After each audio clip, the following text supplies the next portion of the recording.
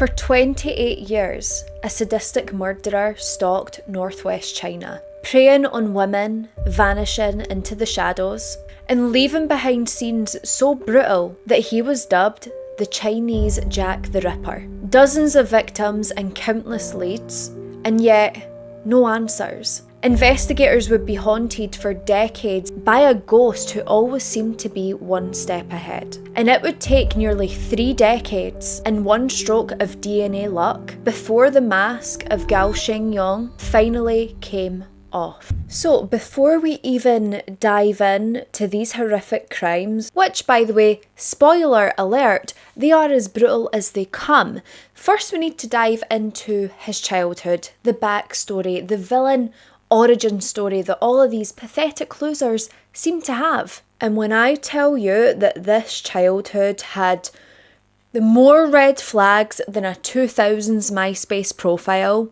you best believe it. And with that, let's roll back the tape to 1964. So, Gao Shengyong, he was born on November the 10th of 1964. He was born in Gansu province in northwest China, and Gansu province at this point was a place of poverty. It wasn't exactly the land of opportunity. It was a very poor region. And when I say poor, I mean most people were working in fields, they were living hand to mouth, constantly praying for a decent harvest so they could harvest crops to eat. Children had so much more to worry about back in that time. It was almost like they had to take on the struggles of their parents because their parents were so outwardly stressed. These children, they didn't have to worry about their Game Boy batteries dying. They had to worry about whether or not their mum and dad could afford to feed them. Now, Gao, he was the eldest son within a farming family, which meant from a very young age, with him being the oldest,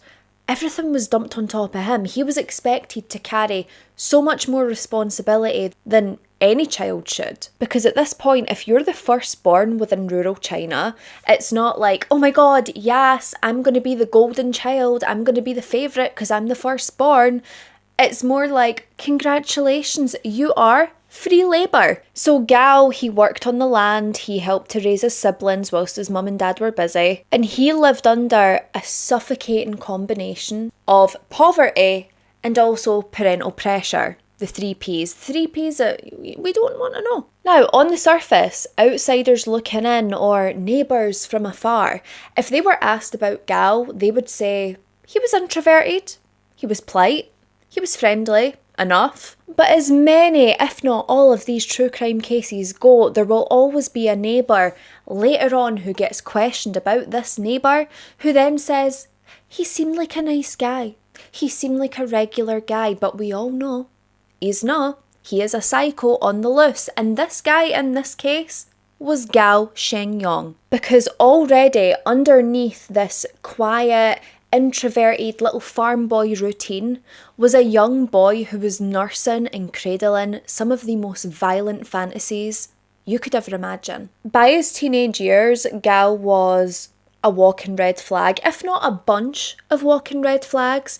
Everything about him just set off alarm bells. He had a fascination with violence and, can you believe it, especially toward women. What did we do wrong? He was awkward, socially isolated, he was obsessive. And not only that, but his biggest obsession seemed to be with control and dominance, which sounds all too familiar when we cover these people, let's be honest. And whilst most teenagers are discovering MTV or their celebrity crushes, Gao, he was developing intrusive fantasies with women, blood, pain, suffering, domination, and sexual violence. Now, Gao, he never really seemed to date throughout his high school years into his early adolescence. He was never really able to form healthy bonds with women, and shock horror, just because he can't emotionally connect with a woman on a deeper level, he will choose to hunt them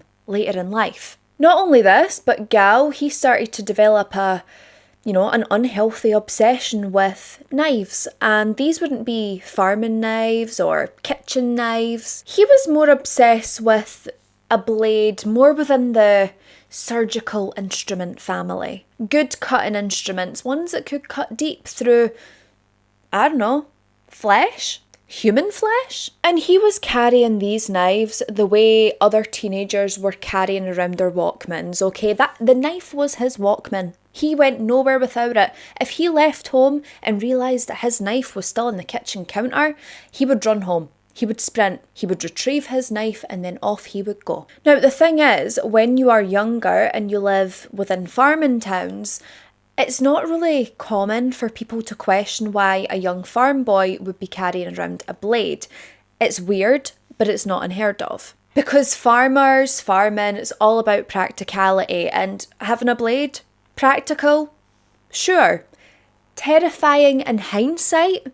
Abso-friggin-lutely. When it came to Gao's education, it was pretty standard for that time in rural China. I mean, was he a great student? No. Was he the most intelligent? Definitely not. Now, he got through middle school, he moved around doing some vocational work, and like many other young men at this time, he just moved around doing odd jobs. When teachers were asked about his academic level, they were like, I mean, he's not intelligent, but he wasn't failing his classes. He was, just unremarkable. That is one word that describes this man so greatly in every aspect of his life. Looks, personality, work ethic, workability, everything unremarkable. Another word that was used by many who described Gao throughout his life was invisible. He was just invisible to most people, invisible to women, invisible to people that he should have been friends with. And this invisibility that he had harboured and manifested, this would become his mask. This allowed him to navigate his way through his crimes undetected. Now, before we dive into any of the murders that took place in that escalation into violence, let's take a step back, because as we all know, and I'm sure we can all agree, Gao didn't fall out the womb holding a knife in one hand and an alibi in the other. He would spend years playing this fantasy game of normalcy. He would create a life for himself at this point that seemed to be box standard, that seemed to be the done thing, the wife, the children, the business. And sometimes in these cases, that's the most terrifying aspect. We're not talking about some guy that lives in a cave and he's like cackling away to himself and sharpening his knives. He looks like a family man. He looks like a local businessman. He's polite enough. He's unremarkable. He's like that neighbour in your street that you wave to whenever you see them. But if someone asked you their name, you'd be like, John? Patrick? I don't know. And that was Gao. He was forgettable, but he was almost forgettable on purpose. He didn't want you to remember him. Because if you did, you might be able to detect what he was up to. And honestly, this is something that can make these people 10 times more terrifying than they already are. So Gao, somehow, he is able to find himself a wife, which, I know, with that face and that haircut, I'm not sure either, but someone was attracted to it somehow. So he has his wife, he then has his kids, and at some point later on, he would open his own little business, which was a little corner shop, a little convenience store. And again, outsider looking in, this all seems fairly normal. A normal, regular family growing up in the 80s and 90s, husband working, wife raising the kids, and their little corner business. Normal, right? Let me tell you, there is nothing normal about this, and we're going to dive into it very, very soon, but all I can say is strap in, get ready, and grab a blanket, because this guy, he's terrifying, and he will put you off shop owners for life. So Gao, he is wearing this mask of family man, devoted to his wife, devoted to his kids. But deep inside his mind, he was elsewhere. And let me tell you, he wasn't at Fluffy Bunny Ridge or Candyland. This man was fantasizing about injuring women, about subduing women, having his way with them, and then murdering them in one of the most brutal fashions. Gao didn't fantasize about a better life for his family. He didn't fantasize about providing for his wife or his kids. That was the last thing on his mind. All he could think about was control, blood, violence, pain, suffering, and fantasize about women who didn't even know his name. So of course, as we know, Gao has his little convenience store on the corner. It's almost like a small grocery shop, but you can also pick up odd bits here and there. People would come in for cigarettes, alcohol, snacks, maybe a drink. And every person that came into this shop would describe Gao in the same way. Polite, friendly, kind enough, reserved, quite quiet, but overall a nice, normal, unremarkable guy. He was known as the kind of guy that didn't bother anyone. He didn't have an issue with anyone, or at least none that anyone knew of. But this whole time, the whole time that he is greeting customers, that money is exchanging hands, that he is talking about the weather, he is observing, watching and cataloguing every single woman that walks in and out of his shop. They weren't customers to him. They were potential prey. And it's this double life again. Cashier by day, predator by night. And it's just so freaking disturbing. People are going in, getting their bread, their milk, maybe some noodles for this guy, thinking that he's just this nice, normal, polite guy. And he is literally picturing their heads on sticks. Like I said, it really puts me off quiet corner shops. And I just need to stress again, this guy, he was completely invisible. People, they didn't get to know his name. They might know him as the kind, friendly guy from the shop, but they don't know him personally as Gao. There was nothing flashy about this man. There was also nothing suspicious about this man. Nothing that makes you look at him and think, I bet he is hiding some sadistic, crazy murder fantasies. And when we look back into the case, we can see the cracks, we can see the obsession with knives, the obsession with hurting women, the isolation, treating women like objects, we can see it all. But people at that point couldn't, because Gao would use his invisibility like it was a superpower. Gao very quickly learned that he could mould himself to be whoever people wanted him to be. To his wife, he's a doting husband. To his kids, he's a loving father.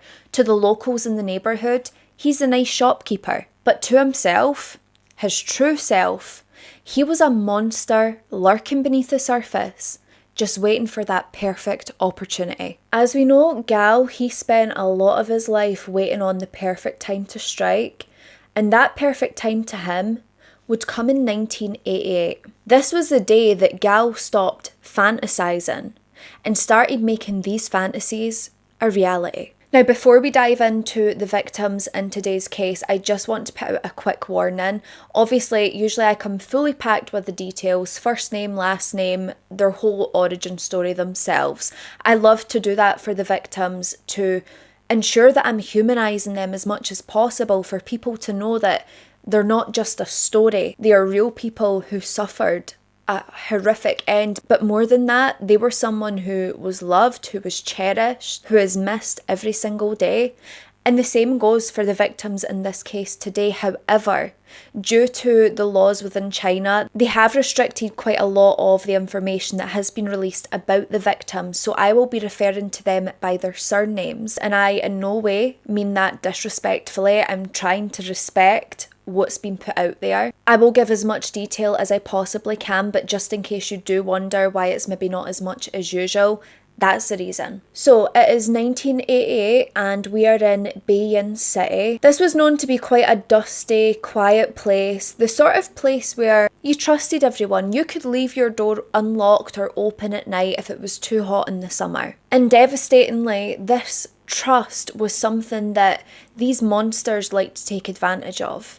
Monsters like Gao. His first victim was 23-year-old Bai. She was just living her life. She was working, she was walking home this evening, maybe thinking about dinner, maybe thinking about a friend. She had a family, she had friends, she had people that absolutely loved her. And these were people who would never see her again. To anyone else who loved and adored her, she was this beautiful young woman filled with potential, filled with dreams. But to Gao, she was simply an opportunity. He stalked Bai for days on end, and it wasn't this kind of creepy guy with binoculars sort of vibe.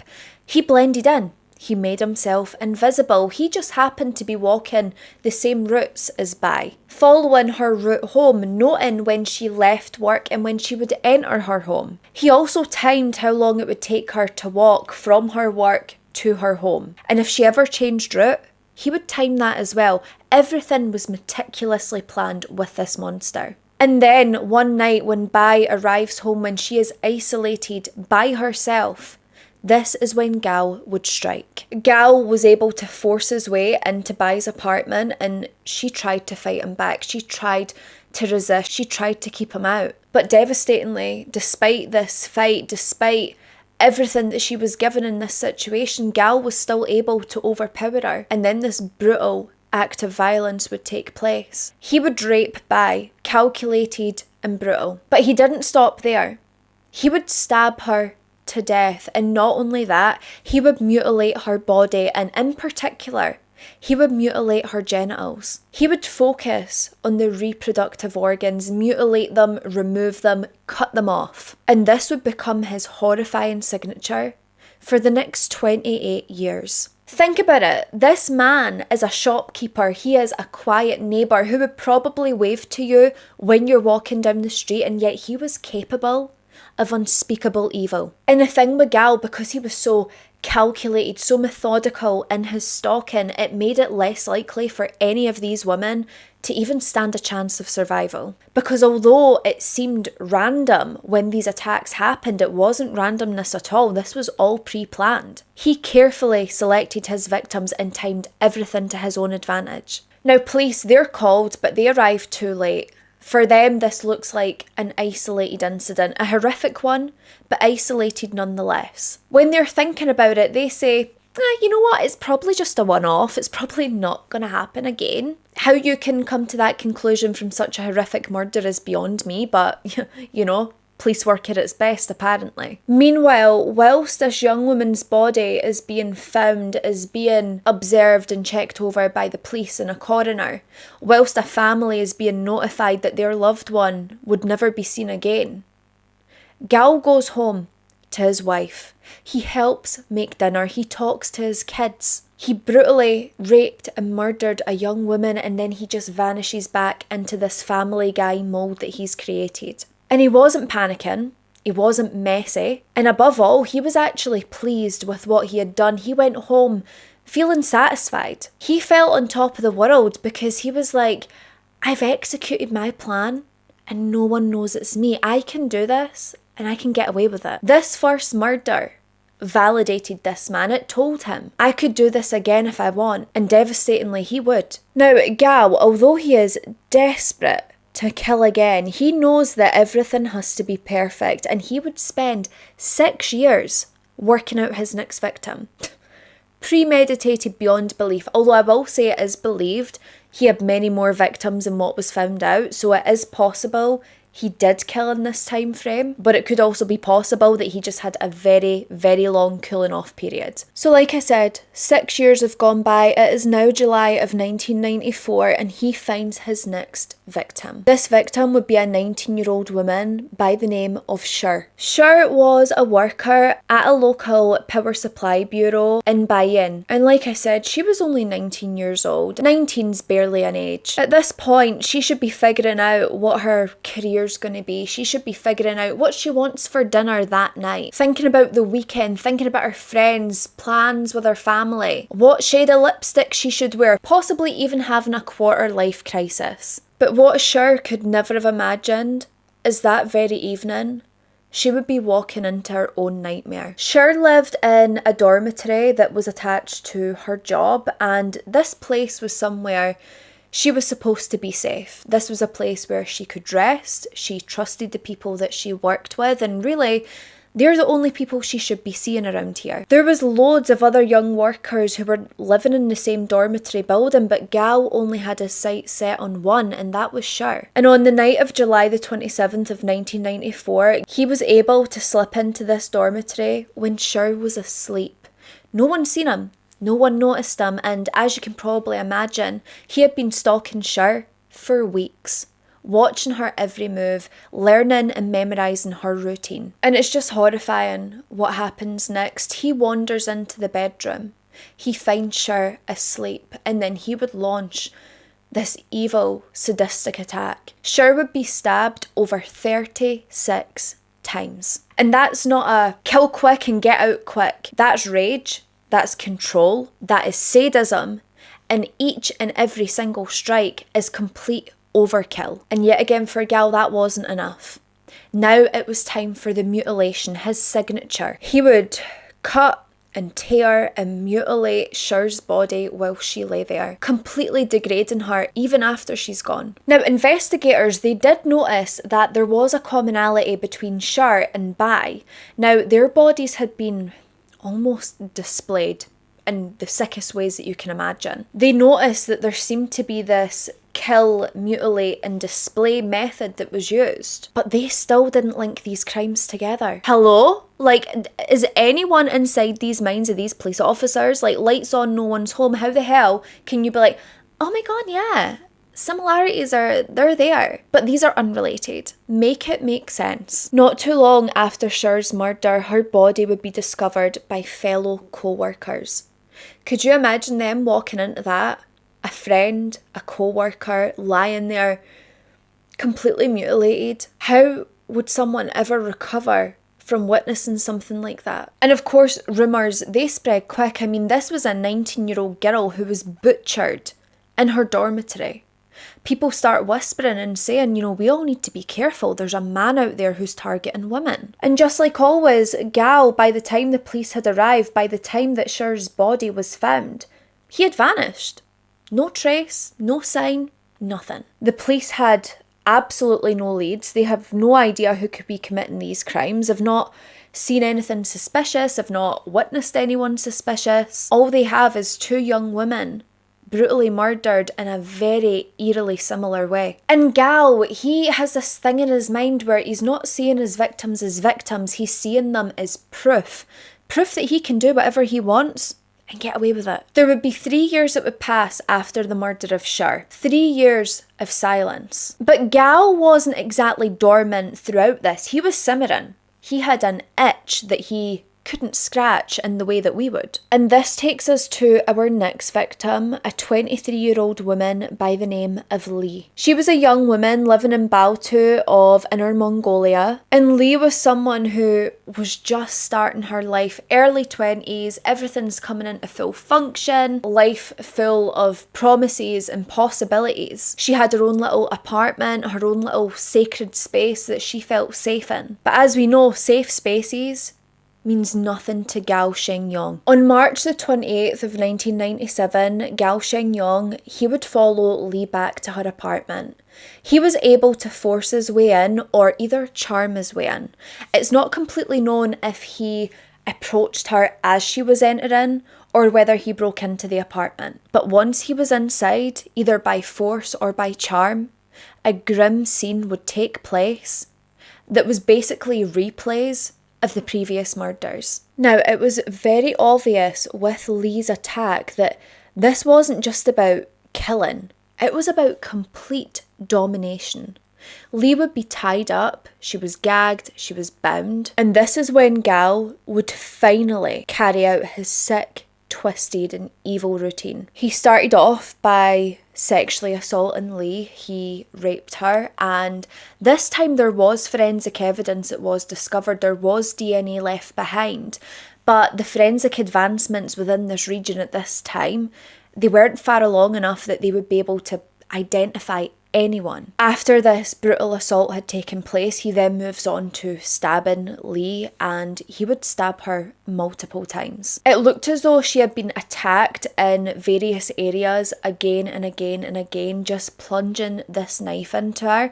The attacks were almost clustered in vital areas, the areas that would inflict the most damage to make sure she wouldn't survive. And it was clear that this wasn't just about ending Lee's life, it was about punishment, dominance, control, degrading her and leaving a message to the wider public. Now, when Lee's body would be discovered, the investigators, they noted the telltale signs.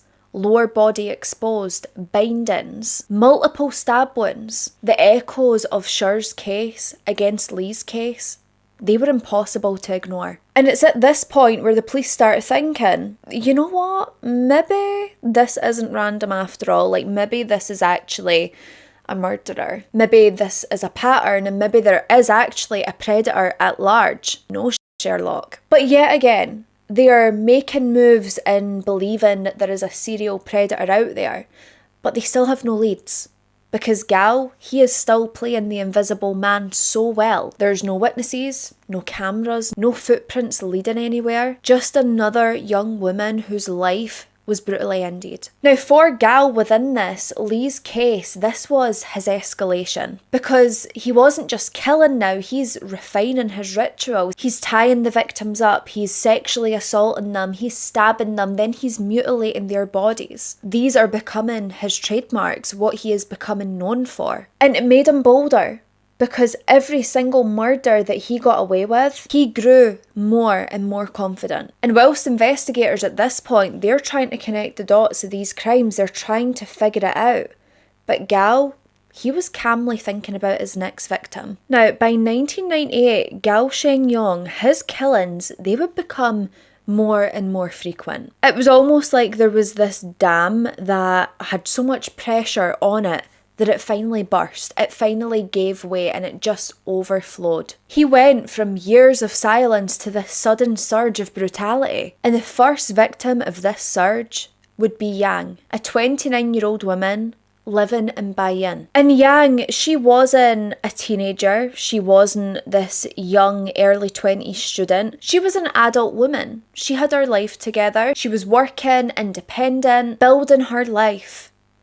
But to Gao, these details, they don't matter. He doesn't actually care what age they are as long as they're female. What mattered to Gao was her vulnerability. And Yang, the fact that she lived alone in her own apartment, to Gao, that made her vulnerable. Where we see independence, he's seen vulnerability. And I get it. I get that because she is alone, it does make her more vulnerable, but we don't think like that. So on the evening of January the 13th of 1998, Gao, he would slip into the home of Yang. He attacked her, very quickly overpowering her and being able to subdue her. The stabbing that took place was a savage, brutal attack, and by the time he had stopped, he had stabbed Yang over 30 times. This was mostly in the torso and the neck. And whilst this stabbing in itself is horrifying, this isn't even the part that horrified the investigators.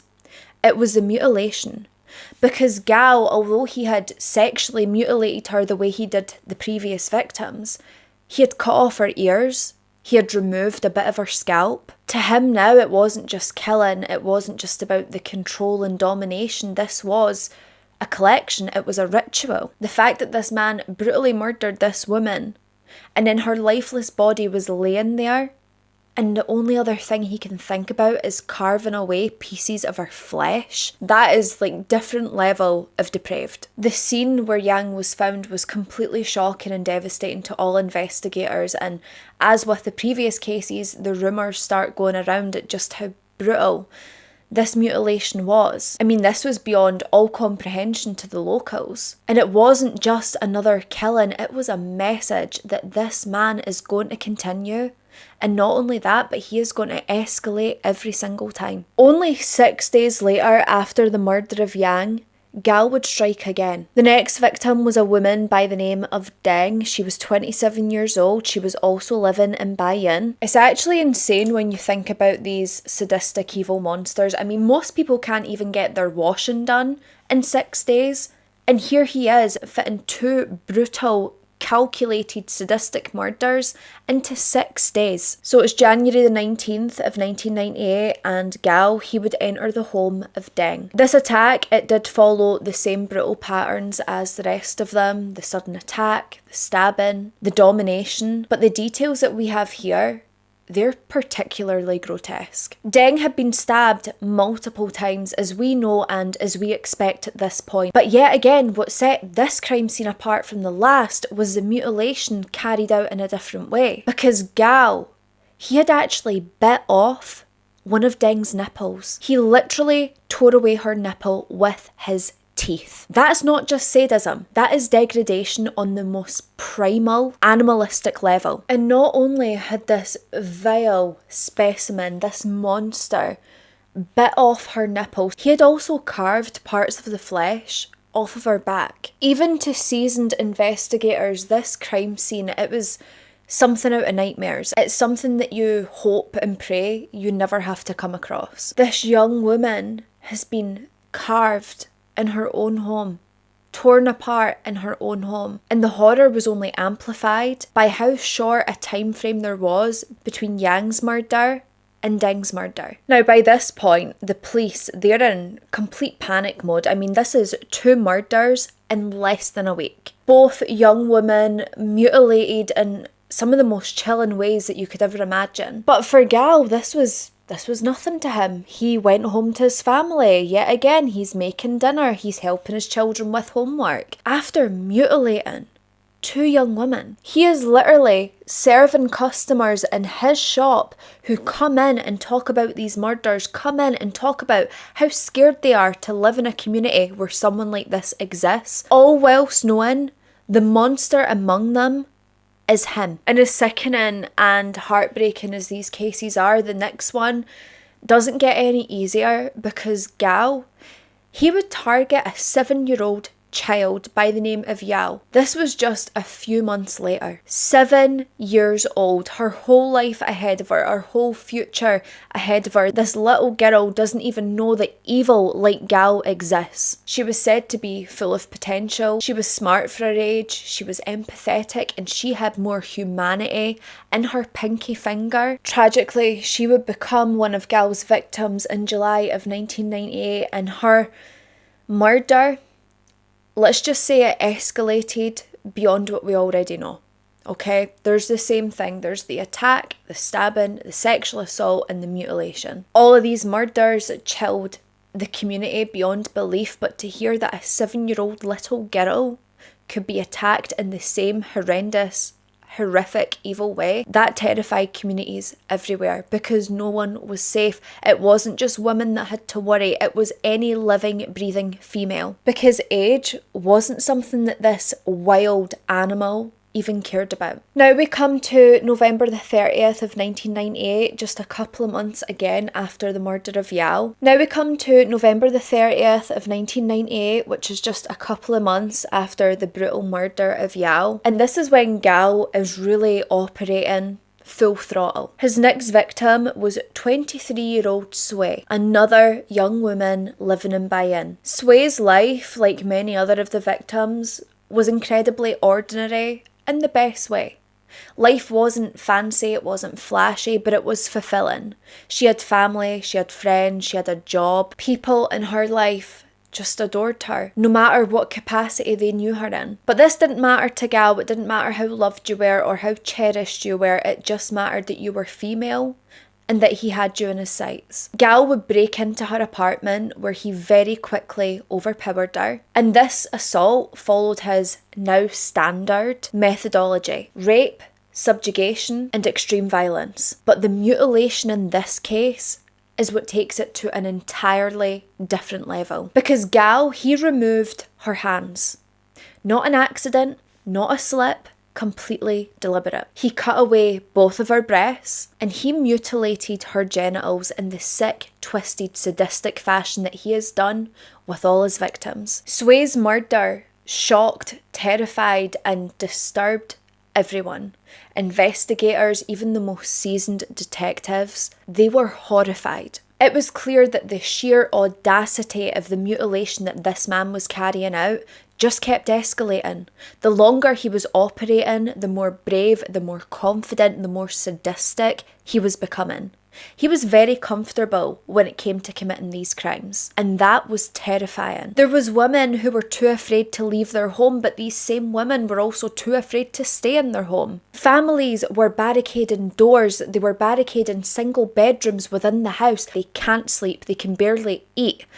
And Gao just remained invisible, remained unremarkable, remained the friendly shopkeeper who promised you everything would be okay. And it still doesn't stop here, because just 2 years later, he would claim his 8th victim, 28-year-old Lao, and this horror just continued to escalate. So now it's July the 30th of 2000, 2 years after Sui's horrific murder, and a decade after he first started killing. And this guy's confidence was completely solidified. He wasn't scared. He wasn't worried that he might get caught. All he worried about was finding the next victim. On July the 30th, Lal would be unknowingly stalked by this evil specimen, this cretin, pathetic, weaselly loser. And as you can imagine, he had been stalking her quietly and secretly for weeks now. He knew her routine. He knew when she came, when she went, but he was just waiting for the perfect moment when she would be by herself so he could attack to his full potential. And once he found Lau alone, this is when he would strike, and he follows his same methodical pattern, the brutality, the domination and the rape. Multiple stab wounds would be inflicted with precision and malice, and of course a mutilation. In this case again, Gal, he removes her hands, he mutilates her breasts, and he also mutilates her genitals. When investigators found Lau's body, they concluded, yet again, this is the same person, it is the same ritualistic styled killing, the same mutilation, the same assault. The pattern was unmistakable. The public was completely terrified. I mean, at this point, it's a city of whispers and locked doors, and then you have Gal. The one who is eerily calm, the one who knows that everything's going to be okay, that his family won't become a target because he's not targeting his own family. And if you think maybe that murder would be the end, then you're wrong.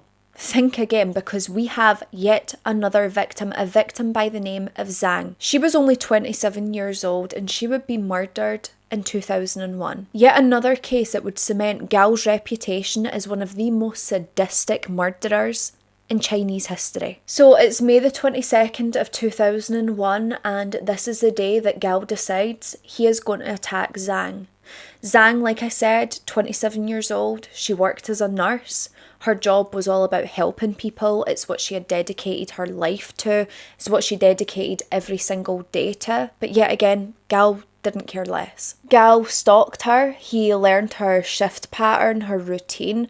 Of course, Zhang, being a nurse, she worked long, crazy hours. Gao waited for Zhang to finish one of her long shifts, and he followed her back to her apartment.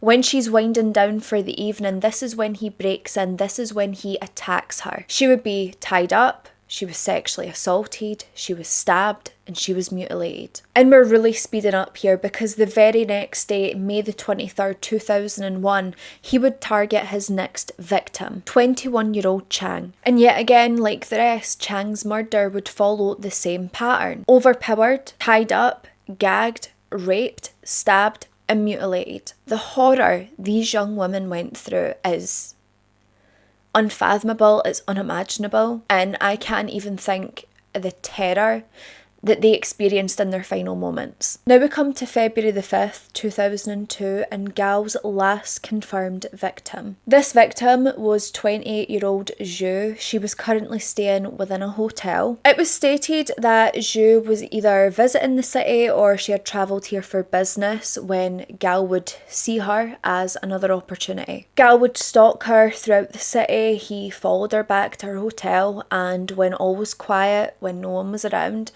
he would enter her hotel and he would attack her. He enters quietly and he enters when there is no witnesses around, and he is very aware that no one has seen him enter the hotel. He overpowers her, he binds her, he asserts his sick and twisted control. He would sexually assault her and then stab her multiple times, complete overkill yet again. And then he would mutilate her body. Investigators were now growing so completely impatient and so irritated. Why couldn't they catch the person who was capable of such sadistic murders? Why couldn't they solve this crime? And the public, they were equally as infuriated. Why were these police not doing their jobs? Why had this killer been operating for nearly 2 decades? By the early thousands, police, they've stacked files and papers and basically created the New York frickin' skyline with the amount that they've got, and yet they still had no name. And whilst they don't have any name, whilst they don't have any direct leads, they did do something worthwhile, and that was catalogue everything.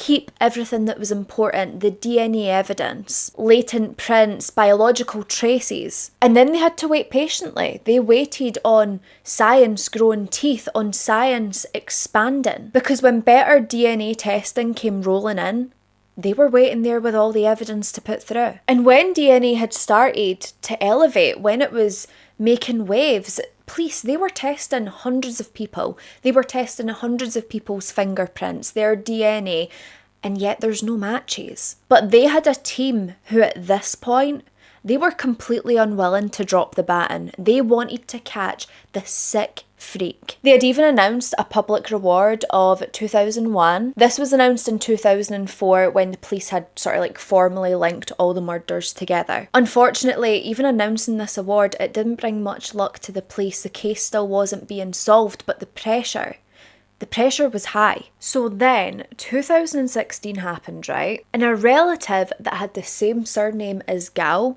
they would be picked up on an unrelated economic bribery case. So routine testing is carried out, and this routine testing flagged a Y chromosome that was uncomfortably similar to that of the serial killers. It wasn't a direct match, but it was a familial one. So this is when investigators, they start getting tactical. They decide, let's bulk out this family tree. Let's take a little walk down memory lane and see if there's anyone that sticks out. So they're mapping out the Gao clan. So they are going by ages. They're cross-referencing who could have been in the area of Bayan and Baotou when these murders were taking place. So they're looking, flicking through, going down the family tree, and they come to Gao Shenyong. And when they get to his name, he gets a little red circle put around it. Because this middle-aged grocer, this quiet, polite, friendly face within the neighbourhood, he fit the early behavioural pattern a bit too closely. And this is when the stalker becomes the stalkee, right? Because investigators, they're like, we're not going to go in right away. We need cold, hard evidence, something that helps our case. So they stalk Gao. They follow his routine, they follow him to work, they follow him after hours, they observe him, they see who he's watching, where his eyes go, how he interacts with customers. And then they decide, let's get some DNA and fingerprints. Obviously Gao works in his grocers, so he is touching items, throwing items out in the bin. And the investigators, they go in and they take some of these items. So they've got fresh fingerprints, they've got DNA, they head back to the lab, send it through for testing, and then the latent prints that they had from, nearly 3 decades, they finally align. And this is the moment where this case stopped being a story and finally became paperwork. So on August the 26th of 2016, bearing in mind he started killing in 1988, it is now 2016. Police officers, they would walk into the unremarkable grocery store and they would arrest Gao Shenyong. It was nothing flashy, there was no fireworks, it was no police chase, just the end of a very, very long sentence. Neighbours watched and stared as Gao was taken out of his shop. They were horrified.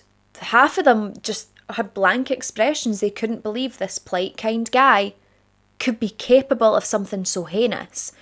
Surely they've got the wrong guy. It couldn't be Gao. Gao barely even talks, let alone murder people. But when Gao was faced with the DNA, the fingerprint matches, he knew that his reign of terror was finally up. He can't run from this now. And he would confess to all 11 murders, spanning from 1988 all the way to 2002. And after 16 years of horrifying terror, after what he put a whole community through, Gao would finally find himself in a place that he could not charm his way out of, and that was a court in Gansu province. And unlike the apartments and riverbanks that he had once targeted, this stage that he was now on was completely lit up. The courtroom was packed with victims' families, journalists, and officials all staring down at this man who was once invisible. Now, court trials in China, they're known to be efficient, some even deem them to be brutally efficient, but Gao, he would face proceedings in 2018, less than 2 years after his arrest. And let's just say they weren't holding back. He was formally accused of 11 murders, 11 rapes, and 11 cases of desecration of a corpse. Basically, if there's a category for evil, this lowlife, he ticks every single one. So we've got Gao, who is 54. He shuffles his way into the courtroom. He's wearing his little orange prison jumpsuit, and he is noticeably thinner than the mugshot that I've probably shown you already. His shoulders were hunched, his hands were cuffed, and his face was completely blank. There was not a single look of remorse on this monster's face. Now, as you can imagine, there is a heaviness in this courtroom. This is 11 victims, 11 different families who all want to say their case, who all want to stand there and get justice for their victims. Relatives would openly cry, some even shouted. One of the victims' dads, they actually had to be restrained because they tried to go for Gal. And even when this took place, even when he has a man running toward him, a man who could probably get the better of him if the police turned a blind eye, but he just sat staring forward, completely expressionless. He couldn't have given a tiny rat's ass what was going on. Now, the prosecution, they laid out this case plain and simple. They say he wasn't a man that had snapped. He wasn't a man who was drunk or high or was driven by a sudden rage. He was calculated, he was methodical, and he was ritualistic. The prosecution would then detail what had happened to these young women and the young child, the mutilations, the rapes, the brutal attacks. And they told the courtroom this wasn't just killings, this wasn't just murders, this was complete sadism. He preyed on women and evidently young children who were deemed to be vulnerable, who were alone, who might have been isolated. And listen, when it came to his defence, I mean, they tried, bless their soulless little hearts, they tried. They had argued that, well, Gal had confessed and he had cooperated with police, so surely there should be some leniency. And I know that these people have a job to do, right? I get it, but I don't know how they do it. I could not do it. I could not defend a man who mutilated 11 young women and a 7-year-old girl, who raped them, tortured them, and brutally attacked them. You're not going to see me up there. If anything, I'm hoping that you fry. I will say, when the defence, they were given their case of, he should get leniency, he cooperated, the judge did not look impressed. They were not amused. And the prosecution swept in right away, and they were like, just because he cooperated after 28 years of silence does not mean he gets leniency. He cooperated because he had to, because the evidence was in black and white, smushed in his face. The only thing that proves for certain is that when this monster gets cornered, he gets scared and he starts to confess. Now, forensic psychiatrists, they would be brought in and they had given sort of like a review of Gal. They said that he suffered from paraphilic disorder, which is sexual arousal that is linked to violence. Not only that, but domination and suffering. He was stated to be compulsively homicidal, but he was not insane. He knew right from wrong, he knew what he was doing, and he planned it all. This means that there was no mental illness shield that they could use for Gal. He wasn't a delusional madman, he was a sadist that had patience beyond any measure. Victims' family members, they got to say their statements in court, give their victim impact statements, and they were honestly heartbreaking. I do not know how people get the courage to go up in court and say what they need to say. It's inspiring, but also horrifying that they even have to do that in the first place. But families, they were crying. I mean, they were relieved that there was going to be some sort of justice, but they've spent, some of them, 28 years wondering what happened to their loved one, wondering who did this to them. Now, some of the victims' relatives, they referred to Gal as a monster. They spat on him, which, haha. One of the family members had demanded that he get the death penalty and that he doesn't deserve to see another sunrise, which absolutely I agree with 100%. And whilst these families are baring their souls in this public court, Gal, yet again, doesn't care, doesn't flinch, doesn't shed a tear, not that we would expect him to, but there was no emotional reaction from him that would say, I regret what I've done. By March of 2018, the court, they had heard enough. They didn't need any more information relating to Gao Shengyong. They knew where he stood. And Gao Shengyong, he would be convicted on all counts. The rapes, the murders, the robberies, the desecration of corpses. And what sentence did he get? Death. The death penalty. Absolutely. The judge said that he was extremely cruel and also a despicable person, which is the polite way of saying, you're the stuff of nightmares and we need you taken off this planet ASAP. And you might be wondering, Anna, what happened to his wife, to the children? Something that doesn't really get discussed much. I mean, they sat at a dinner table with this man. They gave him hugs. His wife, can't say for certain, but probably had sex with him at some point when he was committing these murders. All whilst having no idea what this monster was capable of. Now, as soon as he was arrested, his wife filed and got a divorce. His children, who had grown up by then, they had completely cut ties with him and fell off the radar. They were so ashamed to even be associated with this man.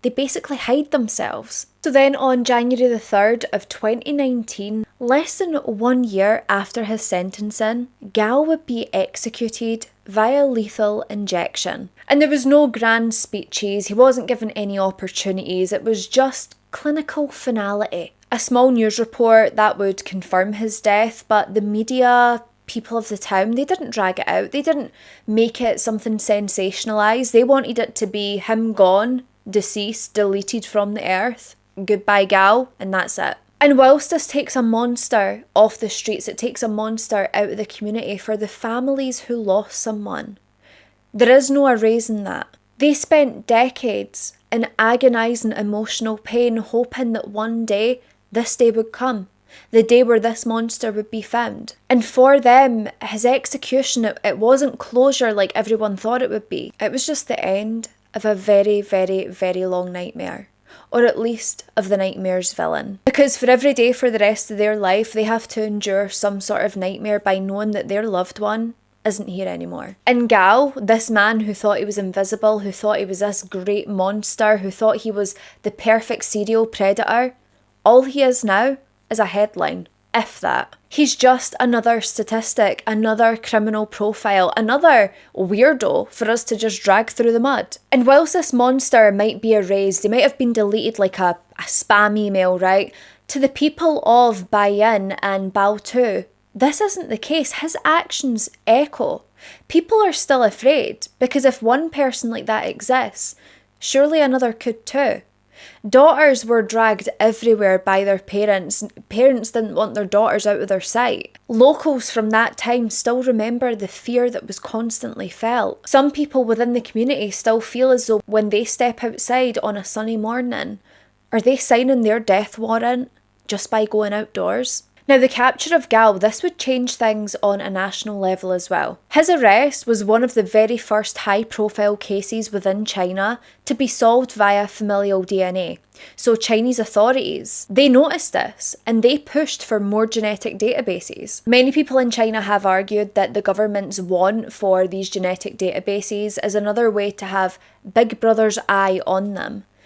But the case of Gao, it shows that this does work, whether you like it or not. Now, as always, this case today, it is dedicated to the victims and the victims' families. Because for them, there is no happy ending. The mothers, daughters, sisters, aunties, they don't return just because Gao was executed. Some families have continued to suffer greatly. Some have become reclusive through shame and grief, things that they should not feel. Others turned their pain outward, speaking to the public about the need for awareness and safety. But sadly in China, that kind of advocacy, it seems to have its limits. So instead, most of the grief lives quietly within a home, within four walls, with pictures of lost daughters hanging on them. And whilst photos might collect dust, these victims will never be forgotten.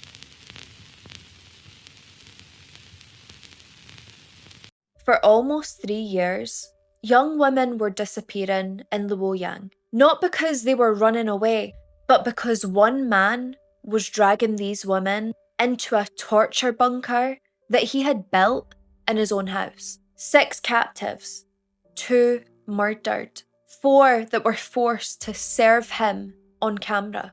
Nobody knew that they were down there. Nobody even heard them. And the police, they didn't even find this monster.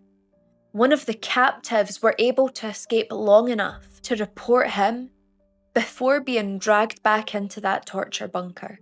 What officers would find when they finally opened that door to that bunker was a thing of nightmares. And that is exactly what makes this case one of the most disturbing in modern Chinese history. Let me tell you, this is yet another one of these cretins that don't have the tragic childhood, that doesn't have a story where the universe says, that's the turning point. That is the beginning of evil. And I'm starting to realise more as we go on that I believe there is genuinely people on this planet who were just born evil. So Li Hao, he was born in February of 1977. The exact date, who knows? Who cares? No me. Now, he was born on the outskirts of Luoyang, which is one of China's sort of like ancient cities. It has dynasties, temples. It's full of people who just want to mind their own business. Now, his family, they were described as being stable. They were working class. It was an unremarkable family in the nicest way possible. I'm not trying to diss like his parents or siblings, but there was nothing special in a bad or good way to really call out. And that's because sometimes, unfortunately, these men and these women, they're just black holes in the human form and we don't really know why. And when he was a child, people would use these very exciting adjectives to describe him: quiet, average, just there. He wasn't the kind that was a bully. He also wasn't bullied. He wasn't exploding frogs in the playground or worshipping fire or collecting suspicious magazines. Yet, he was just boring. And to be quite honest, that can be one of the darkest truths when it comes to true crime, that sometimes these boring, unremarkable men are the very ones that we should fear the most. Because they seem to sit quietly, they marinate in their own insecurity, just waiting for the day that their insecurities will evolve into something else entirely. Now, by his teen years, Li Hao, he had one defining characteristic that everyone knew him for, and that was being deeply uncomfortable within any social situations, but in particular, any social situations that included females. Later on, former classmates, they would say to investigators that Li Hao was always a person watching from the edge. If group activities were taking place, he was never one to participate. He was the one who always wanted to sit at the side and watch. He lingered like a bad smell. He was always described as a kind of guy that looked like he had something to say, but couldn't bring himself to say it. It was like he was always thinking something that he would never dare tell anyone. Now, after he graduated school, he would drift in and out of small, odd jobs, and every single job he had, he performed with the enthusiasm of a cardboard box. He could never really apply himself, not fully, because he had fantasies that were deeper and darker, and they were the only things that he was actually passionate about. Working an honest job? Never heard of it. And eventually, he did end up working as a junior fire safety inspector, and this was something that finally gave him a little bit of the things that he was craving. Now, the first one was a title that made him feel more important than what he actually was.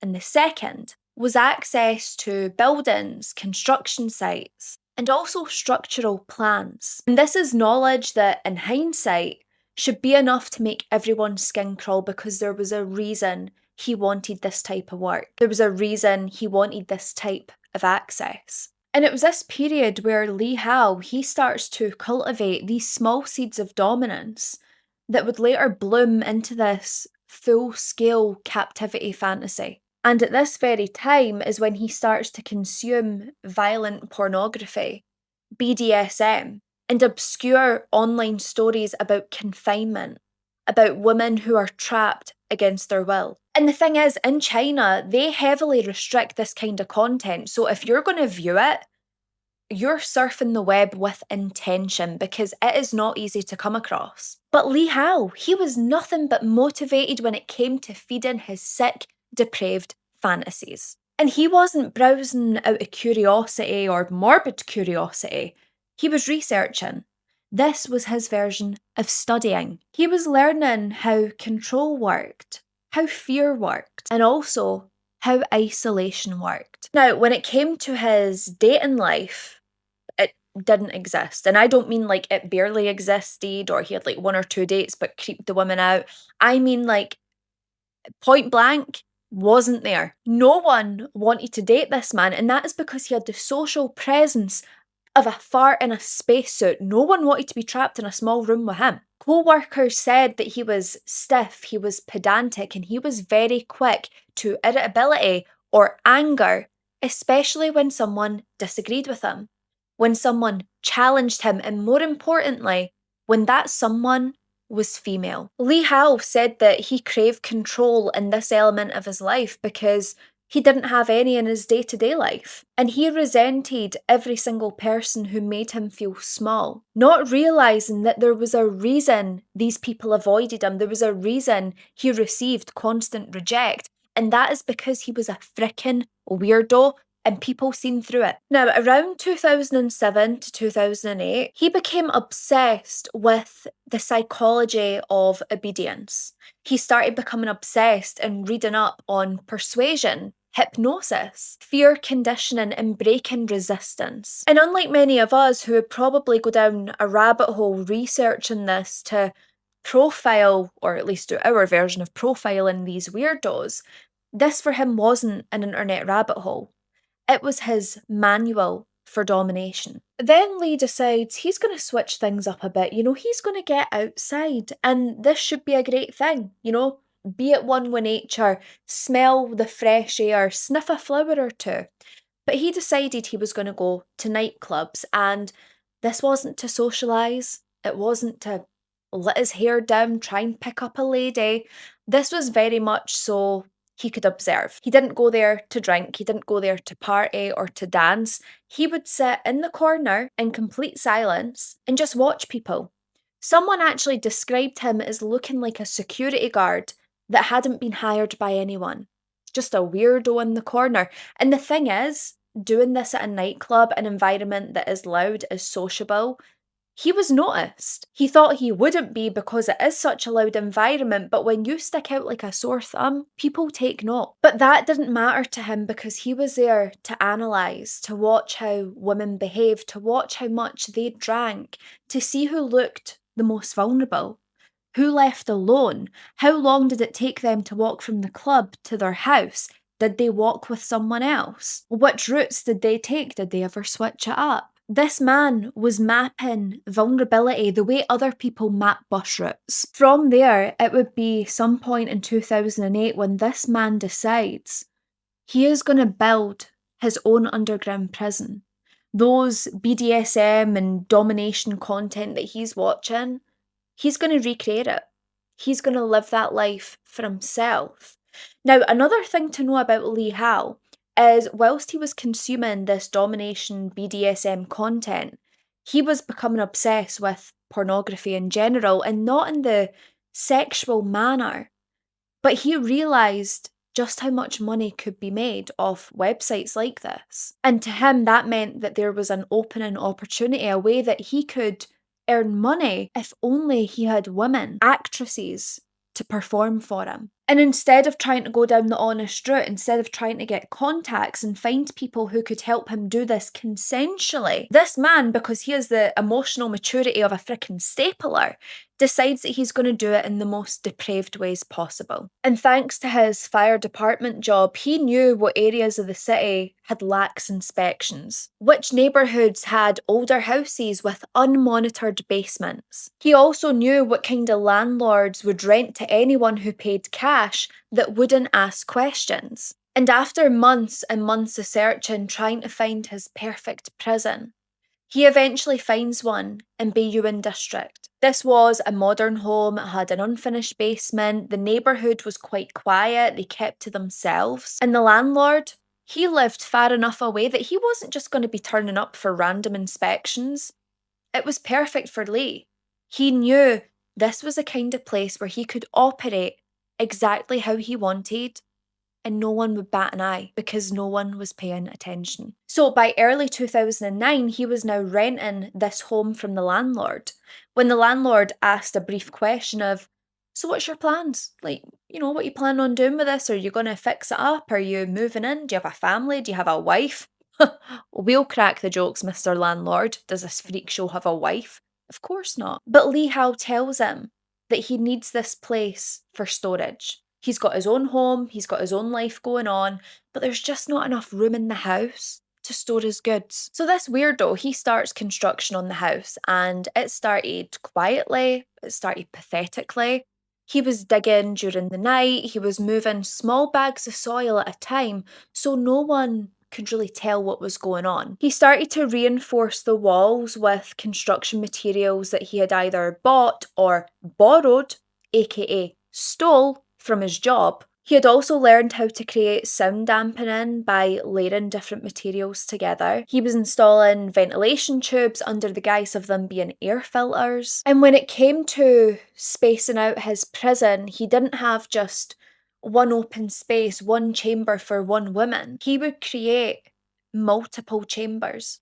The plan all along was to have at least 6 women within his prison at any given time. He had divided these spaces so these women, whilst they are trapped in the same area, they would still live in isolation. And let's be real here, this isn't some mad genius at work. This is an emotionally insecure man with too much time in his hands, too many insecurities, and just enough knowledge that he can be a bit dangerous. Like I said earlier, this is a man who, when he wants what he wants, he's motivated. He would stick at this longer than he stuck at any of his jobs, because creating this prison, these chambers, it would take over a year.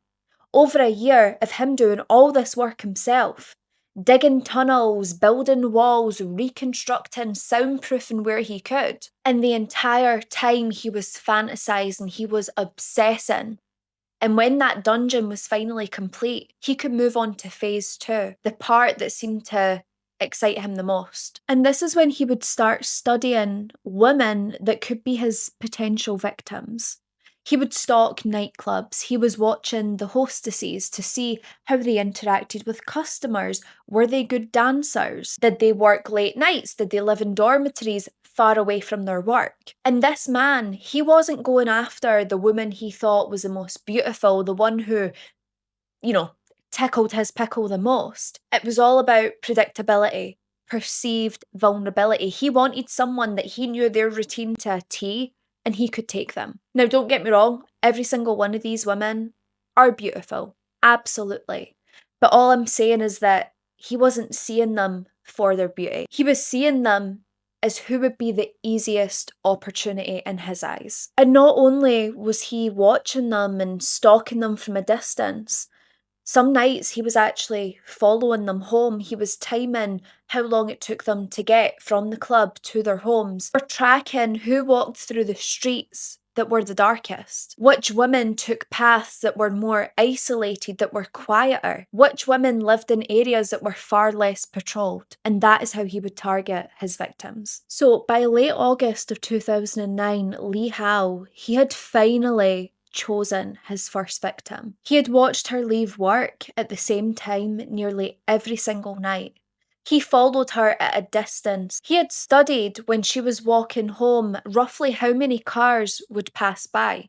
He took these numbers and built an average from them, calculating how many pedestrians used the same route at these times. Everything was catalogued with him. Everything was meticulous. He was so desperate, so insecurely desperate to get himself a woman that he could trap against her will. By the end of September, this man knew this woman's route far better than she did. Now, before I dive into the victims of this case, I do need to put in a quick disclaimer here that due to Chinese privacy laws, when it comes to cases like this that are very sensitive in nature, victims' full legal names have never been released.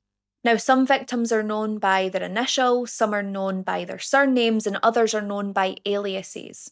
So when I'm talking about these victims, I will use the alias or surname or initial that was provided to them. They reflect the very limited information that is available on this case from court documents and also verified reporting. Whilst these women's names might remain unknown and protected, their voices and their stories deserve to be heard. Everything in this case begins with a young woman by the name of Zhang. She had been abducted in the early hours of October the 1st of 2009. This woman had been lured into his bunker under false pretenses. She thought there was going to be some kind of work opportunity, but as soon as she got in there, she realised that something nefarious was going on, something really sinister. She entered this bunker alive and resistant, and she was determined to not let this weaselly little man dominate her. For several days, this woman was enduring beatings, starvation, dehydration, constant surveillance, and his attempts to force her into sexual compliance. And this woman, Zhang, she refused every single bit of it. She took whatever this man threw at her because she was just completely unwilling to give in to his demands. She was the only captive that Li Hao had at this time, but still her resistance to this little man was enough to make him feel humiliated. Bearing in mind the only witness to this was him and Zhang. That is how insecure this little man was. Her refusal to comply exposed the fragility of his control. But because Li Hao was the kind of cretin that turned humiliation into homicidal rage, he decided he would beat Zhang to death. This was prolonged, it was torturous, it was absolutely vile. And when he was done, he just buried her under the soil in this chamber like she meant nothing. And he really, truly thought that he was getting the last laugh. He felt like he had won, that he was invincible. But Zhang and her ability to refuse this man, this obviously scarred him. It left him with a fear that he might come across another uncontrollable woman. And for nearly a year, he was terrified to try and abduct anyone else. But by mid to late 2010, that uncontrollable urge that he had resurfaced.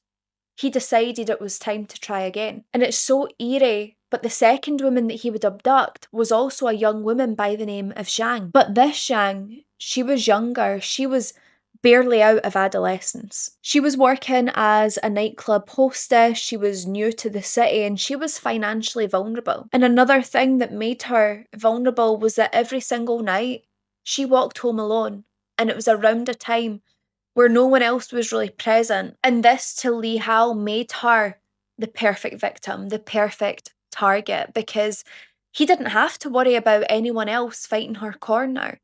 And because she was younger, he believed that she was a woman or young girl that he could overpower easily. So see how it's shifting, how he's having to go for the younger, more vulnerable, because he's scared that he might get overpowered, that he might get met with the same refusal as his first victim. He's pathetic. When this young woman was dragged forcefully into this bunker, she would be put in the same chamber that the first Zhang had died in.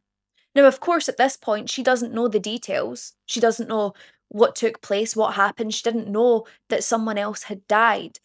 But she immediately sensed that something was off. She could feel danger rush through her body, and immediately she thought to herself, compliance is going to be my best friend. Compliance is how I will get out of here alive. Now, this wasn't agreement, it wasn't submission, this was strategic obedience. And while she is going along with this strategic obedience, she very quickly identifies that Li Hao, he's someone that feeds on reactions. If she argued with him, if she fought back, he swelled in aggression. Because this insecure little man, like I said, he cannot stand his authority being questioned. Remember, this is the only way he's ever been able to get a woman. So when they question him, when they humiliate him, this makes him angry. But if she placated, if she softened, he also softened. This young woman adapted because her survival depended on it. Within days, this young woman was being used at this evil man's disposal. He was raping her. He was forcing her to have sex with paying clients. Not only that, but he was filming all of this. He was making homemade pornography. He was also setting up video calls. Like I said, he's trying to set up his own pornography website because he believes this is what's going to get him the most money and build him this high-flying career of being a frickin' asswipe. But he was charging men 500 yen for 30 minutes on call with this young woman. And this loser, he is playing director. He is honestly behind the camera, which, by the way, the quality was he filming on his frickin' toaster or a potato, because what's going on there? But he was acting as though he was shooting this big movie and this was his Oscar-winning scene. And as these weeks were turning into months, his cruelty just expanded. If she refused to have sex with a paying client, if she refused to comply on camera, he would beat her He would starve her. He was threatening to kill her. And yet, even in these periods of being completely terrified and wondering what would happen to her, she was still studying this man. She started to notice mistakes that he was making, slips in his pattern. For instance, the upstairs keys. Sometimes he was leaving them hanging downstairs in the chamber when he would get distracted. She also noticed that his routines were very sloppy. There was never a set routine. Sometimes he would visit the bunker 3 times in one night. Sometimes he would visit once during the day. And she noticed that he would always make himself a tea before coming downstairs. And the thing is, what might sound to us like trivial observations right now, these are actually the very building blocks that would lead to this man's downfall. After a period of time, Lee Hao decides that he's ready for his second captive. At this point, he really believes that he's perfected his system, whilst not realising that his victim is studying him and just waiting for the perfect moment. But Lee would go on to abduct Duan. She was a young performer who was working part-time while she was studying. And of course, this young woman, in the very beginning, she fights, she screams, she kicks, she scratches, she does whatever she could. But as soon as she enters that bunker, she realises that she is in this sick operational system. Now, as I said, they all had separate chambers, so she was put in a completely separate chamber from Zhang. But these women, they still found their ways to communicate, even if it was short bursts. Sometimes they would whisper through the gaps when they had the opportunity. They would try and write words on the floor at perfect moments. And Duan also studied this loser because these women, they're now strategizing, they're now trying to find their way out, and they're working together.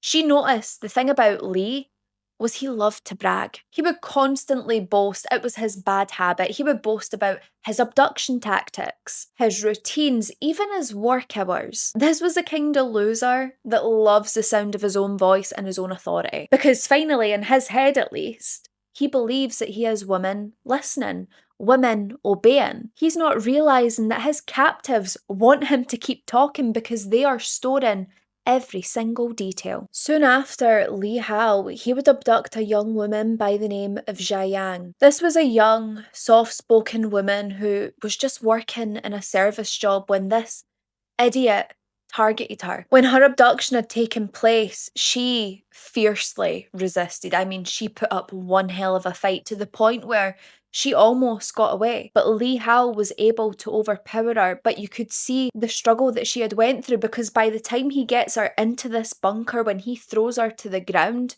she is already beaten and bruised in ways that the other woman hadn't been. And initially, when she gets into that bunker, she's shattered, she's broken, she's trembling, she is terrified. She was completely overwhelmed, but somehow this young woman, she is able to build up her strength. She gathers all her bravery, all her courage, and she eventually becomes the heart of this group, the heart that holds everyone together. She would help steady the others. She helped them maintain clarity, and she listened intently every single time that Li Hao would start on one of his rants. And she started to pick up on things that the other women hadn't yet, things that they hadn't noticed.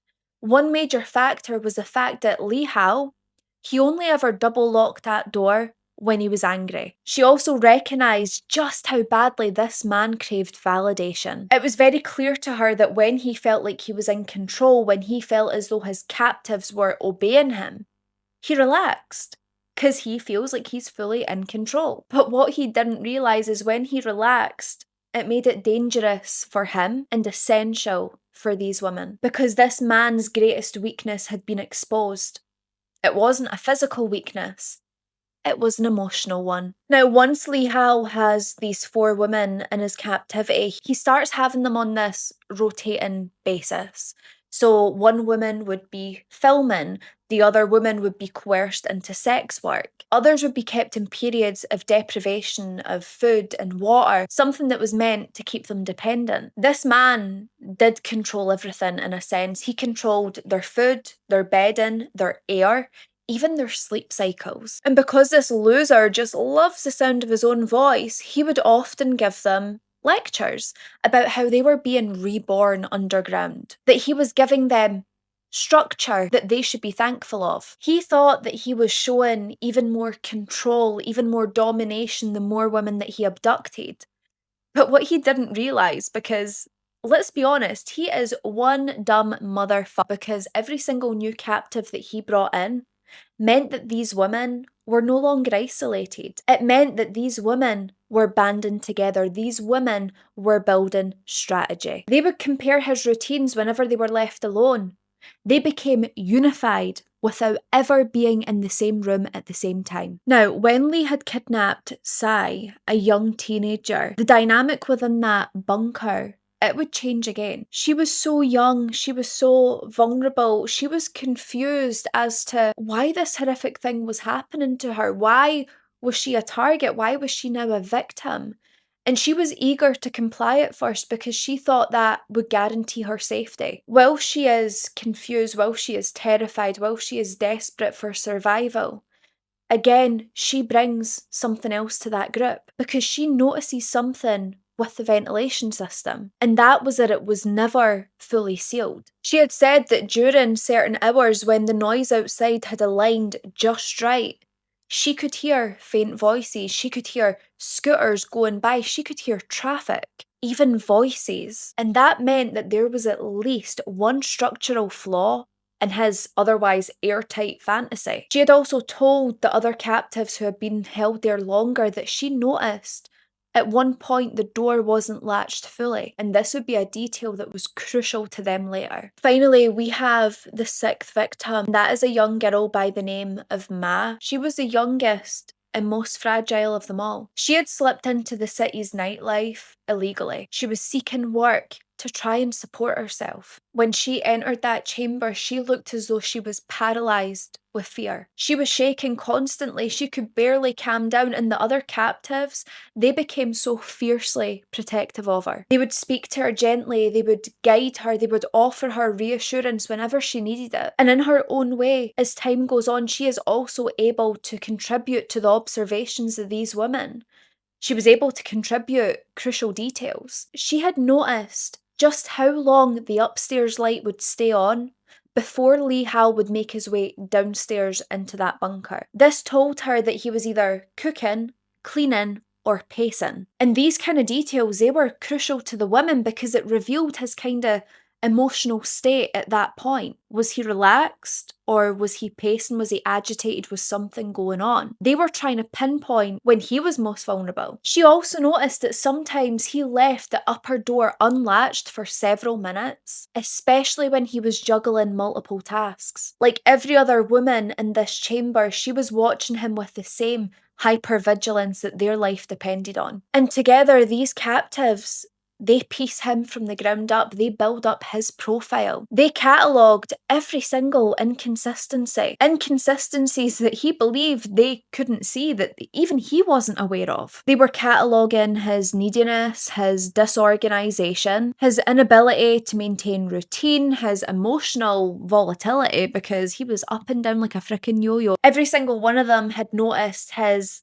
outward overconfidence, his bragging ability. They also noticed that he would lose track of time, he would misplace keys, he would leave certain doors unlocked or partially locked. This loser at this point believes that he has built a world that he controlled completely. But what he didn't realise is when you build a world on delusion, it's always going to collapse. So these women, obviously, every time they find something out about Lee and how he operates, how he thinks, things that he's done, they change the dynamic of this chamber. But the biggest change, the one that was most crucial, this would come when they started to realise that there was a woman before them. So of course we have Zhang, okay, and I'm talking about the second one to arrive, not that first victim who was murdered.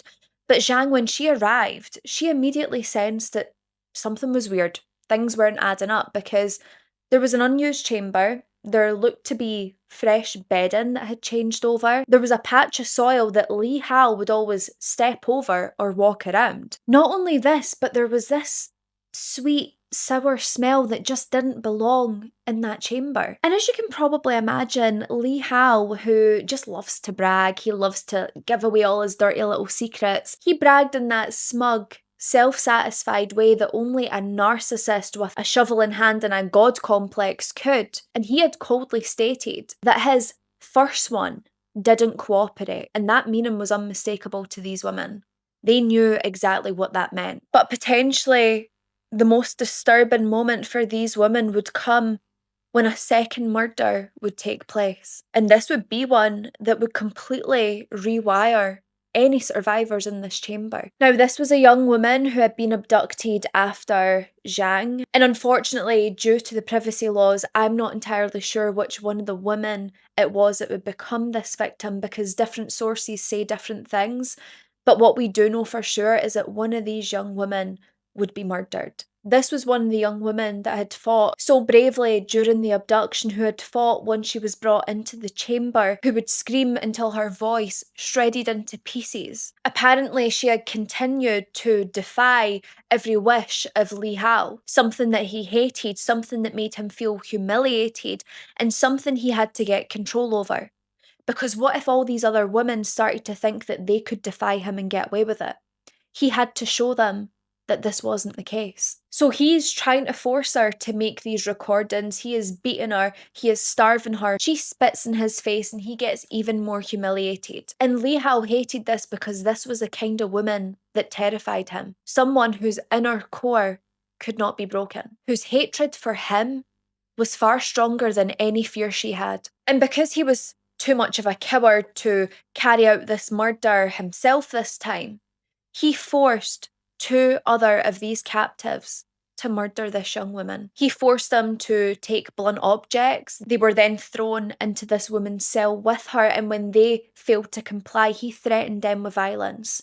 He threatened to murder them alongside this young woman. They were ordered to beat this already weak woman to death. And these two women, they had to obey, and it wasn't out of malice, it was out of complete survival. They knew what awaited them if they didn't. When this brutal killing was complete, these women were shattered. They hated themselves for what they had done. They couldn't believe that they've participated in something like this, but they were forced. Their hands were tied. Now, after this, they were forced to clean up the scene. They were forced to help Li Hao bury this young woman. He threatened them that if they cried or if they hesitated whilst doing this, they would find themselves in that pit with her, and they had to bury this woman the same way that he had buried the first, packed underneath fresh soil, discarded like she was nothing, like she was trash. And after this was all done, he locked the women back up in their chambers, left them to try and pick up the pieces of them that had been shattered. And he went up the stairs and made himself a frickin' cup of tea, sat down, put his feet up in his chair, drank tea, after murdering and forcing two other victims to murder one of the captives. He treated this like it was just another household task, something that he had to complete, and now he could relax that it was done. And like I said, this second murder, it changed everything in that bunker. Now, Li Hao, he thought by forcing these women to participate, by making them accomplices, which, I mean, of course they weren't, because they were literally forced into it through fear and survival, but he thought this would silence them forever, that they would never talk about what happened to them. But what he didn't understand, because this man was incapable of any insight unless someone carved it into his frickin' forehead and then showed him it in the mirror, but he had just shattered any illusion that obedience would keep these women alive. Because until that moment, these captives, they thought that compliance might buy them time, it might buy them mercy. But after this murder, they understood that the only way out of this was to outthink him entirely. His attempt to deepen that control had only unified them stronger against him. So at this point, it's become very obvious to the woman that Li Hao, he has stretched himself far too thin, and he is not a good multitasker. Like when he was prepping one of the women for a client, that meant that he was leaving another unattended for several minutes. Sometimes when he was filming one of the girls, he would leave objects unattended in the other room, like keys and things that are important to keep his captives captive. Whenever he was having to clean up after his own violent streak, this also meant that he was leaving chambers unlocked whilst he did so. His attempts to manage multiple women really showed the limits of his capacity. And although he built multiple chambers, it was clear that his system was not built to contain multiple women. Every additional captive required more effort, and this was just like effort that he didn't have to give. And the women at this point, although they had already been aware of this previously, it became more important to them how Lee responded to tone. If they challenge him, he's unpredictable. But if they appeared calm, collected, neutral, he settled into a rhythm. And this made him easier to track because they knew how to behave to stabilise a mood to stop him from escalating. Now, Zhang and Duan, they were the first amongst the women to start cultivating a plan. They had been there the longest, they had watched over this man the longest, learned his rhythms, his patterns, or lack thereof. They knew which parts of his behaviour was predictable and what other parts were inconsistent. They noticed that he would follow the same basic pattern every evening when he was preparing for a client coming. He would be upstairs for a long time, he was cleaning, he was prepping the area, and this meant for them that he was away from the bunker longer. And not only that, he was very distracted. They had also noticed that the forced sex work appointments, these happened on the same days every week, and a lot of the time this would take place late at night. And Li Hao always appeared to be very anxious, very on edge before these appointments took place. And his anxiety was something that made him very careless. Now, these women, in these moments of opportunity, they were counting hinges, trying to see which hinges squeaked, which didn't. They were looking at the cracks in the corners, the vibrations from up above. They were seeing what screws were loose, which doors opened easier, which frames were weaker. They learned how long it took him to walk from the top of the stairs to the bottom of the stairs. They'd also realised that he would forget which woman was locked in which bunker at any given time when he was exhausted. And they learned that the upstairs door, sometimes this failed to latch fully. They'd also realised that Li Hao, he was overconfident because he didn't imagine that the captive women were studying him. He didn't believe that these women were capable of strategy. But he was so wrong. He was understanding them, understanding their silence for submission, when really it was concentration. He misunderstood their stillness as fear when really that was calculation. And he, above all, misunderstood the impact that those murders had. He believed that he had broken every single one of the women, but in reality, he had just removed that last illusion that compliance might just keep them alive. It was during these months of quiet study that the women were sort of planning out the perfect moments to escape.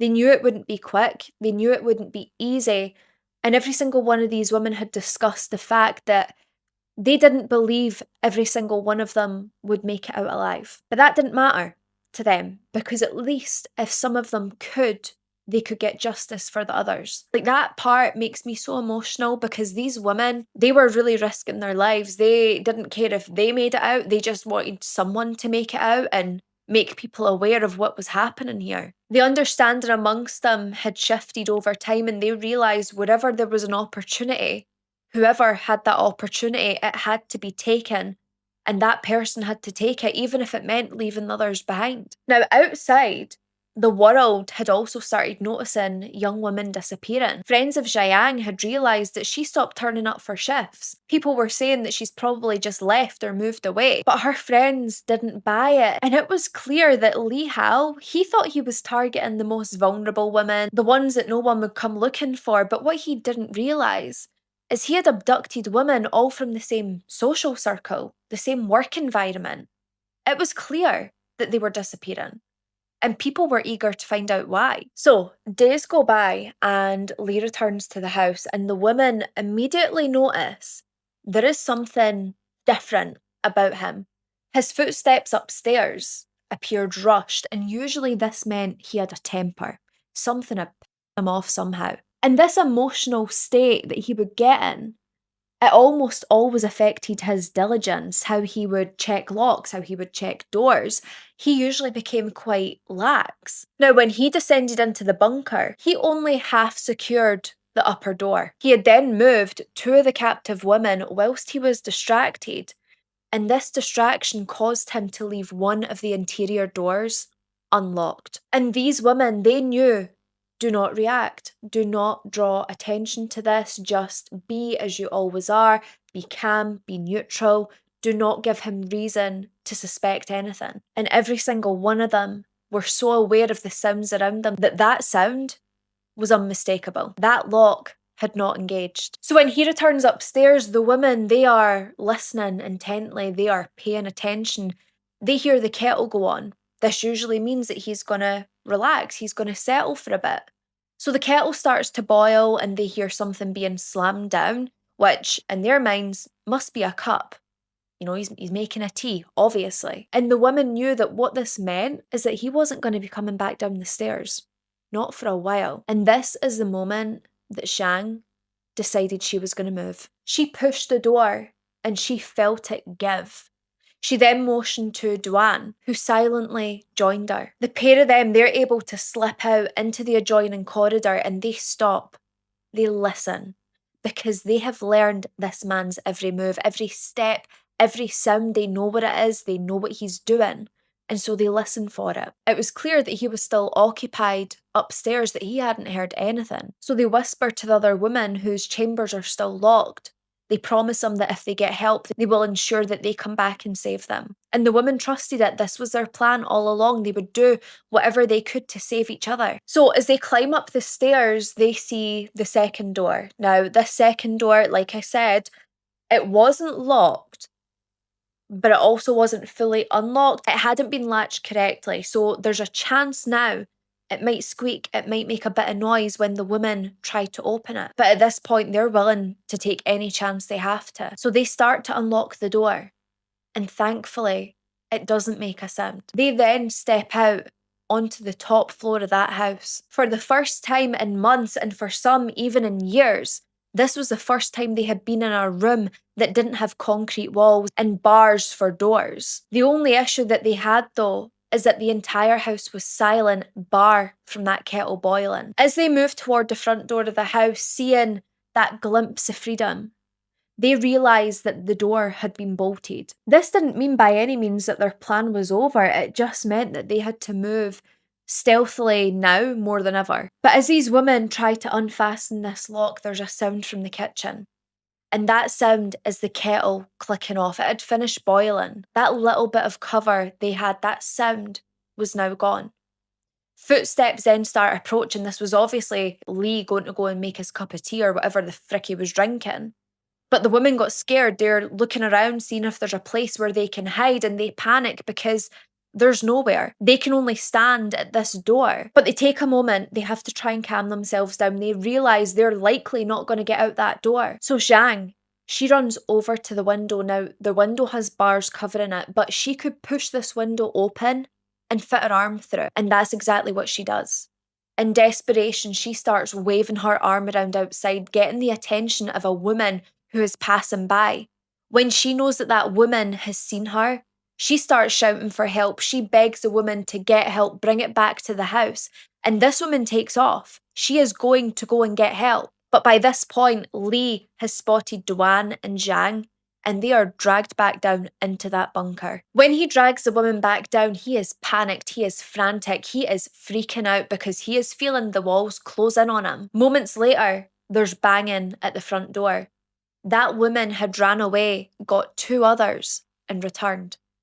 They're frantically banging, they're shouting, they are trying to get this man's attention. They want to see what is going on in here. But he keeps ignoring the door. Now, devastatingly, the people at the door, they did eventually go away. I mean, they're not getting any answer. This might have been like a young child who was acting out. They didn't know for sure what was happening behind that door. And so they never got help. But the thing is, knowing that they could get to the top of that house, knowing that they had brought some kind of attention to the situation, it gave the women hope.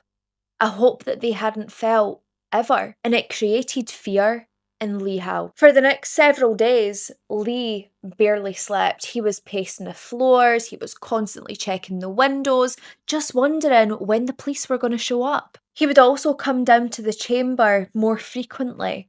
And this wasn't to feed the women or, get them participating in any of his sick, depraved acts. It was simply to stare at them, try to intimidate them one last time, but this man is losing all power at this point.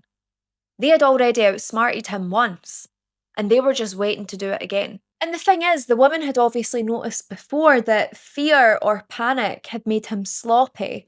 Now it's made him frantic, and he's over checking. He's checking the restraints multiple times. He's fumbling with the keys because he's all jangled. He was snapping at them when they hadn't even said anything at all. They had barely even breathed, but everything was becoming too much for him. And this new fear that had been instilled in Lee Howe, it made him unpredictable. And unpredictable meant mistakes. The woman didn't know what kind of mistake was going to happen, but they knew that one was coming. They didn't know when, but they were patient. The second opportunity for escape, this would come when Lee was taking Ma to one of our forced filming sessions. Now he's exhausted at this point, he's still barely sleeping and he is living in constant fear.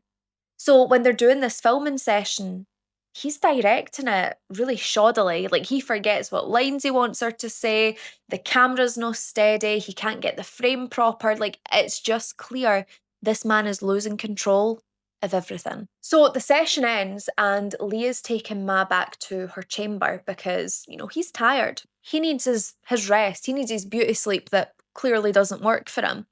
Now, when he takes her back to the chamber, he makes a grave mistake that he's made before. He didn't secure the latch. He had closed the door, but he had closed it too hard in his agitation that the lock didn't catch. And he never checked it this time because he was too tired. And again, the women, they don't move immediately. They're holding still. They are being cool, calm, and collected. They wait for him to get upstairs. They hear the unmistakable sound of this loser collapsing into his chair. And this is when Ma would make her move. She slipped away from her chamber. She went straight to Dwan. However, Dwan this time, she was completely locked in. There was no way of taking her with her. Ma was going to have to try and do this all by herself. So Ma would make her way upstairs just as before. She listens for footsteps, she listens for any noise that might signal that this monster is coming. When she reaches the main level of the house, she notices the greatest mistake that Lee Howe could ever have made. That front door wasn't locked, it wasn't bolted. All she had to do was get to that door and she could escape. And that's exactly what she did. Quietly and stealthily, she made her way toward that door. She opened it and she sprinted into the night. She's barefoot, she is starved, she is dehydrated, she can barely hold herself up, but she has sheer determination. And that carries her far enough that she bumps into a woman.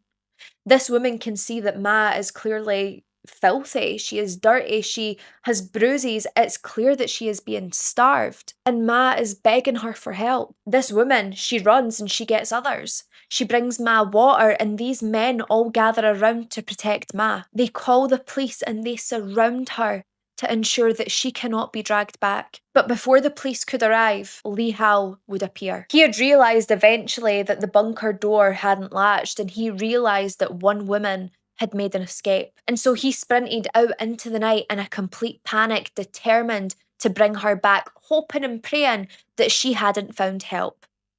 But she had. When he sees Ma with these strangers, he lunges towards her. There is men stepping in, women stepping in, but Lee, he has pure adrenaline. He has pure fear and anger. He starts dragging Ma back toward that house and he is so strong at this point, he is able to shove her in and lock the door. Once he's locked the door, he would take Ma back down to that chamber and the recapture of this woman was brutal. He was beating her in ways that he had never beat her before.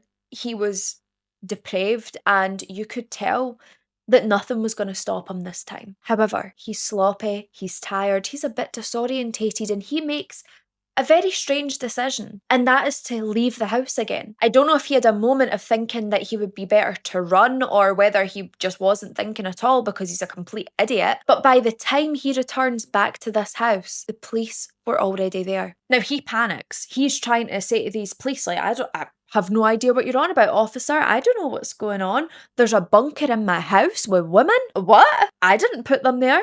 Someone must be in my house illegally capturing these women. But the police, the minute they talk to the survivors, they have so much detail. They are able to tell them everything, and what they couldn't tell them, their injuries spoke for themselves. Lee Howe, at this point, he doesn't resist arrest, he just collapses into it. After all, he's tired. Now, the young women, the captives who remained in this chamber, they were being pulled out one by one. Every single one of them, as they were being pulled out by the police, they were apologising. They were apologising that they smelled, that they looked bad, that they couldn't walk by themselves, that they couldn't hold themselves up. One of the survivors asked if she was in trouble. Another one kept repeating, please, please don't let him come back. They had been underground for so long that other people, even the daylight, felt hostile to them. Now, once the chamber area was cleared, the police, they started to photograph everything. The evidence was overwhelming, and it became very clear exactly what these women had been through. They had found the recording equipment, the memory cards that stored these horrific videos. There was clothing that quite clearly did not belong to Lee Howe. They had found receipts, discarded restraints. They found victims' belongings, and underneath packed soil, they found the bodies of 2 victims. The minute that Lee Howe was brought into custody, he stopped being this tyrant that he had always pretended to be, and he reverted back to exactly what he had been beneath that fantasy. And that was a weak little man who relied on secrecy to feel powerful. During his interrogation, he tries to minimise everything that happened.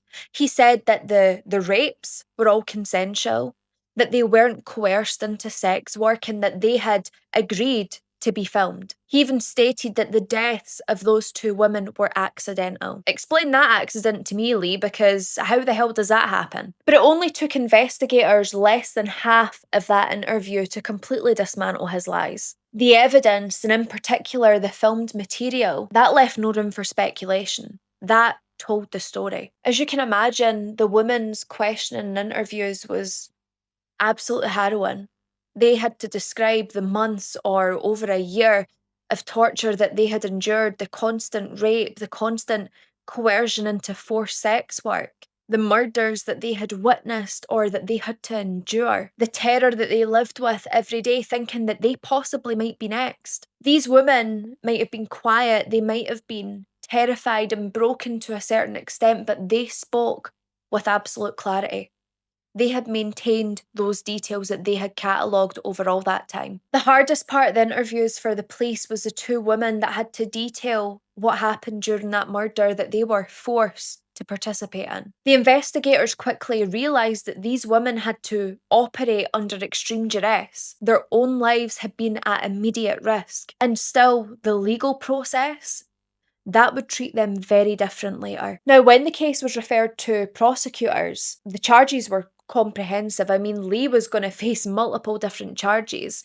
There was rape, murder, coercion into prostitution, trafficking, illegal detention, and production of obscene materials. And like I said, the evidence against this weirdo was so overwhelming that this case was practically a slam dunk. But for these women, for the survivors and the horrors that they endured, the court proceedings wouldn't be so simple. Because under Chinese law at this time, involvement in a homicide, even under coercion, required legal examination. The 2 women who were forced to participate in this murder, they were initially treated as accomplices. And the idea that these victims who had been threatened, raped, tortured, starved, psychologically broken and controlled for that period of time, the fact that they could be held responsible shocked so many people of the public. And the prosecution, they eventually acknowledged the coercion. But the legal classification of this, it still remained complicated. And these 2 women, they were facing 3 years in prison.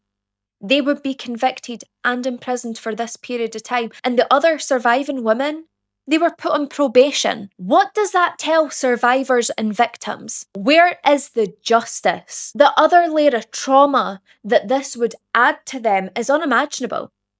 Have they not suffered enough? Their role in this entire thing had been survival, not agency. But the law would only see the act before it seen the context. Lee Howe, thankfully, would be sentenced to death. And of course, as you can imagine, he would show very little emotion when that verdict was read.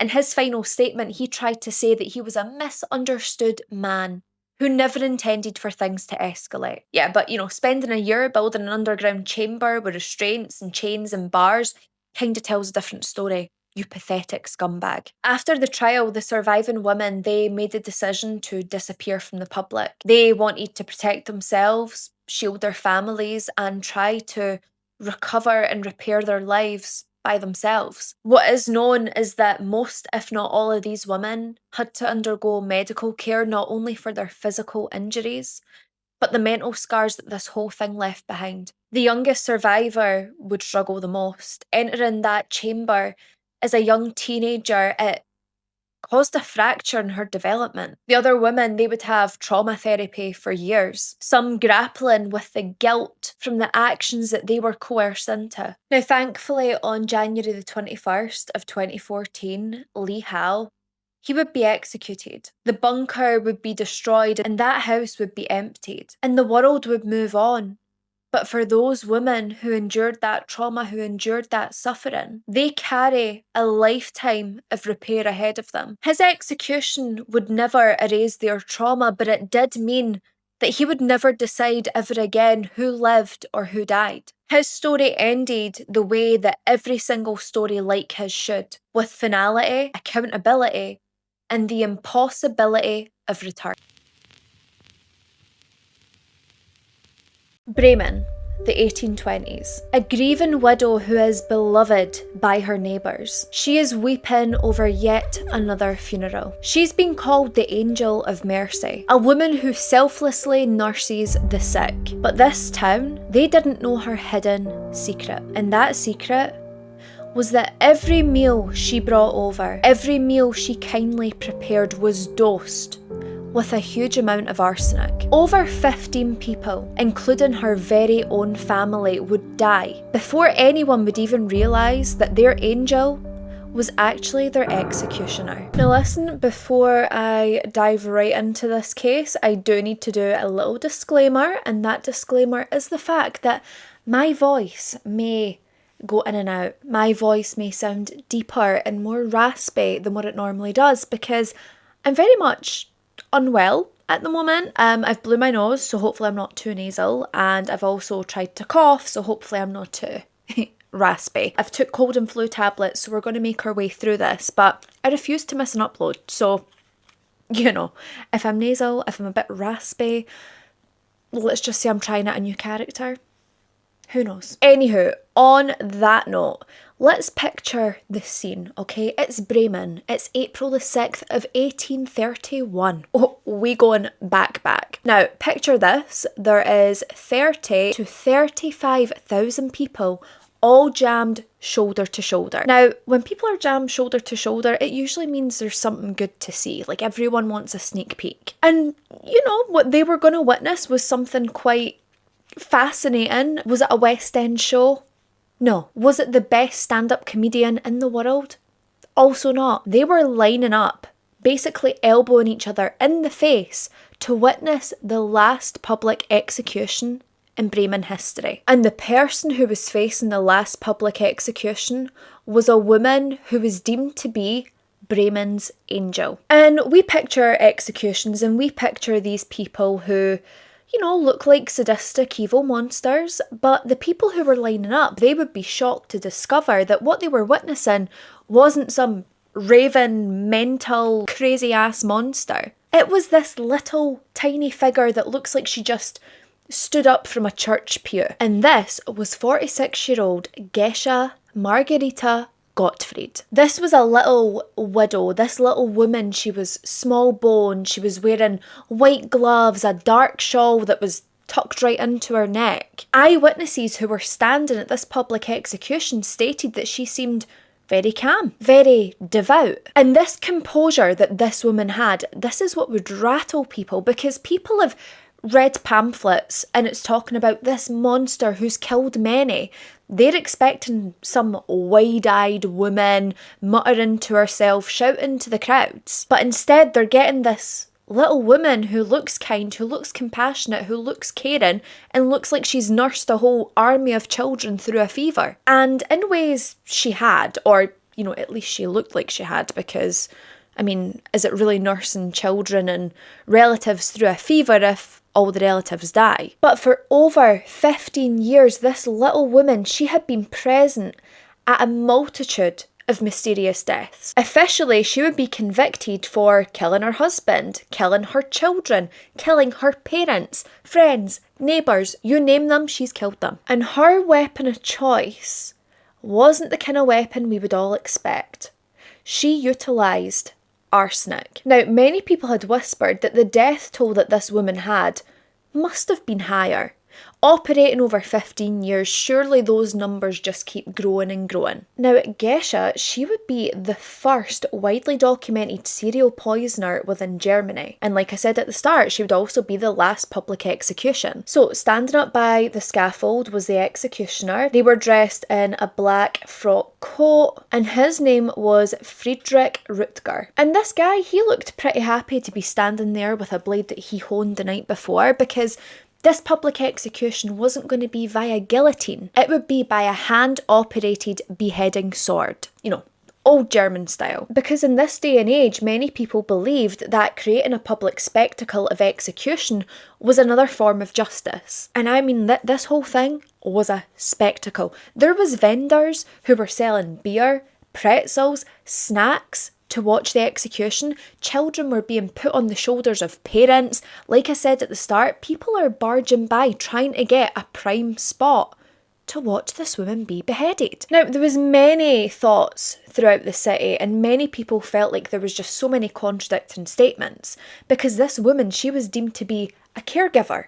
She was an angel, but she was also a frickin' monster who was poisoning whoever she could get her hands on. Some people stood there and they prayed for her out loud, others spat at her while she walked up to the scaffold. There was also women who were crying, some for her victims, but some were crying for her herself, because no one was really completely convinced that this little woman who seemed to care for everyone actually cared for no one. And although this little woman had confessed to what she had done, people just seemed so unconvinced because she didn't look like your typical killer. Now, authorities, they had built a wooden fence sort of around the scaffold, and this was to keep audience members from approaching the scaffold, but people did it anyway. All you had to do was really shoulder barge that fence, and down it went like a Jenga tower. It really wasn't that difficult. People wanted to get to the front. There was people who were broadcasters who wanted to illustrate her execution. There was headlines screaming, 15 murders by the angel of death. And others, it was like, mouse butter killer faces justice. And the mouse butter, in this case, if you're like, what the heck is mouse butter, Anna? I'm going to get there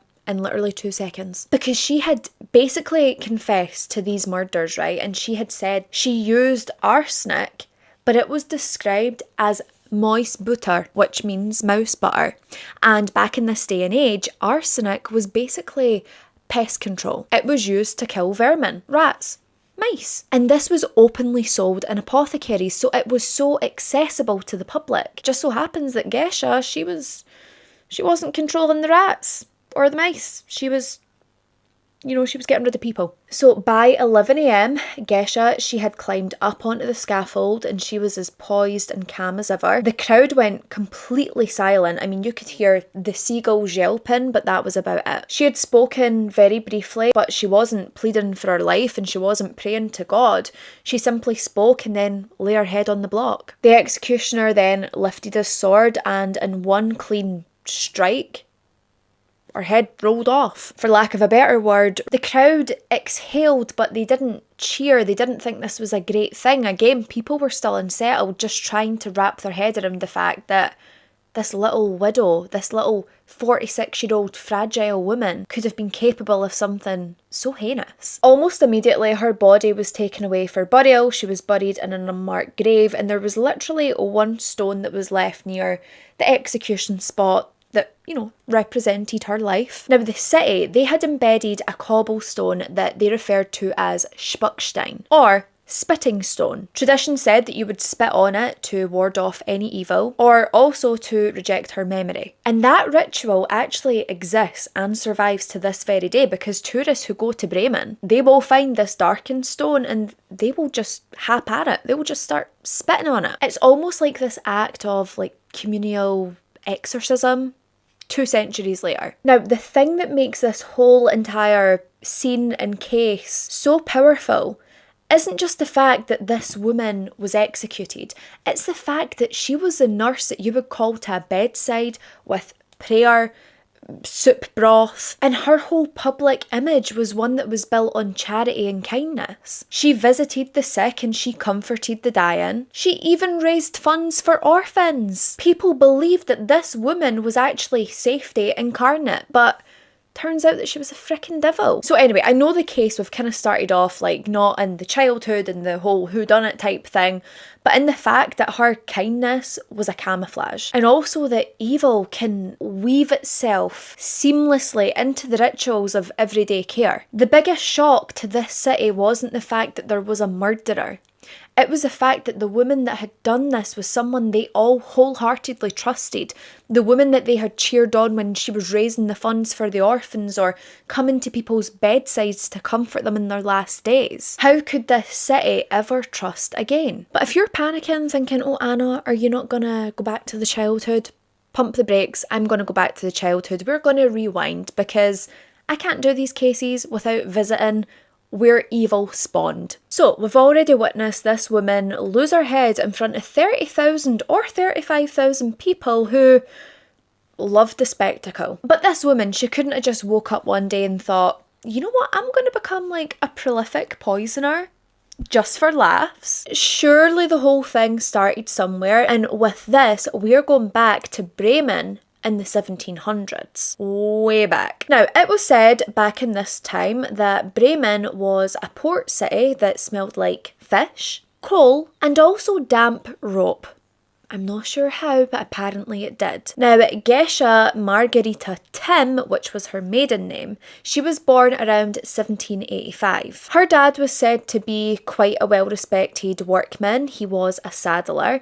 And her mother, she was a quiet, sort of mysterious, flew under the radar type, and she did what many women did back in this day, which was be a homemaker, stay home, raise the kids, and honestly just keep your mouth shut. Her mother wasn't really a woman who was allowed to have her say or allowed to have many opinions.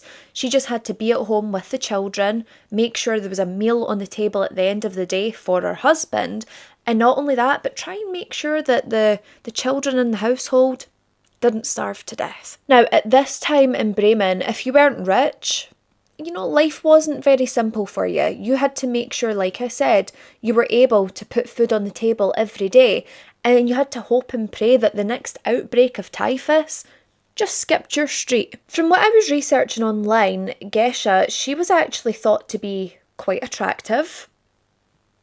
We can make our own assumptions. Maybe it's a sign of the times. Maybe that's what was sought after back then, which I respect. Let's be honest, it wasn't exactly the time of like Kardashians and Megan Foxes. It was a more simplistic time. Not only that, but she was deemed to be highly intelligent. She had many great ideas, and people thought she would be someone who did really well in her life, who made things happen. And she was very socially ambitious as well. And bearing in mind, at this city at a point, a woman could play 3 roles. That was wife, widow, or servant. And Geisha, she had learned very early on that appearances and connections, they mattered. With this, she would develop a sort of outward good girl appearance. She was always doing the right thing, she was always saying the right thing, she was always looking out for people, whether she was actually looking out for them for their benefit or for hers. TBC, to be confirmed. But she was really well liked. Neighbours in particular, they seemed to really adore her because she was reliable. she could be leaned on. She was the one who would always show up for someone. Now, bearing in mind, this was a woman who really wanted to climb the social ladder. And with this, she would marry a clerk by the name of Johann Miltenberg. And when she married Johann, she climbed a few rungs on that social ladder. The pair would very quickly marry. Apparently, she had a way of making the men fall at her feet. They then had children together, and she would keep up this image of the playful, helpful, reliable mother who was kind to everyone's children and treated them like they were her own. But later on, we're going to realise that her treating your children like they were hers wasn't a good idea, considering the fact she will go on to kill her own children. So this outward appearance of this helpful young woman who is a doting, kind mother, also a reliable neighbour,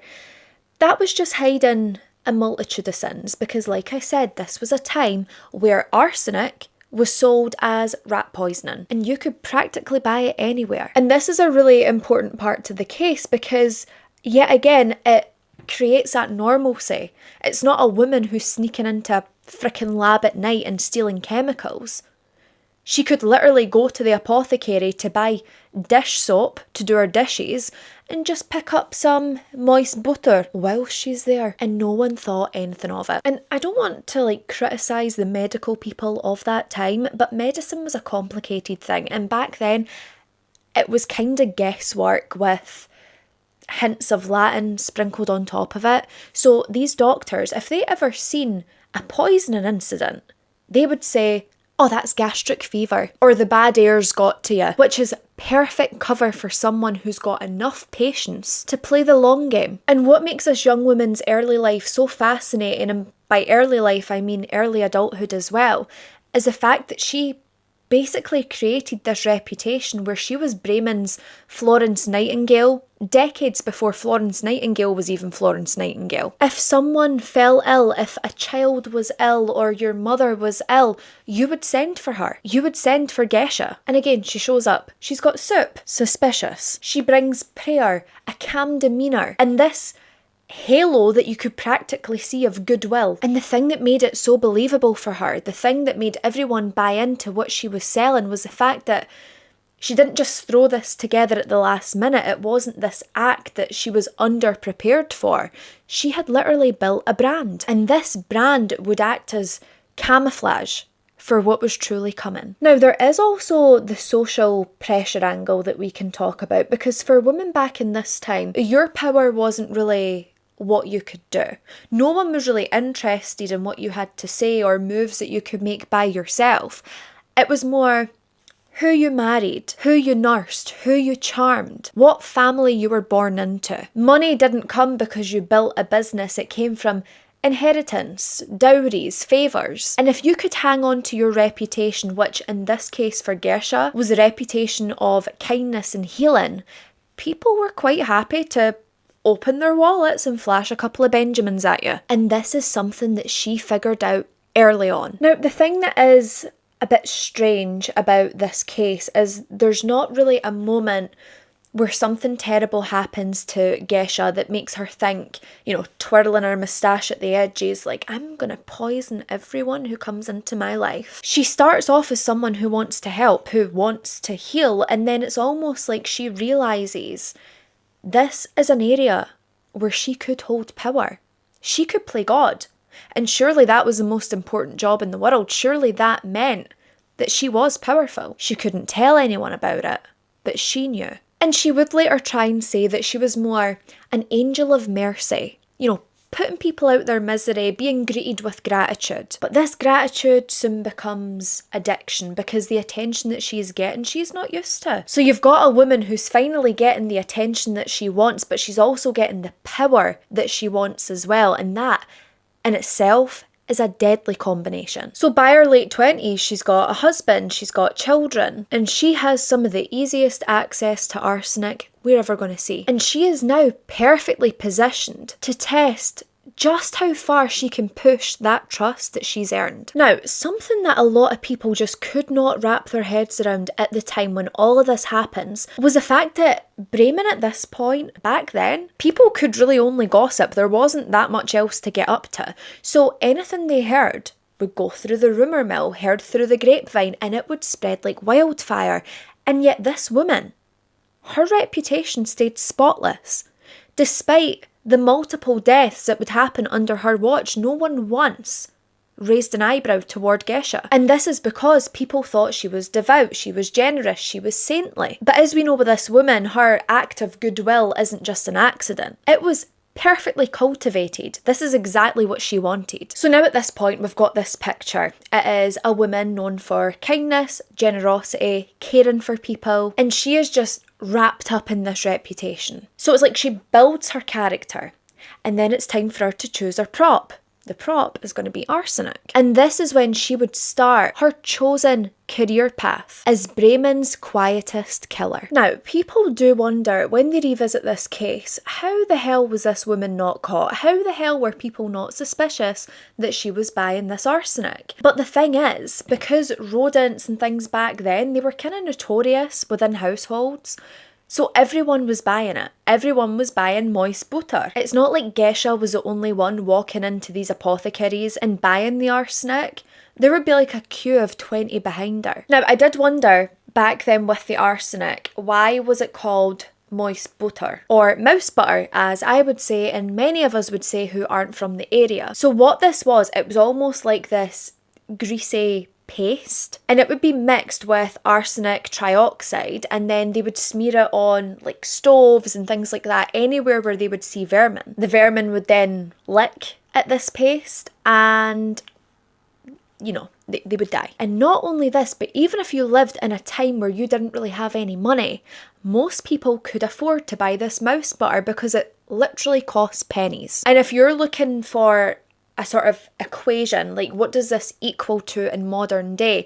Buying mouse butter back then is like us going to the shop to buy bleach. That is how common it was. Now, the reason that this was the chosen poison by Geisha is because it was odourless. So really it was completely undetectable. And the symptoms this would provide back then was every doctor's nightmare. You've got vomiting, diarrhea, abdominal pain, and gradually wasting away. It's almost like the Ozempic of the current day. It was said to look exactly like cholera or dysentery or gastric fever, which is why no one was picking up that the cause of death was poisoning. Especially in this port city, cholera and dysentery in particular, they were so common. It was like getting the common cold, apart from, you know, it could kill you. So this made it the perfect camouflage for Geisha. And the thing is, back then for doctors, it was easier for them to say like, oh, it's God's will, it's your time to go, see ya, or, oh, you must have ate a bad prawn. It was within their better interest to believe that, because most of them didn't have the skill to conduct a post-mortem chemical test. Now, as we know, a caregiver is someone who is usually trusted to look after an individual. So in this case, when someone's ill,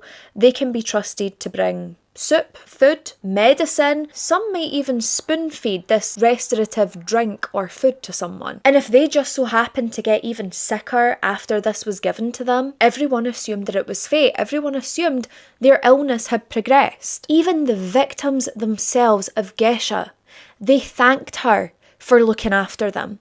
Even when they felt like they were going to die, they were thanking this woman on their deathbed. A deathbed that she practically laid out for them. And yet again, this made her feel powerful, untouchable. Now, Geisha had worked out from an early stage that this was all about timing and also the dosage. Now, every dosage would be different for every person. So she would start off by experimenting with really small amounts, and these small amounts, they would make her victims ill, but they wouldn't exactly kill them. But this worked in her favour, because again, it starts the illness off slow and it gradually gets worse, because she would start small dosage, medium dosage, even bigger dosage, then the fatal dosage. Outsiders looking in, they're just seeing someone who progressively gets iller and iller and iller. It was stated that Geisha actually enjoyed what she would call the show.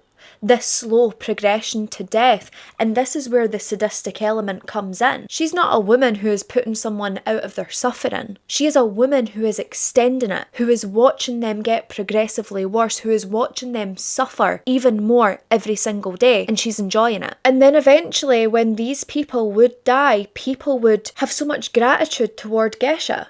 Thank you so much for sitting with our loved one for weeks whilst they got worse and then finally died. Thank you for giving them your time.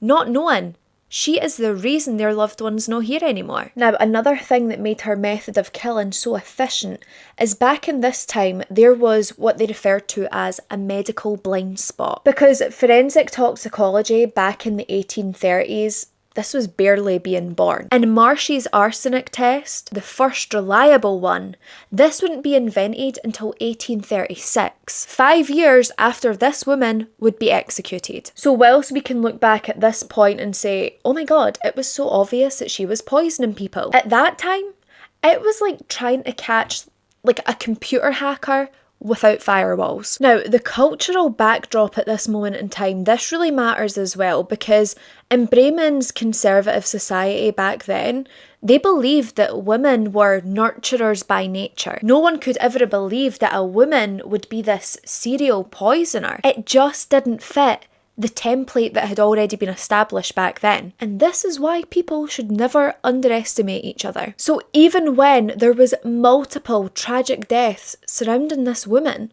they just thought that, oh my god, this woman has been through so much tragedy.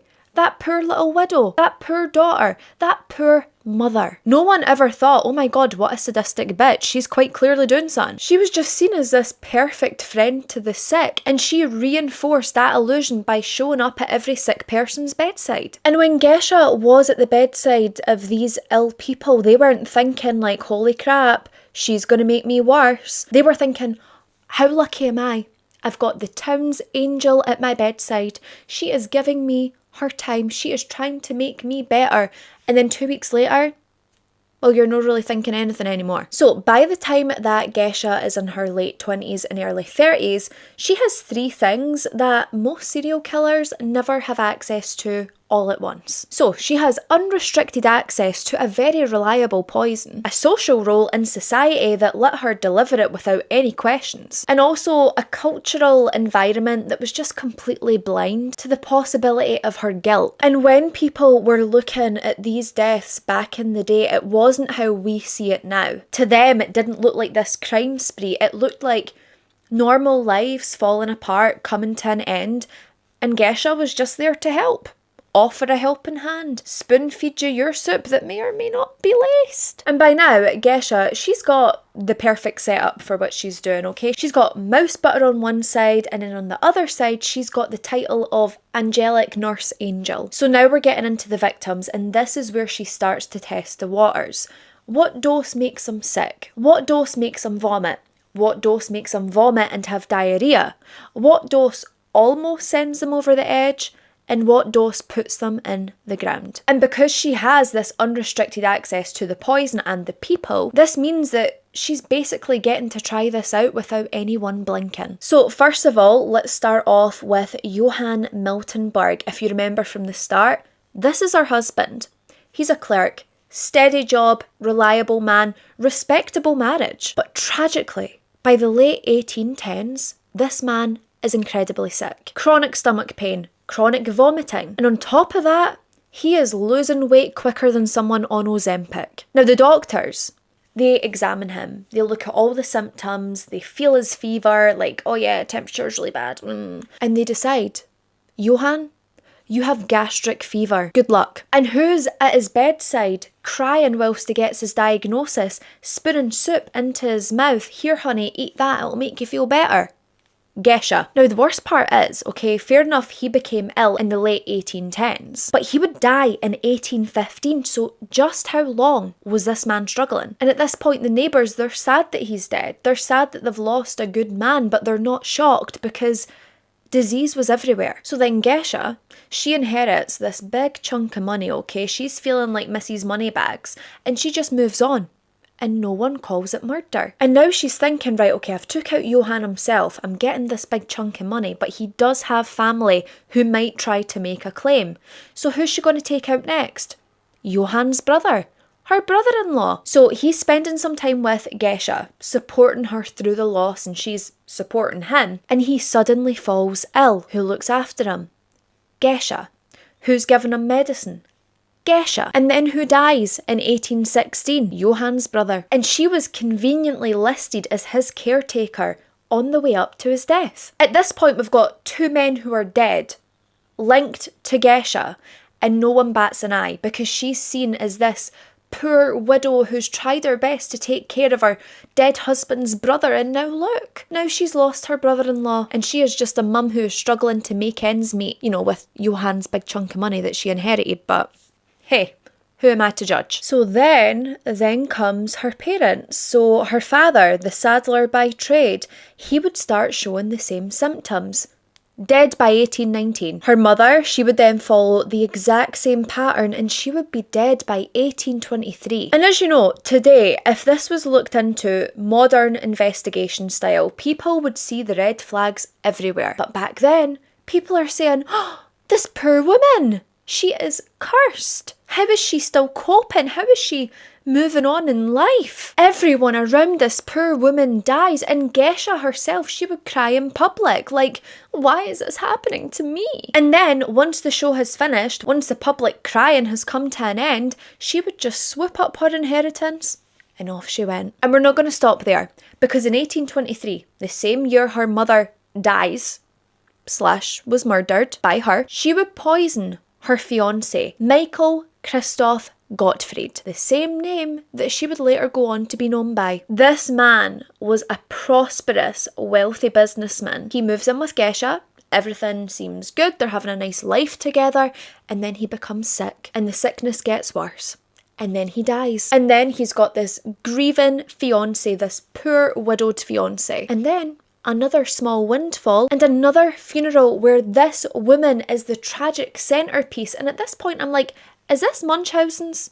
Is this Munchausen's by proxy before it was a thing? Because I can't work out if she just loves to kill or if she loves the attention and to be the centre of attention in the aftermath. At this point, she has her pattern, and that pattern is starting off, pick someone that's close enough to her that they'll trust her. Dose them very slowly. Then be their nurse. And then once they die, collect their money or social capital after the funeral. Because you've got to keep it classy, And then the last step in her 5-step routine was to repeat the damn thing over again. And then, like I had said earlier, she also kills her 3 children. This is done over the span of years. Now, it said that 2 boys and 1 girl, they would die between 1817 and 1822, which, although every aspect of her crimes are so dark and twisted, I mean, killing your own children, that has to take first place. And yet again, with this woman, she's saying, oh, it was, natural illness, natural causes, I'm devastated, I can't believe this is happening again. She attends their funerals, she wears black, she cries, she gets sympathy. People rally around her. And it's honestly so grim, but it's like every single time someone dies, it reaffirms and cements her virtuous woman status, rather than undermining it, rather than people looking at this and being like, what the f*** is going, like, why are all your family dying? People just see her as this virtuous woman with a curse. And then when she's kind of, running out of family members to kill because she's already freaking killed them all, she would then move on to friends, neighbours, tenants. And it is believed that she has a total of 15 confirmed victims, but several unconfirmed victims. And with the deaths, with the people that she kills, it's to either give her financial relief, remove a financial burden as she posed her children to be, even reduce social burdens or remove inconvenient rivals. For instance, she would poison one of her close friends, and this was Anna Lucia Meyerholtz. Now Anna, she had once criticised Geisha for how she was acting. The way she would go out and act in public, the way it seemed that she wanted the attention after the deaths of her family. Then suddenly, Anna Lucia becomes ill. And then in 1825, after a mysterious illness, Anna Lucia Meyerholtz she's dead. Same symptoms and the same caretaker. And yet again, these bodies, they're continuing to stack up, and the Bremen doctor or coroner or whoever it would be back then, they just kept putting the same thing on the death certificates. Gastric fever, dysentery, cholera. And whilst they are writing out these death certificates with these fabricated deaths on them, neighbours are bringing fricking casseroles to Geisha. She floats above all speculation like some kind of angel. So then, between 1826 and 1827, Geisha, she takes in a lodger by the name of Johann Rumpf. And would you believe it, but suddenly, Johann, a once very healthy man who seemed to have no ill health, he suddenly dies under her care. And it would be at this point when people start muttering, people are, speculating a little. People are noticing the patterns and yet they still can't prove it, but something is starting to look suspicious. I mean, it looked suspicious like 15 years ago, but I wasn't there. I don't know how I would feel. And you need to remember at this point as well is that the Marshy's arsenic test, this still wouldn't exist for another decade or so. And there's no frickin' CSI Bremen. All anyone can do at this point is gossip and speculate. So by 1928, Geisha, she has perfected her MO. She's went from fiance to children to parents to neighbours to in-laws, and not a single accusation has stuck. 15 years of poisoning innocent people and she is still being deemed the angel of Bremen. 15 years of people dropping like flies underneath her feet, and yet her reputation remained untouchable. The citizens within Bremen, they were practically worshipping this woman who always showed up. But as we know, even the smoothest, and I mean the smoothest of operations, they can run into a bit of a snag.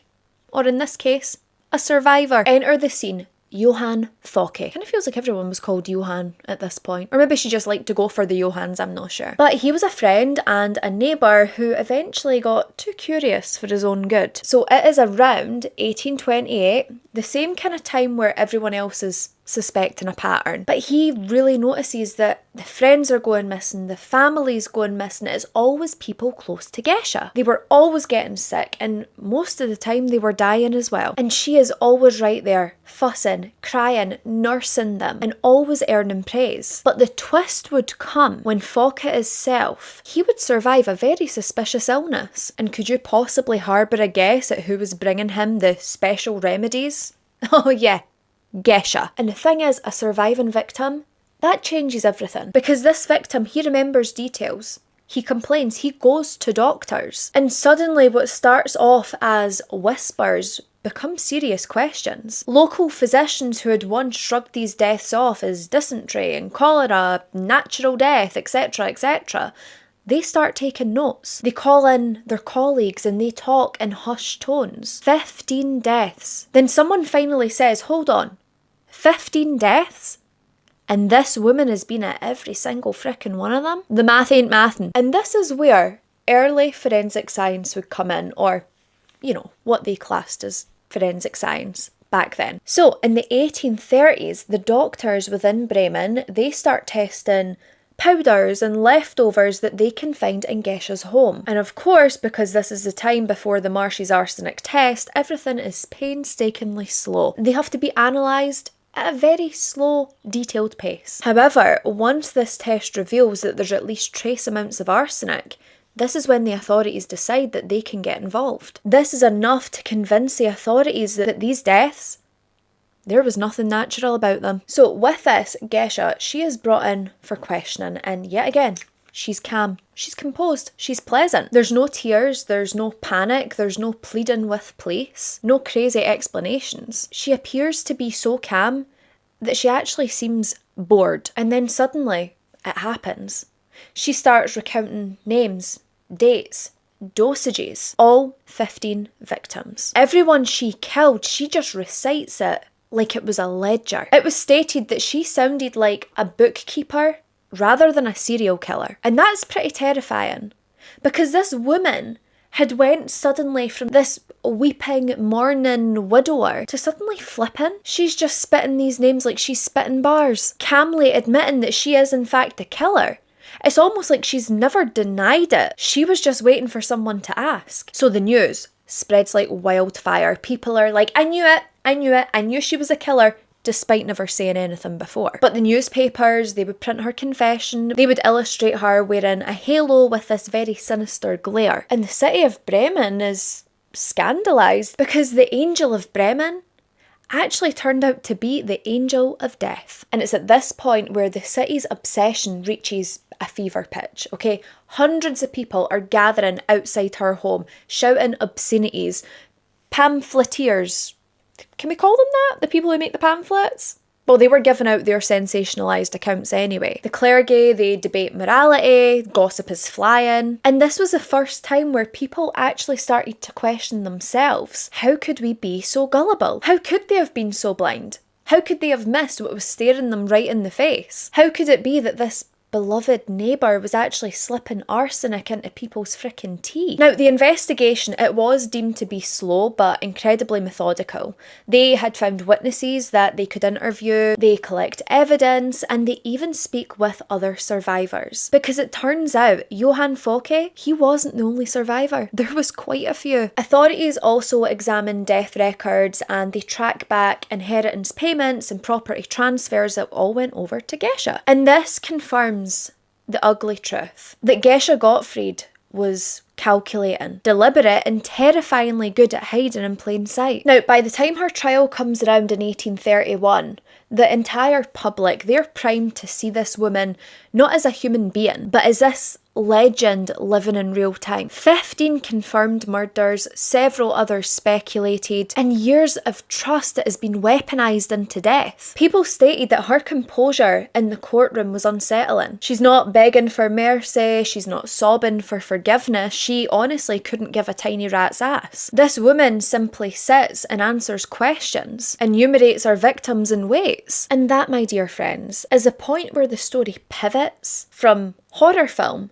to public reckoning. The Angel of Bremen has been caught, but what happens next during the trial and even in her final moments, that is something that still sends shivers down the spines of every historian. So 1831, and everyone in the town of Bremen, they are buzzing like it's frickin' carnival season. That is the only way I can put it. They were enthralled in this public spectacle that was taking place. But people still couldn't wrap their minds around the fact that this little woman was a deadly killer on trial. At this point, everybody knows her face, her names, the crimes committed, and crucially, everyone was still so fascinated by her. She was death packed into this tiny body of one singular woman. Now, what truly chilled people to the bone back in this point is when the trial had begun, they are talking about this woman who has murdered her own family, her own friends, her own neighbours, and family, friends and neighbours of the public. And yet she sits so polite, arms folded, listening intently like she is listening to bedtime story. Witnesses are called, there's family members of the victims, there is survivors all going up against this little lady, and she does not flinch. This story is completely undeniable and she's not even denying it, but still somehow everyone is kept off balance because how can this little woman who's sitting there polite, arms folded, legs like how, no, surely not, can't be her. But she admits it in court. She gives a courtroom confession just as she did prior. She talks about the people that she killed. She gives names, she gives dates, she gives time, she gives dosages yet again in this calm, polite demeanour. And she made her motives clear to the court.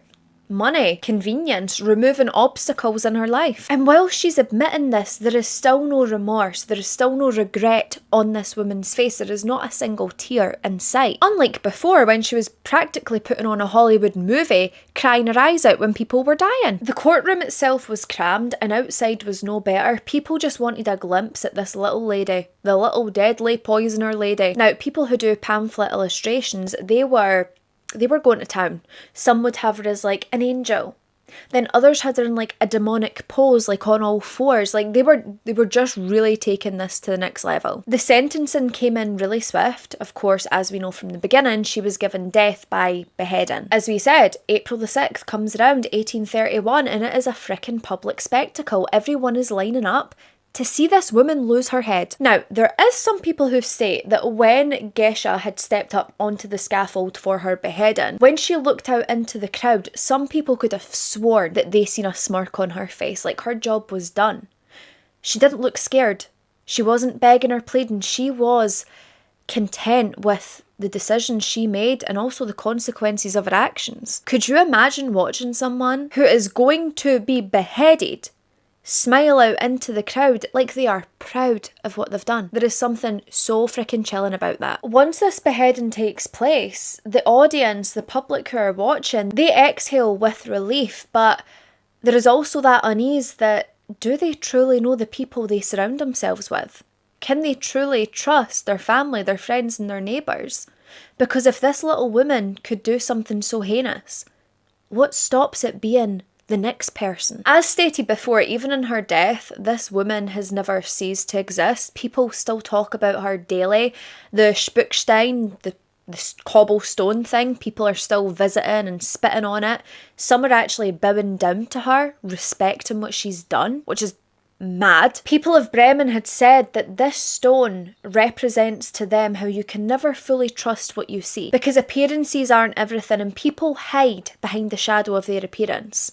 The ones who look cool, calm, collected and kind can be some of the most monstrous people you will ever meet. The killings might have stopped, but the fascination with Geisha never has. Because her legacy isn't just the murders that she committed. It was the way she was able to manipulate perception, turn kindness into a weapon, and leave a mark on history that still makes many people shudder. Now, as I alluded to earlier, after Geisha was beheaded, after she was good and gone, arsenic testing would actually gain more popularity and more attention within Germany because, people wanted to make sure that they weren't going to be the next victim. This is when scientists and chemists, they realised that even your most regular household items could be lethal in the correct dose. And the Marsh test, like I mentioned earlier, this would come in 1836, and this basically allowed testing of arsenic to be carried out in corpses. People say that, in a way, Geisha done something for the people of Germany. People believed that her being this mad murderer had actually kick-started forensic science. And the meticulous poisonings that she would carry out, it forced authorities to innovate. And if nothing else, she changed how people investigated non-suspicious or suspicious deaths. And culturally, her story changed a lot as well, because women, they were now deemed to be someone who could also be dangerous, who also shouldn't be messed with, which sounds like a great thing until you think about how women as a whole were treated back then, and I mean even sometimes today. But this also led to poorer treatment of women, because men and people alike knew that they could now fear women. So although she maybe gave 2 steps forward, she also gave 10 steps back. Now, people are still debating to this very day, what was the real reason behind the murders? Why exactly did she kill? Was it money? Was it power? Was it Munchausen's by proxy before it was even a goddamn thing? And I really, really, really want to know what you think, because I really did believe it was this whole power play. She wanted to be in control and she loved the attention that she got, but with that attention, then leads me to believe that it could have been Munchausen's, because that attention was only coming to her because of everything she was doing. I also want to know what you think regarding her behaviour, because this was a woman who knew how to manipulate. She knew what emotions to emulate to garner sympathy from other humans. She was also able to use expectations and images of what a woman was back then to her advantage, because she knew that no one would fear her, no one would believe that this little woman could be capable. And I have to say, it did kind of shock me that no one else really talks about her story, considering the impact she has in day-to-day lives. I mean, we all invite over friends, or we live with our loved ones, like our mums, our dads, sisters, primary caregivers, boyfriends, husbands, wives, whoever. We invite them into our lives, trusting that they'll look after us, trusting that they will never do us any wrong. Even medical professionals who we will invite into our home or put our trust in to care for us in a hospital. But we know that those people could be capable of horrific things. Those people who are meant to have our best interests at heart could have the very opposite. And it taps into this universal fear that danger doesn't always come from strangers lurking in the shadows. Sometimes it comes wearing a shawl and bringing soup and sympathy. So when you do sit down and think of the Angel of Bremen, I wouldn't just think about arsenic and execution. I think of a woman who turned empathy into a weapon, trust into a tool, and kindness into the best camouflage possible. Because there is a reason that we still talk about this woman 200 years later. There's a reason that her story went viral before newspapers even existed. And that is because the themes of this little woman's case, they're timeless. Deception, control, and the human capacity for denial. And you know, the next time someone offers you a little bowl of soup with a smile, I urge you to remember that angels don't always have wings. Sometimes they will carry the bowl to you with a jar of mouse butter in their pocket. Within the 1960s, Mumbai had a monster, one who didn't stalk the rich, the powerful, or the famous. Instead, he would hunt the poorest people, the ones that nobody would notice missing. His name was Raman Raghav, and for years, he slipped through the cracks, killing dozens with nothing other than a metal rod, a rock, and terrifying patience. This story isn't just about murder, it's about how a whole city lived in fear, and how the police almost let a serial killer vanish into the crowd forever. I love when you're just talking to the camera and very quickly realise that your mic was not plugged in. But thank goodness we recognised it early, so problem solved. Where was I? Oh yeah, so you don't want to start like at the crime scene or the police file. You want to start at the noise and the mess of the world that made him. And let me tell you, Raman Raghav, his beginning, this was nothing short of the breeding ground of a man that your mother tells you to stay away from. So, Raman Raghav, he was born sometime in the mid to late 1920s. Now, the exact date is not known, but people do believe it would have been sort of like 1928, possibly 1929. And he was born in what now would be known as India, in an era before his name would become synonymous with horror. Now, I will admit, the sort of birth records of this man with exact dates is really hard to pin down, if not impossible.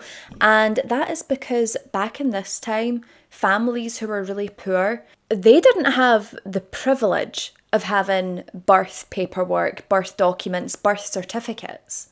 A lot of babies at this point who were born into poor families, they were born into cramped, sun-beaten rooms where the walls practically breathed heat and mosquitoes. They would treat you like you were an all-you-can-eat buffet. Now, the British Raj very much still gripped India at this point, and the gulf between the rich and the poor wasn't just a gulf, it was in fact a canyon. That gap was so large. And if you were born into a low-income, poor family, just as Raman Raghav was, your life wasn't mapped out by dreams, but by the limits of survival. Now, Raman's early life, this was far from nurturing. There was not a single part of his environment that was nurturing. He was born into poverty, and in this time, it wasn't just a condition that stole your comfort. It robbed you of any options. His father was reported as being a very strict individual. He was also known to be a very violent and dominant figure in Raman's life. This was the kind of man whose discipline was more about control and overpowerment than it was any form of guidance. He didn't care about offering guidance and nurture to his son. He just cared about being able to control an element of his own life.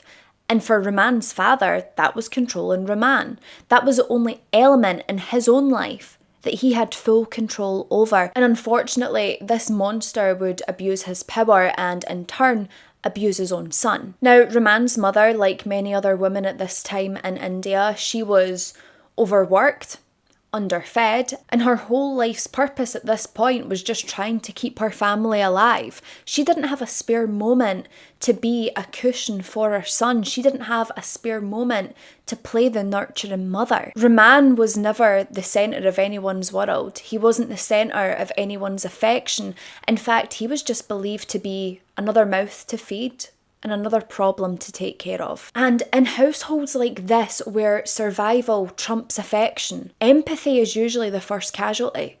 It's usually the first emotion to go, the first trait to leave. From a very early age, Raman had showed very notable signs that he wasn't like the other children. Other neighbours would later recall that he was always cold, he was distant, he was always off in his own little world. He never really cared to acknowledge or spend time with any of the other children in the neighbourhood. Other boys and other children in general, they were, playing in the dirt, they were chasing around chickens, and Rahman, he just sat by himself, staring at the pavement.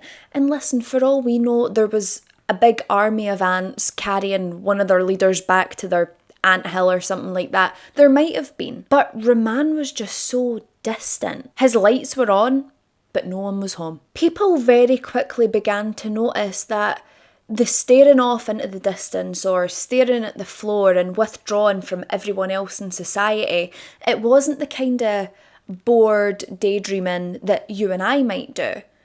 It was almost like he was dreaming of something a bit more vicious, a bit more calculated. And let's just say the kind of daydreaming that makes you think, is my knife drawer in my kitchen locked? Or, do we need to hide every single sharp object in the house? Now, very early on, there would be rumours in the neighbourhood that Rahman was abusing animals, like all these monsters do. They always go after these defenceless little animals. There was chickens disappearing, there would be dogs limping and whimpering after leaving an area that Rahman had been seen in. And listen, I hate to say this, but it isn't unusual in rural areas of poverty for children to lack empathy toward animals. It's not really something they're taught or something they're brought up with. But with Rahman, this just went to the extremes, because he wasn't just taunting the animals and chasing them. He was physically abusing them. He wanted to cause them physical pain. He very much enjoyed watching animals and other people suffer. He got pleasure out of others' sufferings. It was almost as though he believed that everyone else should suffer as much as he did, if not more. And that's the kind of detail that gets missed in the moment, and then years later when you look back, hindsight is 2020, it's a great thing. It is like this big flashing neon sign that says, "I'm a wrong one. Put me in jail." Now, whilst it was hard to find details on any schooling or education that Rahman had, what we do know is back in this time in India, schooling was sparse. So if he did attend, he didn't attend often. And he certainly didn't stay long. Classrooms at this point, they were so overcrowded, and education for the poor wasn't a priority. So it wasn't unusual for young men and boys like Rahman to drop out of school early. Because honestly, sometimes that was the only option they had. Because it was sort of written in the sand for boys like Rahman that, they were never going to go on to become a scholar. They would be viewed as cheap labour, which is just heartbreaking, because everyone should get a strong start in life. They should have the opportunity to build their dream career and make something of themselves. And listen, if they want to do labour work, great, but it should be fairly paid. But for Rahman, he was just seen as someone who could be used and abused, overworked and underpaid. It is harrowing. Now, whatever schooling he did or did not receive, whether this was him just being taught off his mother or father, he was able to do basic reading, very basic levels of math, level 1 math. And it was enough for him to be able to navigate city streets later in life. He had just enough literacy to be dangerous, but not enough literacy to actually be productive. Now, before Rahman would become the Jack the Ripper of India, he started off as many of these weirdos do. He was a petty criminal. So theft, break-ins, harassment, crimes that would blur the lines between survival and utter sadism. He wasn't the kind of man that was stealing bread so he could eat. He was stealing it just because he could. And let me tell you, if someone stole my bread, if someone stole my carbs, they would get a swift backhander, because I take my carbs very seriously. Put down my ciabatta baguette. That is just uncalled for. Now, this early disregard for people's property and people's safety, this would just be matched by his growing isolation. Because Rahman, he wasn't the village prankster or the neighbourhood rogue. He was the kind of person that you whispered about in a very hushed voice, the kind of person that gave you the creeps but you didn't really want to say it to their face. And listen, if the seeds of murder and sadism is planted in childhood, Rahman Raghav, his soil was as fertile as they come. Poverty, abuse, neglect, a very negative portrayal of the world. By the time this man reached adolescence, he was already carrying a toolkit of traits, and these traits weren't favourable. Cruelty, detachment, opportunism. These traits that would one day make him one of the most feared serial killers in Indian history. And just like Rome, these monsters, they're not built in a day. They are forged for years, hammered by circumstances and sharpened by choices. There is a helicopter swirling or swarming around my area near my house. It's very loud and it seems like it's very low. So don't know what's going on there, but there seems to be an awful lot of this happening. I literally just thought there was a police siren there, but it turns out it was just a seagull. Like, can you hear that? Why are they getting so close? Like, are they going to come through my window? Are we going to catch this on candid camera? Okay, it sounds like they're travelling away. Thank goodness. But also, if anything is wrong, I hope everything's okay. So, Raman Raghav, his path into adulthood wasn't a fall. It was steady, it was deliberate, and it was paved by the choices he made. But let's just say the steady and deliberate path he took was one that really just went downhill. One petty crime and one bad decision at a time. Now, by the time Raman was in his late teens, the rural lanes of his youth, they were very much being left behind. These were replaced by chaos and the anonymity of India's growing cities. Cities like Mumbai, then Bombay. These cities were expanding and there was waves of migrants who were coming in looking for food, shelter, work. Or they simply had this illusion of a better life. Now the streets, they would be crowded, the slums were overflowing, and poverty seemed to have this new found smell, a mix of gasoline and rot. That is what these people were living in. And whilst these conditions sound awful, conditions that no one should have to live in, for Raman this was perfect. These conditions offered him what he so desperately wanted, and that was invisibility. Because in this crowd of thousands, no one asked where you came from. No one really asked who you were, what you did, what you're up to.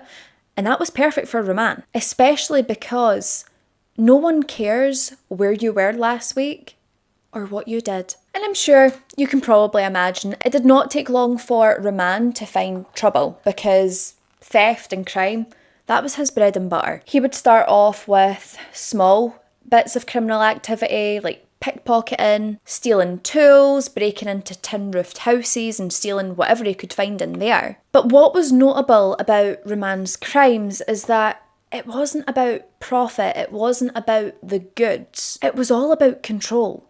If he could frighten someone, he would. If he could humiliate them, even better. Witnesses from later years, they would remember him as a man with a very short fuse who was very quick to anger. And when violence was needed, Raman, he was disturbingly calm. It was like this was where he thrived. So by the late 1940s, the early 1950s, Raman Raghav, he had already had several brushes with the law. Are we shocked? No. There was arrests, short-time stints in jails, releases, and then just repeat the whole goddamn cycle again, because this guy doesn't learn lessons. The guy was like a revolving door for crime. It just kept going round and round and round. Because every single arrest, one after the other, didn't seem to be a deterrent for Raman. It just seemed to be a training exercise. He would see it as an opportunity of, how can I do better next time? By all accounts, it did seem as though Raman Raghav was a man with no ties. He wasn't married, he didn't have any children, or at least none that we're aware of. And whether this was by choice or by circumstance, I'm not entirely sure, but I think it was better for everyone that he didn't have a wife or children. It did appear though that Raman was a kind of man who would avoid any circumstances that might tie him down or give him some form of responsibility, because that wasn't his path in life. Not what he wanted. At this point in time, he is known to the police as a bad mash, just a habitual criminal. But at this point in time, police resources, they were so thinly stretched that you could be a known criminal, but that doesn't mean you were closely watched or monitored. Now, Rahman, he was known to be a drifter in spirit, even if he remained in one place physically. He's always moving around. A lot of people said that Rahman couldn't hold down a job, or others stated that he simply didn't want to. Because with work comes rules and comes authority that wouldn't be his own. He wouldn't be in complete control. And Rahman just had no patience for this. He wanted to be his own boss and the boss of everyone else in the world. So instead of getting full-time work, he would do some casual labour, but for the most time, he just preferred complete idleness. You know, he wasn't really a man with work ethic, at least not work that is legal. In his life, he would fund this by simply living off of theft and scams. So, you know, don't worry about earning money yourself, just steal someone else's hard-earned cash. Now, I have to admit, it is really difficult, if not completely impossible, to pinpoint the moment where Rahman Raghav shifts from, you know, a thief into a complete predator. But former acquaintances, they would note certain things about when they started to notice this shift. Stories would emerge of assaults or brutal beatings over very trivial things. He started attacking the homeless and the most vulnerable. This violence was completely unwarranted and it seemed completely pointless. People couldn't understand why he was doing what he was doing. But in later years, it would become very, very clear. This man got cold-blooded satisfaction from the suffering of others. That was it, nothing else. Because if theft was seen as a means for survival, then these attacks, they were something so much darker. A rehearsal for the kind of killing that would make someone infamous. So, by the early 1960s, Bombay, it was a city of extremes. You had this glittering wealth that would suddenly brush shoulders with poverty-stricken people. There was luxury hotels that sat within walking distance of these slums that were just so run down and honestly heartbreaking to see. The slums, as they were called at this point, they were the homes of people who were deemed to be invisible. And to Bombay at this point, these invisible individuals were people who were mentally ill, who were homeless, the ones who were trying to survive and make it through another day. And devastatingly, it would be in amongst these forgotten people, these invisible people as they were deemed to be, that Rahman would find not only his camouflage, but his perfect hunting ground. He could do whatever he wanted. I mean, at the end of the day, in his eyes and in the eyes of many others, no one cared about these individuals. They were deemed to be the perfect victims because they had very few connections. They had very few people who were looking out for them. There was no one around them to sound the alarm if they didn't return one evening. And for the police, homeless people, they just weren't a priority. And for someone like Rahman, this city was just pregnant with potential victims. And this cruel hunger, this evil hunger inside him, could no longer be satisfied by robbing people, breaking into houses, or simply assaulting people brutally. He was ready for something bigger, something more final and permanent, and that was brutal murder. And so this thief would suddenly be born into a killer. And this wasn't out of sudden rage or necessity, it was simply because he wanted to. Because to him, ending a life, deciding when that person's time is up, that was the ultimate act of control, the thing he craved the most. And in the mind of Rahman Raghav and many other of these monsters, control is the ultimate prize. The slums in Bombay at this point, they were like a chaotic maze, and again, this just gave Rahman Raghav the perfect hunting ground. He knew the streets, he knew them well, he knew the slums, and he knew where the most vulnerable people slept. And when nighttime came, there would be a predator just lurking in the shadows. And what is devastating is the victims in this case, their names are rarely whispered. Their names are basically unknown. And their lives, even when they were alive, were often unnoticed. Now, there is believed to be over 40 victims, but because we're unable to get verified details of who these people were, there's only a few I can really talk about. But what we need to remember is these victims were women, men, children. There was no one off limits. These were people trying to survive day to day, people who deserved a better life and people who were never given the chance. Whether their names are known or not, every single victim is just as important, and every single victim went through what these victims did. So starting off, we have a man by the name of Mohan. He was described as being quite a wiry man in his early 40s. He was a former railway porter who lost his job after a severe injury stopped him from being able to carry heavy loads. So there it was, a man who knew work, a man who knew hard work, who was down in his luck because he got injured. This was a man who was once known for his quiet kindness and his laugh that would break the gloom of these train stations. But when Mohan had lost his job, he found himself where many others do, and that was trying to survive in the slums of Bombay, sleeping rough, sleeping on pavements in the blistering heat, and he would sleep rough beneath a railway bridge. It was in June of 1965 when Mohan's body would be found. It was evident that his skull had been crushed in with some kind of blunt, large stone, and his eyes were just staring blankly ahead. No life behind them. The scene was grim, it was shocking, it was horrific. The ground around his body was soaked and covered with coagulated blood, and there would be shattered fragments of his skull just scattered around like some kind of awful, horrifying confetti. There was no signs of struggle in Mohan's death. It was evident that he had been taken by surprise. He had been killed in his most vulnerable state, and that was in his sleep. And what had made this crime just so beyond awful to so many people who knew Mohan is that this man, Mohan, his only crime in the eyes of Raman Raghav was that he lived in poverty.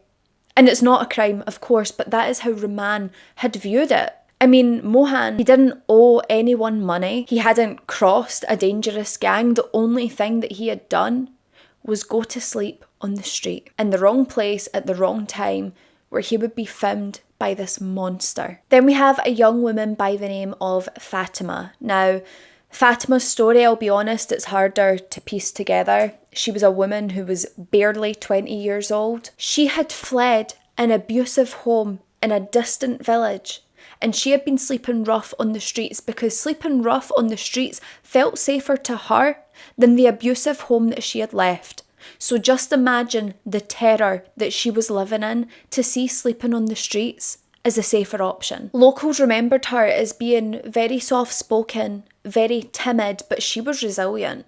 There was nothing that this woman couldn't overcome. She was now doing some local work. She was selling flowers on street corners, and she was quietly dreaming of a better life. Her body would be discovered near an abandoned warehouse, and it was stated that she had been brutally battered beyond all recognition. Her face was so badly bruised and brutally swollen, and it was clear that the fatal blow that caused her death was caused by a really heavy rock that was found nearby, that of course was covered in her blood. And it would be this same but different weapon, this weapon of a heavy rock, that would later link Raghav's crimes. There was so much blood found at the scene of Fatima's murder. The blood had seeped into the cracks in the ground beneath her, and Fatima's murder would send surges of fear through the small community of street vendors. Women who had once spoken about the safety and the society that they had built, they were now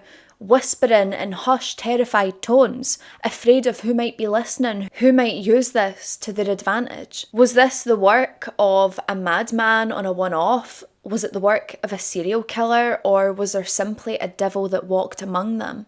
Did they have someone in their little community terrorising them? We then have a 10-year-old child by the name of Raju. Raju was only 10 years old, but he was practically on his own, apart from being raised as much as people on the streets possibly could.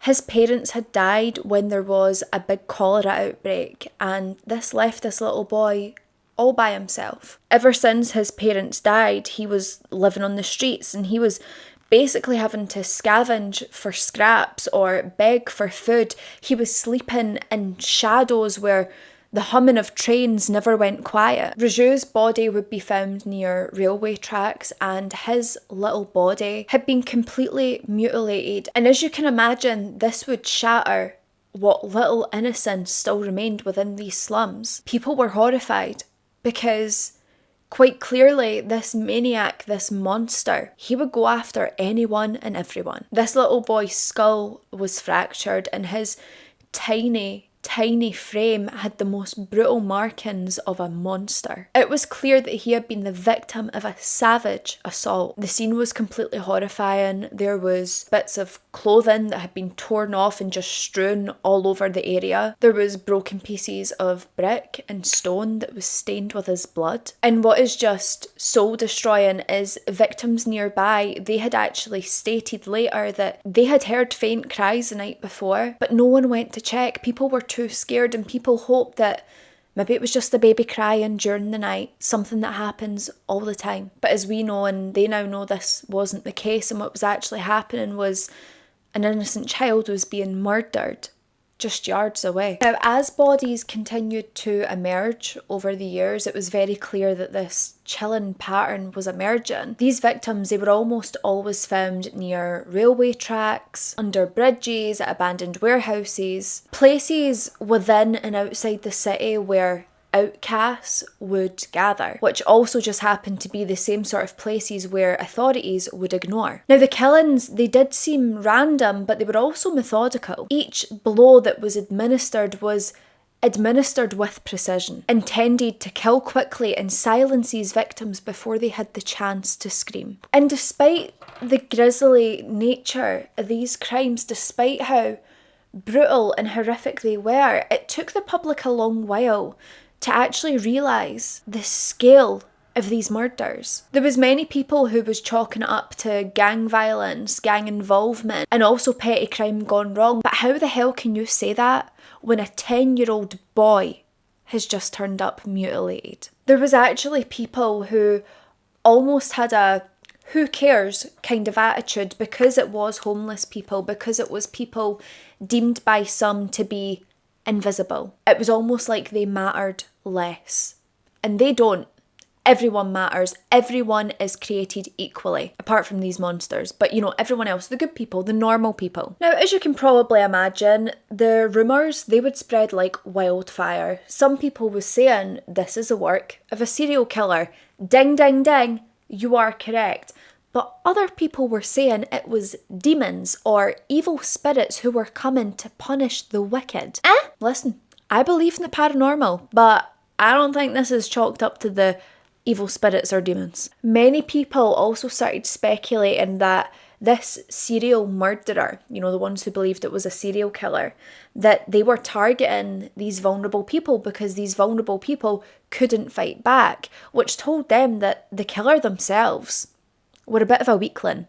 The killer themselves should probably hit the gym because it's evident if they came across someone bigger, smarter, taller, stronger, they wouldn't have a chance. Now, local newspapers, they would publish these really lurid headlines which would strike fear and panic within the public, but also create this morbid fascination. For people who were still living within these slums, the fear was palpable. You could feel it, you could sense it, you could hear it. People were desperately trying to stop sleeping outdoors. Some were trying to sleep in strangers' homes. Some were going back to families that they had cut ties with. Any trust that people had in members of the public just very quickly eroded. Street markets, they were dimming their lights early, locking up early, and the sounds of footsteps on the street, that would trigger panic attacks in most because who was it?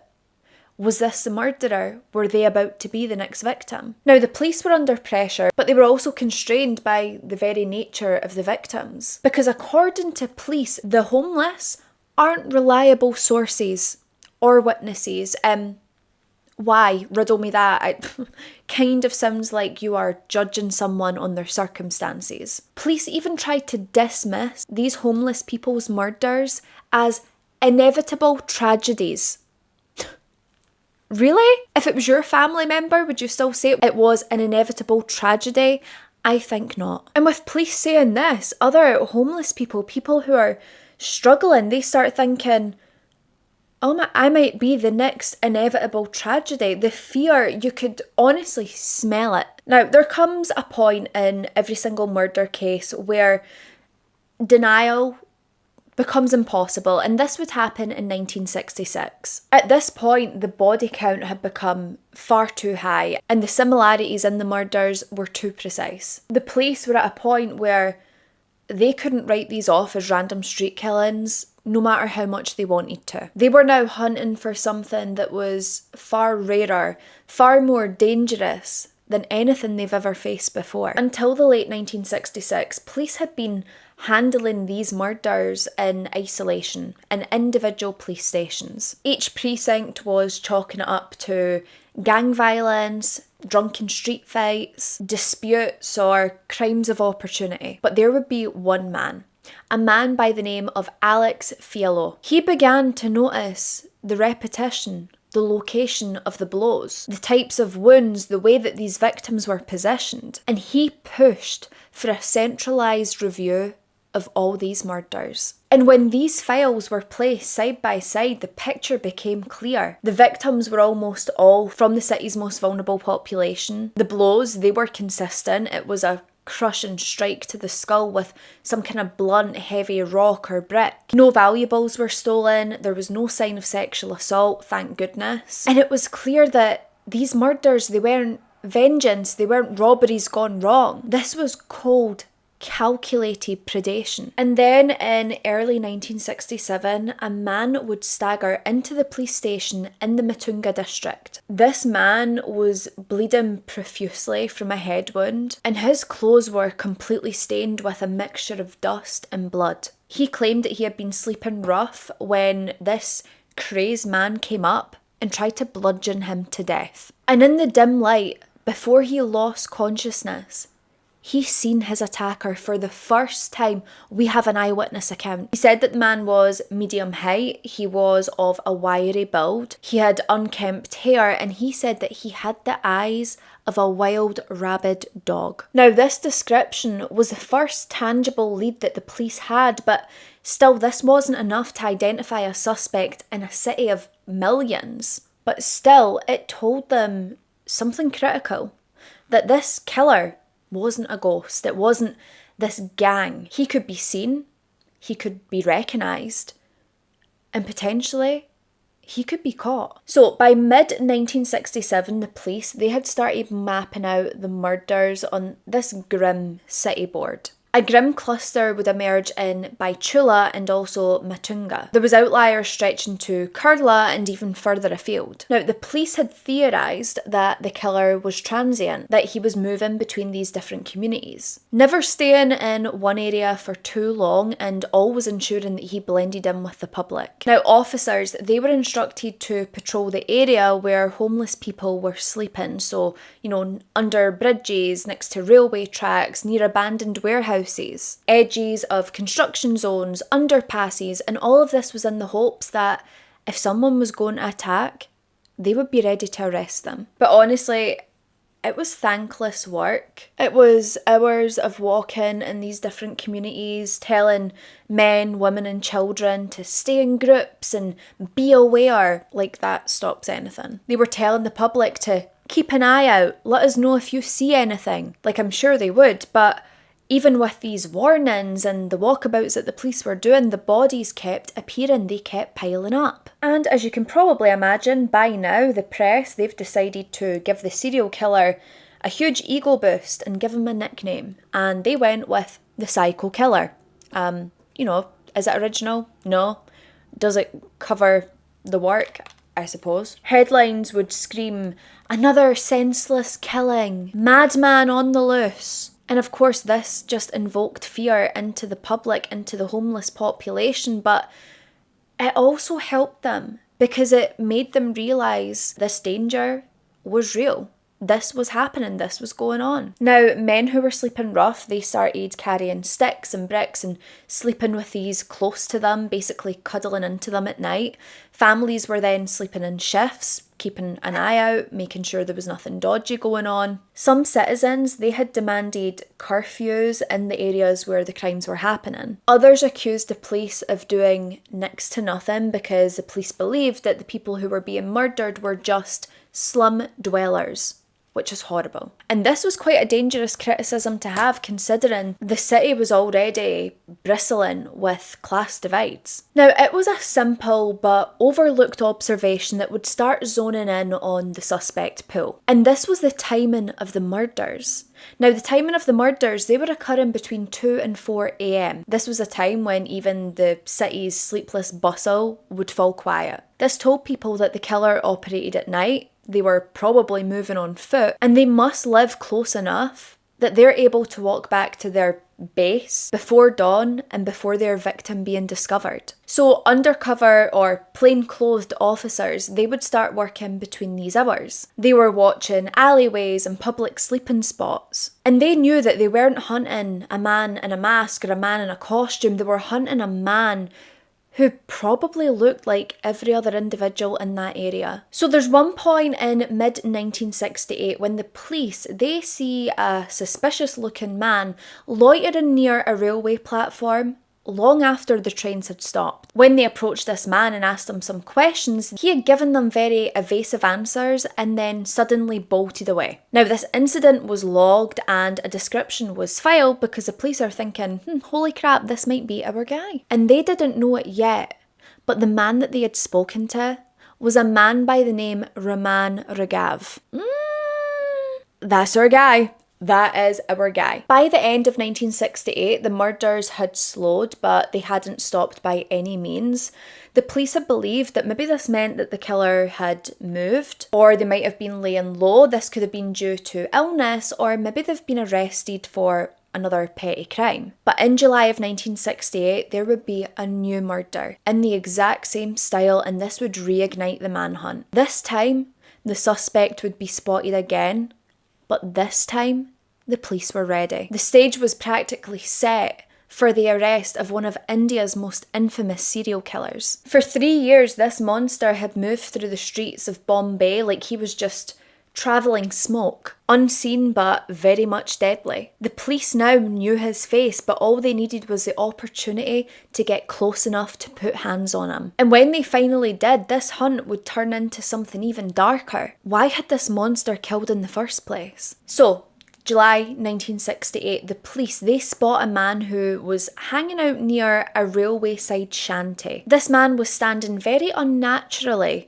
near a row of sleeping figures. Now, most people on the street, if they weren't sleeping, they were constantly moving, whether this was out of necessity or whether this was out of nerves. But this guy was weirdly still. I mean, he was statue still. This guy's playing musical statues with someone who, I don't know, but it's definitely someone. So when police approached this man, he didn't run at first. He had just stared at them, and they would later recall that this stare was like one of a rabid animal, possibly a rabid dog. The officers, they start asking questions like, why the hell are you loitering around here looking like a creep? When these questions are getting asked, this man is muttering and mumbling and saying that he's just waiting on someone. But as soon as the police proceed to press harder, this man would bolt. And this is when adrenaline took over, because the police, they didn't know the ins and outs of the shanties and the slums. So this wasn't like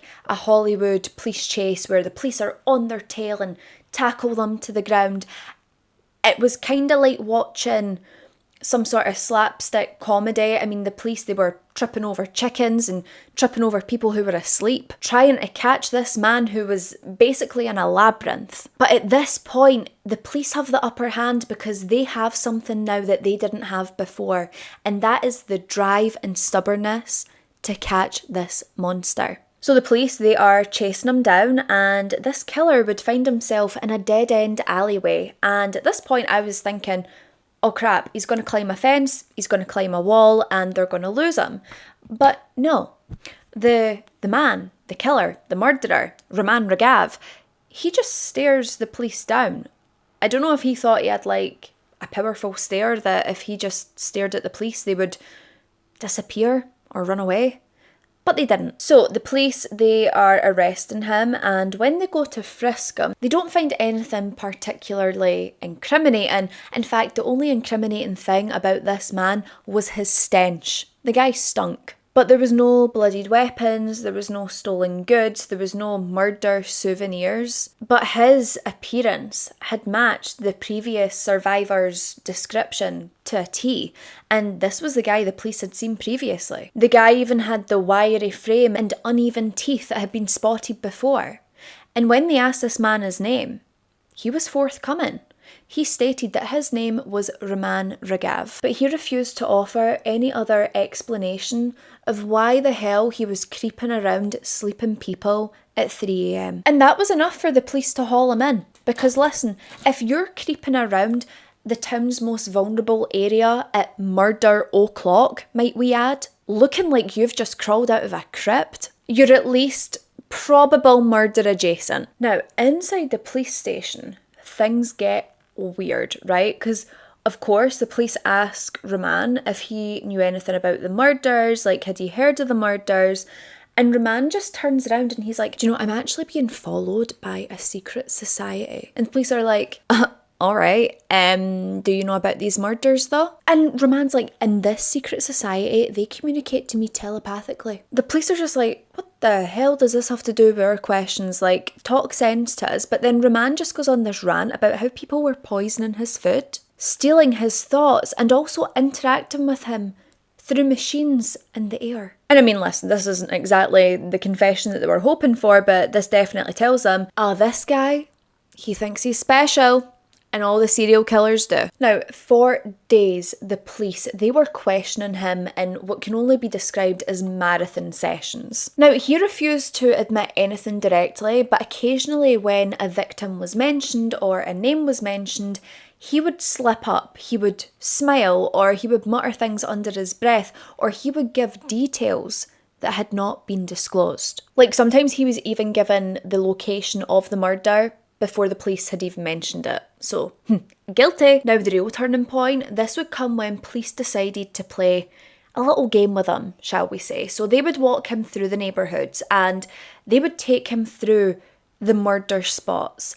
And every time they passed somewhere where someone had been murdered, yet again, they would see that he'd start smiling, he would start muttering to himself. Eventually, Roman, he knows that the jig's up, right? So he starts opening up about these murders in his own twisted way.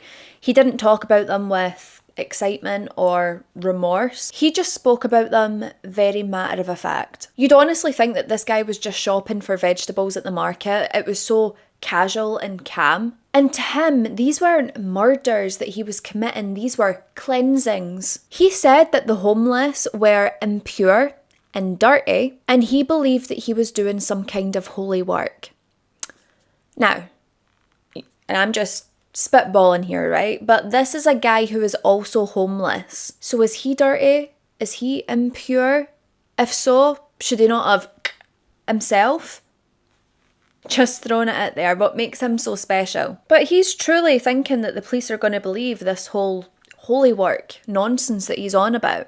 And could you imagine him going into court? Like, yes, Your Honour, I did kill 40 plus people, but I was just out here doing the Lord's work. God needed help with sanitation and I was just here pitching in. I'm going to assume that judges aren't going to believe that BS or buy into it. Now, thankfully at this point, the police, they have enough to charge him, okay? Because survivor identification, him smiling at all these murder spots, giving information up before it's even been disclosed, and his half-assed philosophy about why the killings had to happen. Now, some would say that this case was built on circumstantial evidence and testimony, but in Bombay in the 1960s, this was pretty strong. Roman Ragav, he would be charged with multiple counts of murder, and the question at this point wasn't whether he would be convicted, it was whether he would be found guilty, insane, or a combination of both. This was a man who had been invisible his entire life, even by his own mother and father, okay? He was nothing special, he never made an impact, and now he was rotting in this little cell where he now couldn't be ignored. This trial was going to expose him not just for the murderer and psychopath that he was, but also the strange little world he lived in inside his mind. The streets of Bombay, they had been terrified for years by this one monster, and now suddenly they had this morbid fascination. Who had been able to terrorise them for so long? They had once believed that this could be the work of a demon itself, or by some large maniac madman, and instead they're getting this little wiry, bad haircutted freak. So in 1969, the trials would begin, and unfortunately for the people of Bombay, the courtrooms were packed and they didn't have air conditioning. But everyone wanted to see this monster in the flesh. The press swarmed the place, there was sketch artists everywhere, literally elbowing each other to get in for a glimpse of this man. And Rahman didn't help matters, okay, because he very much wanted to sensationalise himself now as well. He would enter the court with what can only be described as swagger jagger. But this was the swagger of a man that thought he was the He thought he was the main event. But he's literally stumbling into court in a suit that doesn't fit him because of his wiry build. His hair was just a monstrosity. I mean, really, really terrible. And his eyes were just like dotting around like he was, I don't know, watching flies. Now, the prosecution, they would lay it out very plainly. Raghav was accused of murdering at least 41 people across 2 distinct killing sprees.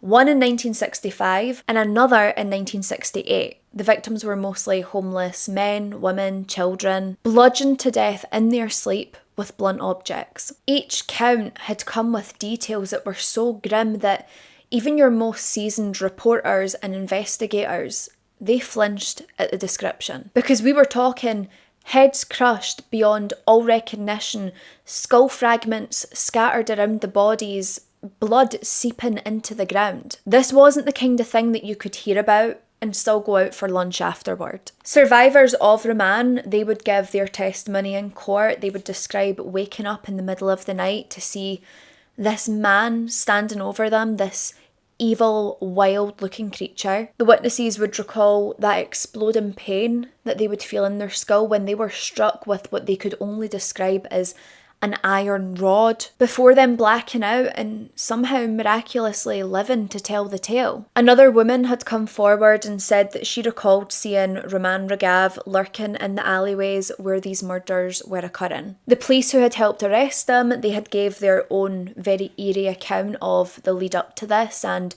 what took place and what was said. They even described the faint smiles and the mutterings that Rahman Raghav would do when they were walking through the neighbourhoods where these killings had occurred. Now, Rahman Raghav, his lawyer, his defence attorney, they had probably the worst job in the world, and that was trying to defend a man that was undefendable and who also had no worry about defending himself. The main argument wasn't going to be that Rahman Raghav didn't commit the crimes, it was going to be that he was insane whilst he did. Now, psychiatrists would be brought in and they didn't mince their words. They said that he was a diagnosed schizophrenic. He had delusions about secret societies that had been targeting him, and he had been told to purge the impure people of the world. All of this did point to a man who was completely detached from reality. But the prosecution weren't having it because yes, okay, this man might be unwell, but he was also so methodical in what he did. He picked secluded areas, he waited for victims to fall asleep, and he left very little evidence behind. They had argued that madness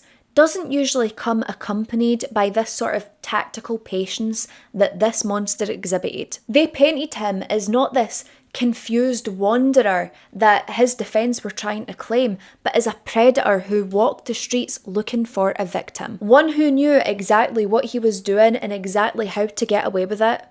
Until now. So after weeks of testimony, witness statements, psychiatric evaluations, the court would find Rahman Raghav guilty of all murders. Initially, he would be sentenced to death, and this was a conclusion that drew cheers and whoop whoops from the public within the court, who finally believed that justice was being served. But here's the twist, because he would appeal his sentence and his sentence would be commuted to life imprisonment. This was on the grounds of mental illness. They didn't find it to be fair to execute a man who was mentally ill. The court had decided that execution wasn't the answer, and instead he would be locked up in Yerwada Central Jail. Whilst he was here, he would live out his days in isolation and be able to mutter to himself whenever he wanted to. To the public, this felt like a very bitter compromise that they felt they had to just go along with. They believed that a man who had slaughtered so many should pay the ultimate price. He should give his life for taking theirs. Whilst there was others who believed that him rotting in a cell for the rest of his life was actually the most fitting thing, a monster trapped in a cage. So now Rahman's days of killing was finally over, and people of the slums, they should have been able to sleep easier, but how could they? Because if Rahman could do this, so could anyone else. It was said whilst in prison that Rahman Ragav, he would spend his time pacing the very small cell that he was in and the very small bit of outside ground that he would sometimes get to go out and explore. He spent his days talking about secret societies and impurities and cleansings and missions from God, etc., etc. People had said that he was eerily calm most days, but sometimes, out of the blue, Rahman would just kick off into violent rages. And there was even some times where that predator stare would come back. He would just stop what he was doing and lock in staring at someone. And it was like a dog ready to attack. In 1995, Rahman Ragav, he would pass away from kidney failure. It wasn't the cinematic end that many people had hoped for or expected. No riots or cheering in the streets, no gang-related death, just a slow decay in a cell. The man shrunk into a shadow of himself until he died and became what he believed was a legend. His body was reportedly cremated, and apparently no family member stepped forward to claim him. This man who had once terrorized Bombay was now left in an unmarked grave. Unremarkable, forgotten by most and remembered too vividly for a few who survived. Even today, Rahman Ragav's name, it carries a strange weight in Indian criminal history. Because he wasn't just a killer, he was a symbol of something far scarier. The idea that you can be targeted for no reason at all, that death can come quietly whilst you're asleep, with no warning, no logic, and no chance to fight back. Criminologists, they still reference him when they're studying Indian serial killers. How his schizophrenia intertwined with his methodical violence, how he exploited the invisibility of the homeless, and how the city's sheer size allowed him to vanish between murders. Now, in popular culture, filmmakers and writers, they've turned his story into one of fiction. Each retelling of this was blurring the line between fact and fiction. The most infamous adaptation would come decades later, and Bollywood directors, they would use his story to inspire chilling thriller movies, ensuring that his ghost still wandered the screens long after he was gone. People say that the real legacy of Rahman Ragav isn't all the bodies he left behind, but the paranoia he instilled. That whisper in the back of your head when you're alone at night, wondering whether the sound you just heard outside your window was the wind or something darker. And if you still believe that monsters only come out after dark, remember this: some of them are already awake and smiling into the daylight. Picture this. It's the Midwest in the early 1980s, and police keep finding young men dumped along highways, bound, mutilated, their throats slit, their lives all erased with terrifying precision. Each crime scene seems to be more brutal than the one before. For years, this killer would walk free, blending into everyday life, even as the death toll continued to mount. This wasn't a random murder spree, this was a calculated hunt. And the man behind it all? Larry Eyler. Now, believe me when I tell you, this case, I think it's going to be a long one, and I believe it's going to be so long that I've actually had to order an Amazon SD card. I'm waiting on the Amazon guy coming because I just don't think my little SD card has enough storage for how long this case is going to be. I've got 15 pages worth of notes. That is a lot for me. So this loser, Larry Eyler, he burdened the world when he was born on December the 22nd of 1952. He was born in Crawfordsville of Indiana. He was born to his father, George Howard Eyler, and then his mother, who was Shirley Phyllis Kennedy. And these parents, oh, they're not winning any Parent of the Year awards. Probably worst Parent of the Year awards, they could win that, but certainly no prizes for being a good parent. So Larry's father, George, he made it very clear to Larry that he was an unwanted child. They already had 3 children, he was the youngest, and he just tipped him over the edge. Now, George, he really struggled with alcoholism, which, as we know, is an awful, terrible, horrific disease for people to suffer from. But whilst he suffers from this alcoholism, that cannot excuse how vile and how terrible this man was to his own family. He would beat every single member of his family, especially his wife and especially Larry. He seen them as his personal punching bag. Now, Shirley, on the other hand, she was trying to do her best. She was working waitressing jobs, factory jobs, trying to get money to keep this family afloat because any money George got, he was just drinking it. Now, by mid-1955, the marriage between Shirley and George just completely imploded. They couldn't make it work anymore. Shirley was just sick of Georgie's. After the marriage imploded, Larry and his younger sisters, they would be bounced around from babysitters, foster homes, family homes, and then just handed over to the siblings who were literally children themselves. Shirley was a woman who really just wanted to be loved. She wanted someone there who cared for her, and so she was constantly seeking new relationships. In 1957, she would marry another man who was also an abusive alcoholic.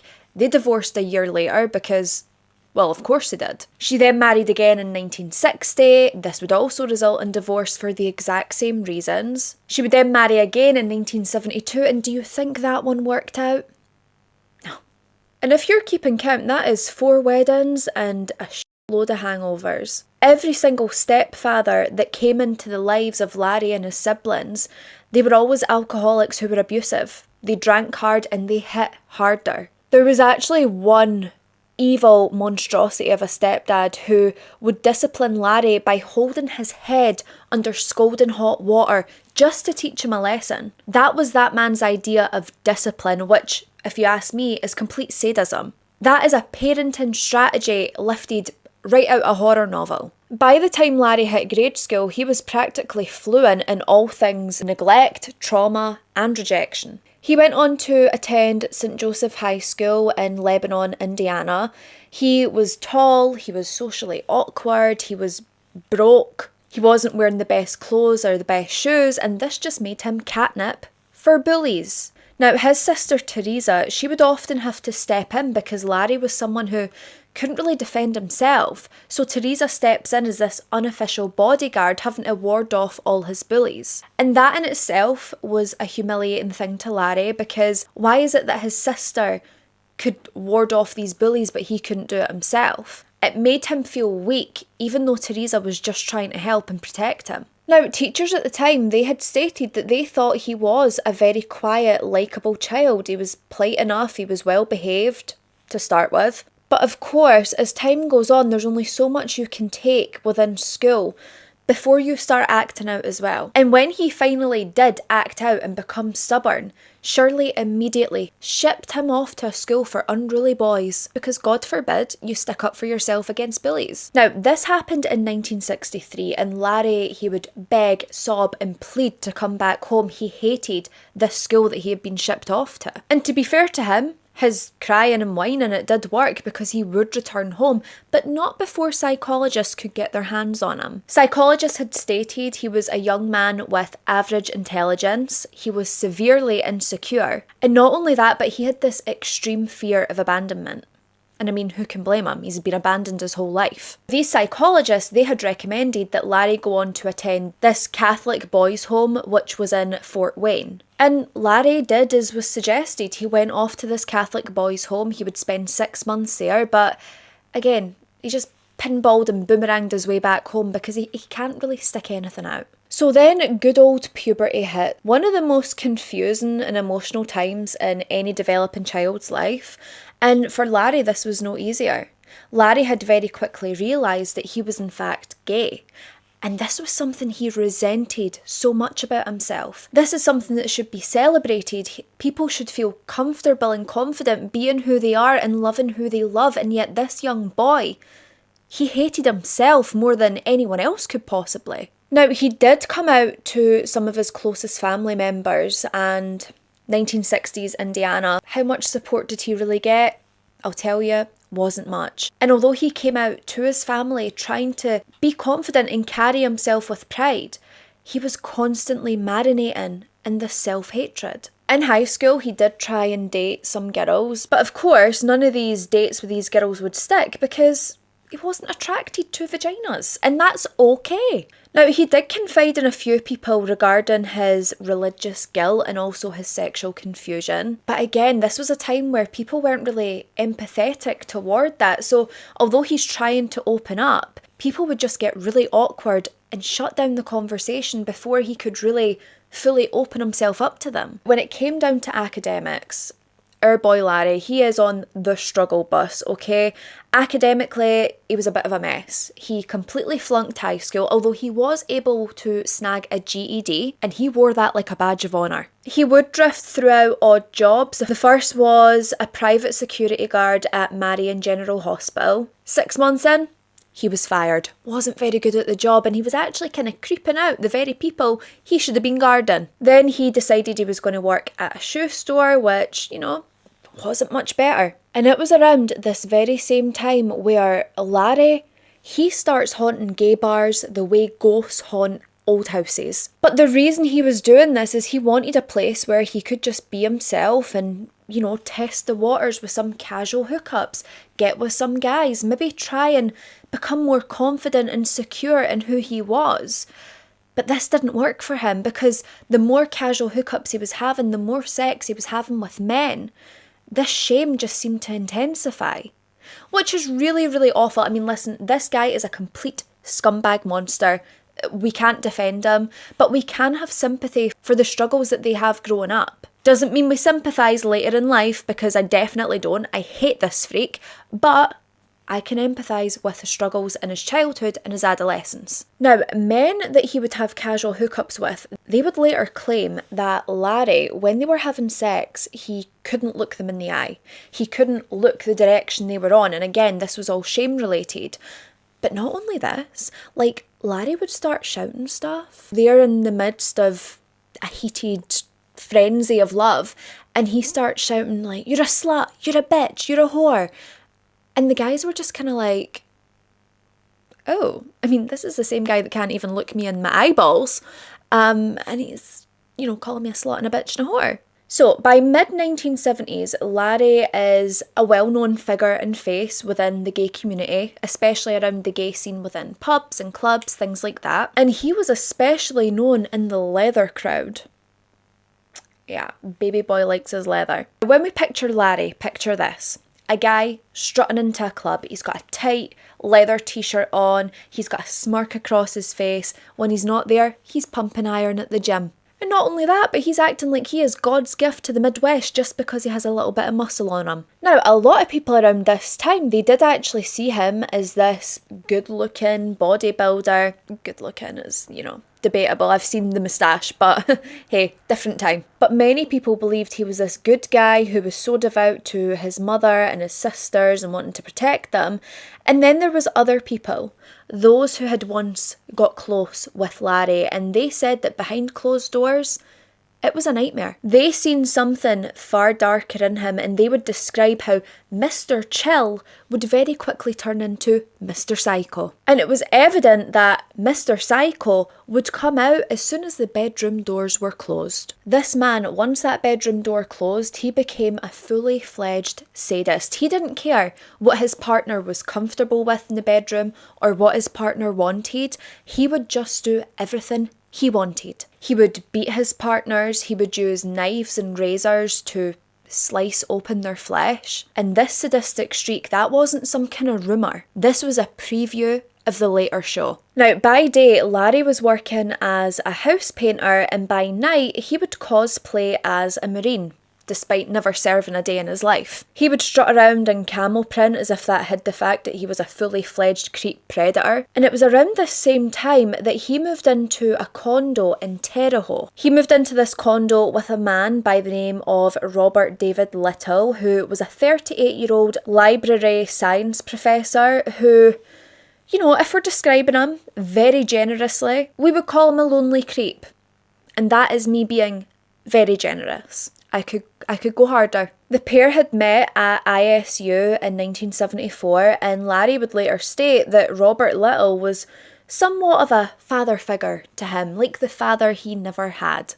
And we will find out later down the line that this father role that Robert was taking on wasn't as innocent as it might sound. So then Larry and Robert, they start going around the gay bars together. They're like a wee tag team, like you wingman me, I'll wingman you, let's bring these men home. But, you know, Robert, he was socially awkward and he wasn't good looking by any means, but in my opinion, neither was Larry. And Robert really struggled to meet any men on his own, whereas Larry, he was the one who had the looks.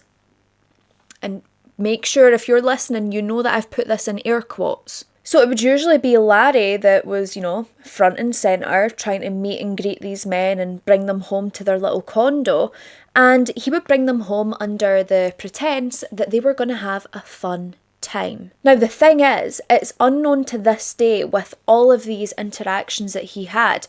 Were these consensual interactions he had with these men?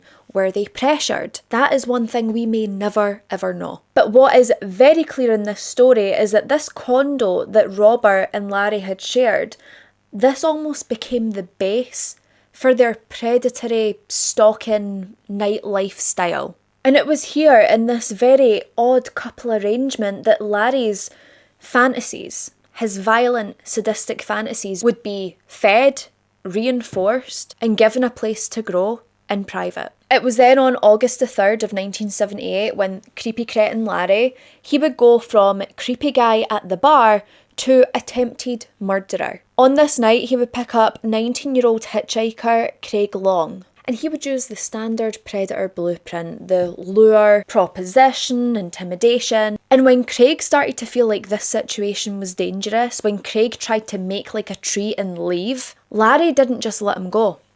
He would press a knife to Craig's chest. Craig at this point is absolutely terrified and he starts telling Larry, listen, I don't have any money. I don't have anything of value to you, just let me go. And Larry would chillingly respond. And he told Craig, it's not your money I'm interested in. Larry at this point, he would drive him and Craig to this rural field. He forces Craig to strip naked. He would handcuff him, bound his ankles. And then he threw Craig into the back of his truck and Larry himself, he starts to undress. And Craig can see where this is going. And he actually sees an opening where he might be able to escape. Larry's trousers are around his frickin' ankle, so if he tries to run, he's most likely going to fall. Craig does his best to escape. He gets out of this truck and he tries his best to run, but Larry is right there behind him. I don't know how he's doing it, but he is keeping up with Craig. And then Craig would feel a plunge into his chest. He had been stabbed. And this would actually puncture his lung, but Craig, he would prove that he is 10 times smarter than Larry Eyler could ever dream to be, and he immediately plays dead.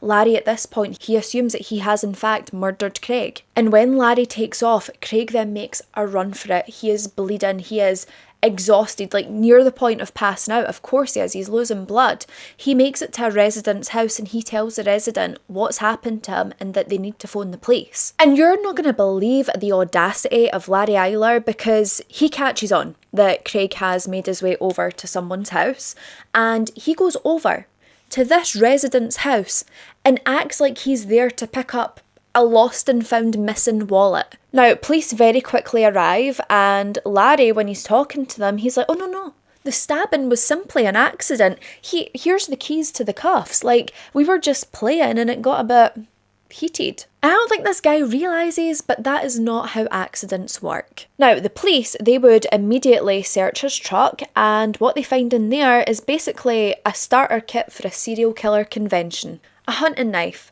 a butcher's knife, handcuffs, a metal-tipped whip, tear gas, another set of handcuffs, rope, and yes, a sword. Because, I mean, what everyday house painter doesn't have a sword in the back of their truck? I mean, that's a necessity in the painting business, surely. On it, like, does he think we are buttoned up the back? But at this point, this is when Larry has a moment with himself where he's like, you know what, I've learned my lesson. I understand now. And I was like, oh, lesson learned? Like, is he going to become a changed man? Of course not. Because we probably wouldn't be here telling this horrific case if he had changed. The lesson learned by Larry wasn't that attempted murder is bad or sexually abusing people is bad. His lesson learned was that he can never ever leave a victim.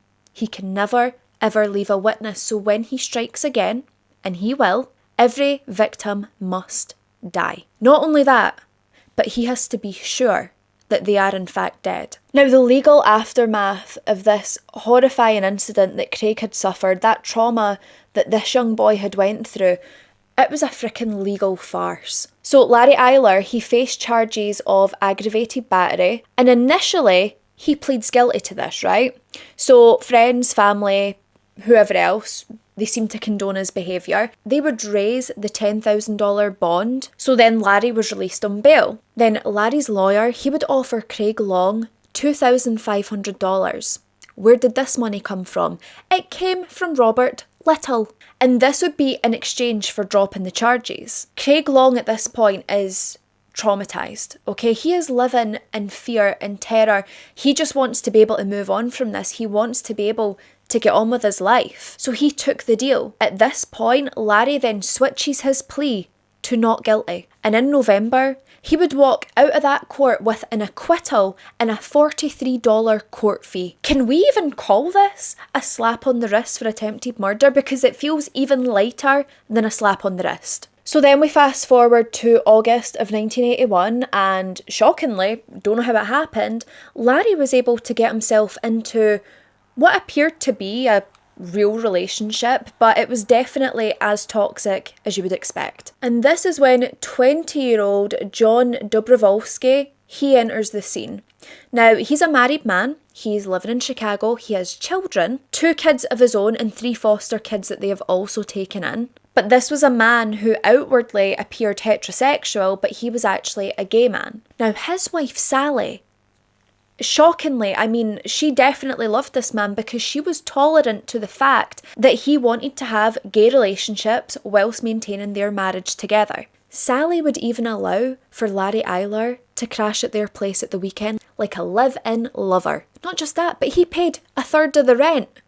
It was like this, a triangle, apart from Sally, was never allowed in the good stuff. Now, Larry and John, both of them were into this sadomasochistic sex life, which in itself is not a crime as long as it's consensual. Whatever blows your hair back, go for it. But over time, Larry would gradually take this to a completely new level of degradation. He was tying John up to devices, he would beat him, he was lashing him, all while spewing these curses, you're a whore, you're a bitch, and whatever else. And then he capped it all off with sex, as if that made it all better. And not only was their sex life explosive, so was any fights that they had. Any arguments were huge. And the fights always seemed to be Larry accusing John of infidelity. I mean, if that's not the pot calling the kettle black, like, you're quite happy for him to be cheating on his wife with you, but you don't want him to have anyone else. He's hardly living the life of fidelity, do you know what I mean? And Larry himself, he wasn't monogamous either. He was sleeping with other men at the time, so he's got a freaking cheek. Now, John, he would respond to these claims by Larry by slapping him, beating him.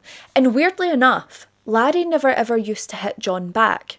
I don't know why, because I would expect that he would, but he didn't. Robert Little, remember the little father figure, he would always be niggling at Larry. He was always trying to put him off his relationship with John. Could it be that the father figure actually wanted to be the lover figure? I think so. So by this point, Larry Eyler, he is living a double life within Illinois and then Indiana. During the week, he was playing the role of live-in lover with John's family. And then on Saturdays, he would drive to Indiana, he would work as a liquor store clerk, and that is when he would go back to the condo with Robert Little in Terre Haute. 2 states, 2 lives, 2 men. And underneath it all, his violent fantasies, his violent urges, they were only intensifying by the day. Between 1982 and 1984, Larry would go from full-blown freak, creep, cretin weirdo to a highway ghoul.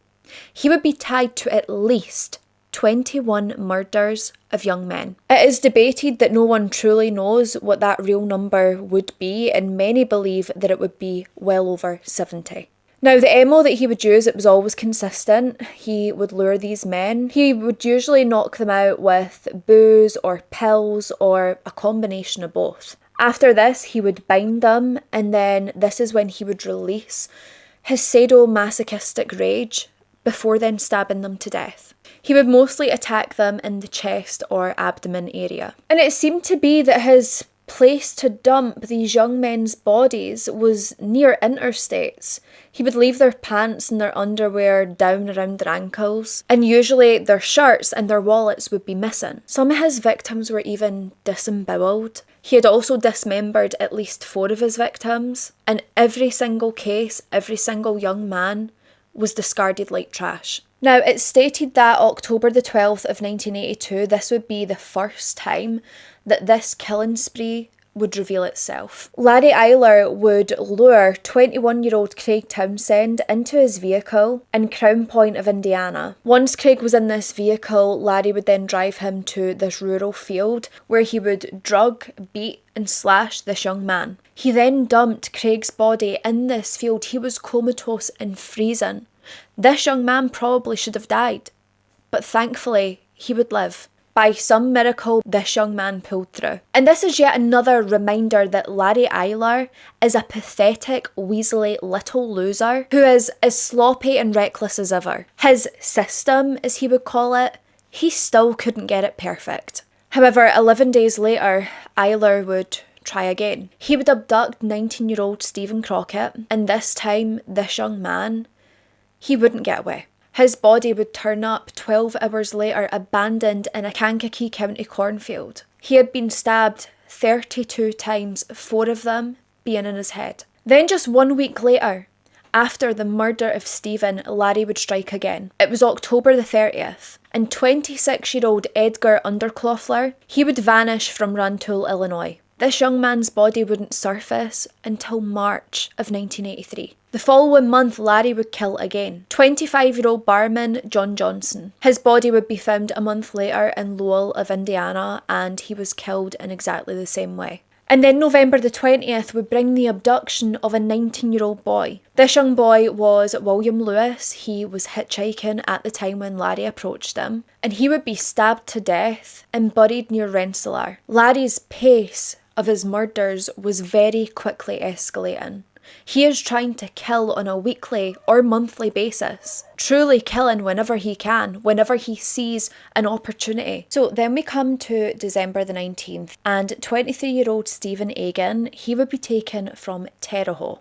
This young man's body would be found 9 days later, and when investigators found it, they honestly just found something straight out of a nightmare. So his body had been found near Indiana Route State 173, and his body was found in like this abandoned farm outbuilding. There was chunks of human flesh that was clinging onto plaster, and this had suggested to police that this young man had been suspended and restrained when Eyler was slashing and stabbing him. Coroner Dr. John Pless, he had said that there was tremendous rage in this killing. It was evident from the wounds that had been inflicted to this young man. And with this murder, he had suspected that there was possibly more than one perpetrator. And the very same day that Pless finished the autopsy of Stephen Egan, there would be another victim.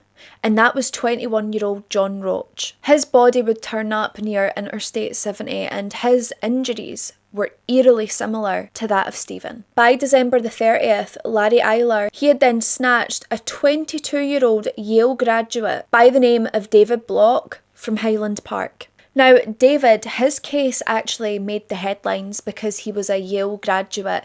And listen, I am all for victims getting headlines. They should be in the news, every single one of them.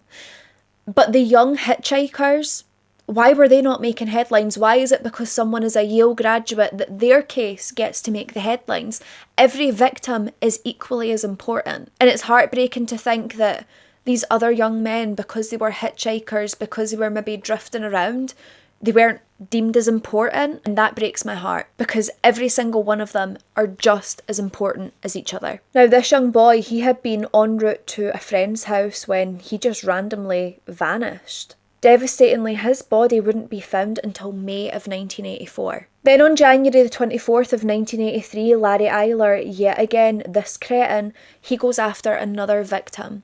This was 16-year-old Irvin Gibson. He was abducted in Lake County, Illinois, and his body wouldn't be found until April. When his body was recovered, they had found that he was dumped on top of a dead dog, a dog that Larry had also stabbed to death. Between March and April of 1983, this monster, he was believed to have killed at least 5 more victims aged 17 to 29. May the 9th seen the discovery of Daniel McNeve. He was only 21 years old and his body would be found near Indiana State Road 39. This young boy had 11 knife wounds to his neck, 5 to his back and 11 to his abdomen. His intestines were protruding from his body when he was found. He had welt marks on his wrists and his ankles, which indicated that he had been bound and restrained. And just like many others, his jeans were down around his ankles. His underwear was down around his ankles. 9 days later, Larry Eyler, he would kill again.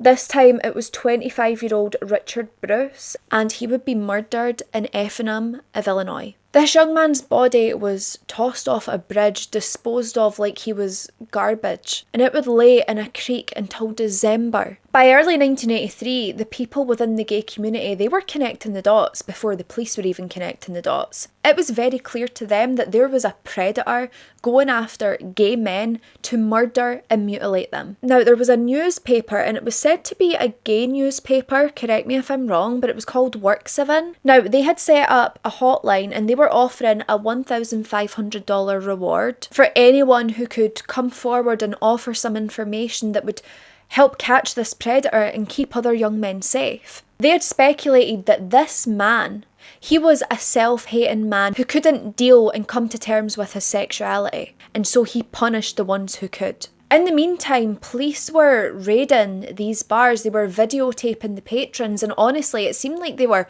punishing the public rather than trying to protect them. Now, as it always seems to with certain members of law enforcement, it takes a while for the dots to connect. That's why the public seems to connect them first. But 6 days after McNeve's body was found, Indiana State Police, they would convene 35 detectives from 4 different jurisdictions. They all come to a conclusion that it was one man at the helm of these murders. Now, I need to read this off my notes because I keep getting tongue twisted. So, what they had done is they had created the Central Indiana Multi-Agency Investigation Team, which is better known as CIMAIT or CIMATE, and I think I'm probably going to have to call it CIMATE because there's no way I'm going to remember that. Now, this was headed by Lieutenant Jerry Campbell, and he was basically the one who had to share intel, he had to pull manpower, and also build a computerized database so they could keep track of everything going on surrounding this case, which I have to say is very cutting edge technology for 1983. And it's finally at this point when Larry Eyler, obviously they don't know yet that it's Larry Eyler, but it's at this point that he is more than a rumour. He is officially a target, and this manhunt was about to begin. So the brand new task force of CIMATE, they were basically the Avengers of the Midwest. So they go to the FBI's National Crime Information Centre and they basically say, we've got this guy and he is abducting young males, he is stabbing them and mutilating them.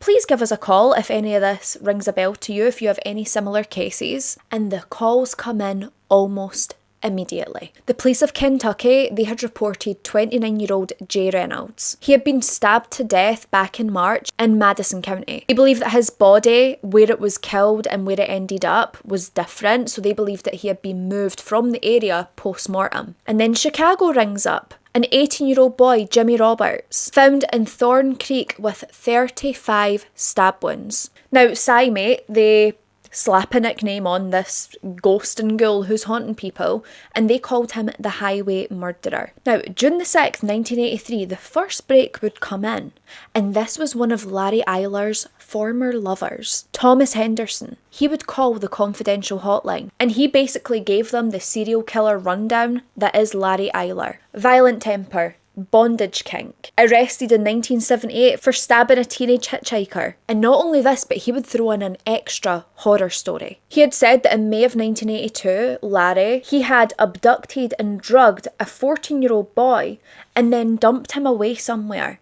Now, he wasn't molested, he wasn't killed, and police believe this was almost like a test run of how to carry out these murders. Now, Henderson had also given up Larry's weekend gig at the liquor store working as a clerk, and also him being shacked up with the older man in Terre Haute. In this one call, Henderson has practically outed Larry's double life that he's been living. So the police, they take Larry's details and they put it into their database, and the results make them nearly faint on the spot, because there they have it in black and white, that 1978 arrest, that attempted murder. The handcuffs, the bindings, they all match the current MO. And Larry Eyler, he's known to bounce between Indianapolis and Illinois like a frickin' pinball machine. The whole thing screamed, this is our guy.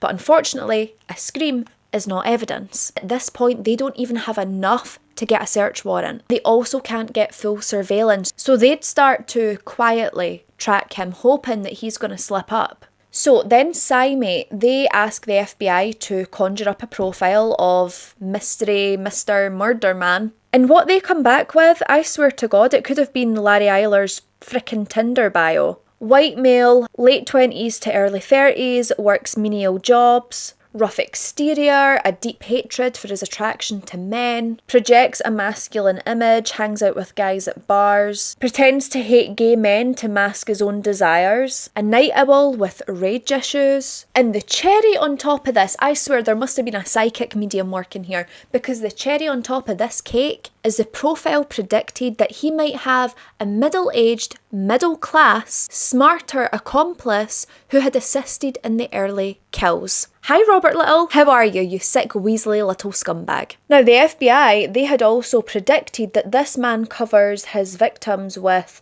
soil and dirt, and this is to try and erase his crimes, which is very Larry Eyler coded, because let's be honest, he is not the sharpest knife in the drawer. They had pegged this man as being very physically strong, and this is why he was able to overpower these young athletic men. And the welts on the wrists and the ankles, the bindings, this all showed that to be true. Larry Eyler is basically embodying and doing everything that this FBI profile has noted. He's ticking every checkbox. The only thing that's missing from this man is a frickin' neon sign that follows him around that says serial killer at work. So by the summer of 83, the highway murderer, their body count was just snowballing out of control. On July the 2nd, two farmers who were west of Paxton, Illinois, they stumbled across the partially naked body of a young Hispanic male. He had been stabbed repeatedly in the abdomen, and it was believed that he had been dead since the late June. Just 8 weeks later, August the 31st, a tree trimming crew near Route 60 in Illinois, they would find the body of 28-year-old Ralph Calise. His body had just been discarded like trash. He had been stabbed 17 times. It was said that he had been stabbed with a butcher knife so savagely that his intestines were protruding from his body. Now, there was a Chicago reporter, Geraldine Colerick. She had noticed this pattern and she started connecting the dots very publicly. She was able to dig deeper with Cook County cops, and she was able to unearth another 2 cases from Uptown in 1982. Young males who had been stabbed to death, their pants and trousers around their ankles. Bodies dumped in Kankakee County, Illinois. Then on September the 8th, investigators from like every jurisdiction, they all met up in Crown Point to basically compare their notes. And when the smoke cleared, 5 more deaths were officially linked to the highway murderer. At this point, the task force's body count had just jumped to 17. Now, the next discovery on October the 4th was deemed to be one of the most grisliest they had ever uncovered. Mushroom hunters in Kenosha County of Wisconsin, they had spotted a plastic bag with something inside it.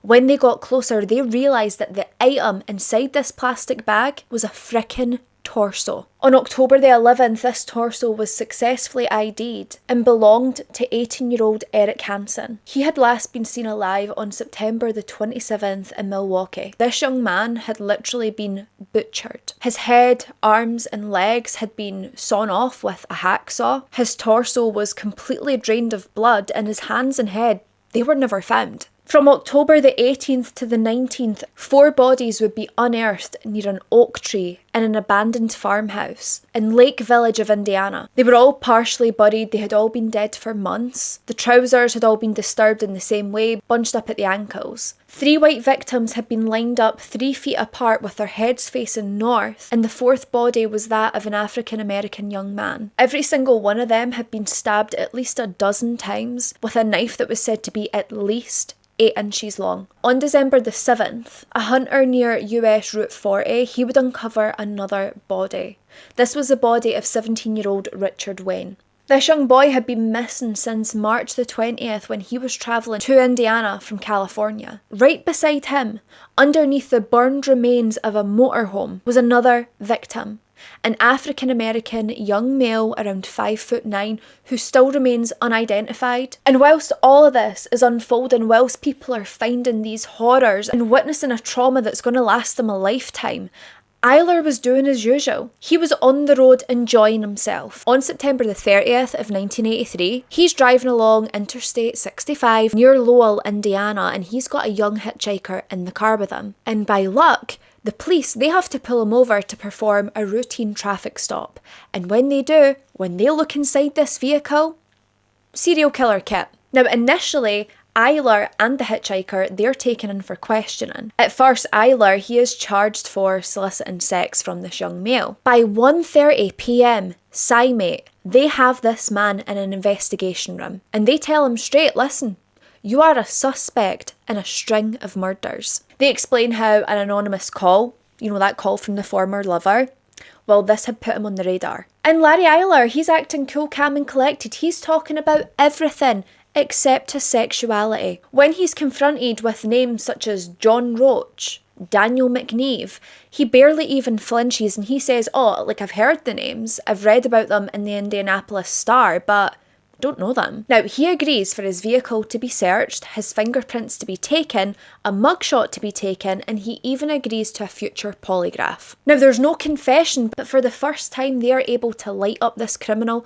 like a Christmas tree. Now, investigators, they would tear through his vehicle. I mean, they're ripping out the seats, they're ripping out the boot. They are really going to town to find something, and they would find something. Yes, they would. They would find a mobile torture kit. Knives, rope, handcuffs, ankle binds, wrist straps, a hammer, 2 baseball bats, a mallet, surgical tape. Impressions had been taken from Larry's boots, right? And these impressions, they would match plaster casts that had been taken from the scene where Ralph Khaleesi's body had been found. And Larry's boot imprints perfectly matched the plaster casts, even down to the wear marks on the sole. Tyre tracks from his 4 Death series, they had also matched the tyre tracks at the scene. Yet after all of this, after analysing his truck, finding all these items, finding the matching plaster cast that perfectly matched his boots, he was let go. But behind the scenes, the police knew that they were close, they just didn't want to strike too early. But in the early hours of October the 1st, the SciMate, they had secured a search warrant for Robert Little's condo in Terre Haute. And when they searched this, they would find circumstantial gold, shall we say. They would find credit card receipts that basically showed that Larry Eyler, he had been in the right jurisdictions at the right times. There was also phone bills that showed that calls had been made to Robert Little after the time the murders were suspected to have been committed. There was even one call that had come from a payphone that was directly near the site where Gustavo Herrera, his body had been found. Hospital records, they had confirmed that Larry had basically went in for a deep cut on his hand that very same day that Gustavo had been killed. Now Larry says, oh, I'd done it falling on glass, clumsy me. Receipts had shown that the very next day he had bought a new knife and new handcuffs. Very strange. Investigators then learn that Larry and Robert Little, they had returned from a New York vacation days before the murder of Ralph Calise. One of the task force members, they had stated if Larry Eyler is not the killer, then he is frickin' following the real one around. So October the 2nd, Larry's vehicle is seized and he would be driven to further questioning by investigator Dan Collin. This time in this interview, Larry would admit that he liked dominant bondage play. He had said that his earlier relationship with Dobrovolsky was very volatile, it was very violent, but he denied knowing Ralph Calise or ever visiting that murder scene. Now Collin had pushed and he had said, Larry, we know something about you. You'd fight with John and pick someone else and stab him because you think it's John.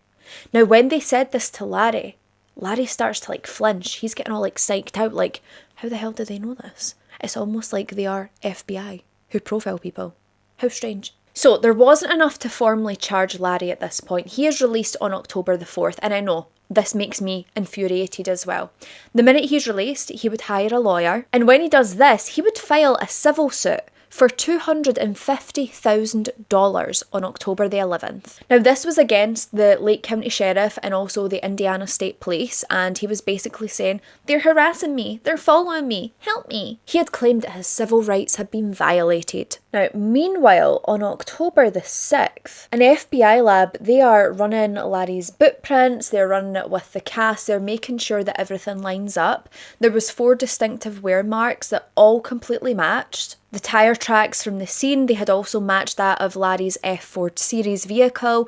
Everything was lining up. Then when they took a sample from the bottom of Larry's boots, there was blood. And this blood was type A blood. Now obviously Larry had tried to say that he had cut himself prior, so they're thinking he's going to maybe use that as an excuse. Now it would be on October the 27th when SciMate, they all meet up and they basically want to have a discussion. Do we believe we have enough evidence to formally charge this man? They all agree that they do. The next day they were able to secure a warrant, and that was for hair and blood samples from Larry. And everything just perfectly aligned because they got that on the 28th, and then on the 29th was the civil suit court date. You know how Larry's trying to sue everyone and their dog? Yeah. So this is all going ahead. At the October the 29th hearing, Larry's lawyer says that there's not even a scintilla of evidence to tie my client to the murders. Right. You're obviously not in the labs, hun. Now, Judge Paul Plunkett, he had reviewed a sealed affidavit and he refused to grant him access. And as Eyler left the courtroom that day, 2 investigators would hand over the warrant for his hair samples and his blood samples. Now, when the blood sample comes back, that would reveal that his blood type was O positive. Not A positive like the blood stain, so even if he had fell and cut himself, that blood on the bottom of his shoe was not his own. But I'll tell you who did have type A blood, his victim from the scene. Now Eyler, he would be charged with Ralph Calise's murder that very same day. On that very same day of October the 29th, his bail was set at $1 million. You know, who's going to raise that for him? No one. And his trial would be set for December the 19th. And this guy, you're caught, bruh. You know what I mean? Just admit it. But he's still denying everything because he genuinely thinks he is the smartest person in the room. So he's denying everything. He's given interviews saying that the police have ruined his reputation. He didn't have a good reputation to start with, but whatever. And he claimed that if he had actually murdered anyone, then real evidence would exist. Real evidence does exist, so what are you saying? Now, on November the 1st, the police, they would return to the home of Robert Little and they had another search warrant. In this particular hunt, they were hoping to find clothing of victims, possibly jewellery, maybe wallets, anything that belonged to them, so they have cold hard proof that he had murdered them. So they collect 221 items, that is clothing items, there's pills, Polaroids, jewellery, but even in this, there was nothing directly linking him to the victims. However, they did find a key that had matched one that was found underneath Stephen Egan's body. Why was that there? And this had fit a door of an office that Larry Eyler had worked in 1982. Now, things weren't going too well with Larry's lawyer. I think Larry's lawyer was kind of grown sick of him and his constant need to speak to the press. And instead of Larry listening to him and taking things on board, he decided, nah, I'm going to switch my lawyer up. So he gets a new lawyer, and this lawyer says the same thing. Larry, Laza, we have got to stop speaking to the public. You are digging yourself a deeper hole, my friend. So, in December of 1983, the judge, I want to talk to this judge, okay? He said that the initial traffic stop for Larry Eyler was valid, but his extended detention and seizure was not. This meant that any critical evidence at this point could be suppressed. Now, there was another hearing set for January the 23rd of 1984, and this was to decide whether or not to quash the warrant and suppress even more critical material. And it's like, Larry Eyler at this point, he has been charged, but his entire case now is threatening to collapse over a constitutional technicality. Like, please, just please don't follow the rulebook this once. Let us get this monster. So the January 1984 suppression hearing comes around, and one of the detectives, they admit that Larry was detained for longer so the Indiana task force could arrive, and not because Larry was arrested for murder. And this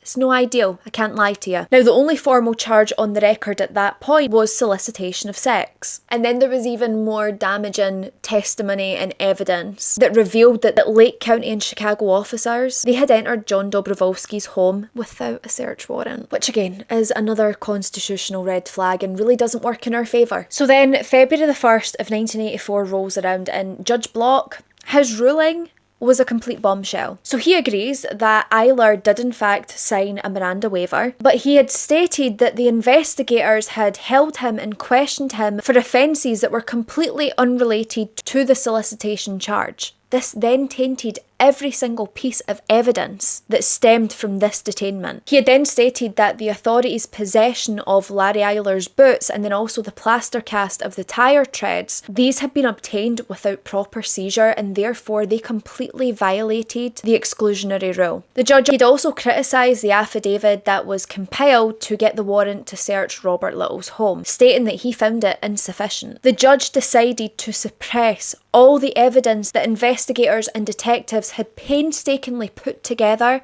since the September 30th arrest. And then possibly the final blow to the prosecution was the fact that his bond was cut down from $1 million to $10,000. On February the 6th of 1984, Larry Eyler walked out of custody.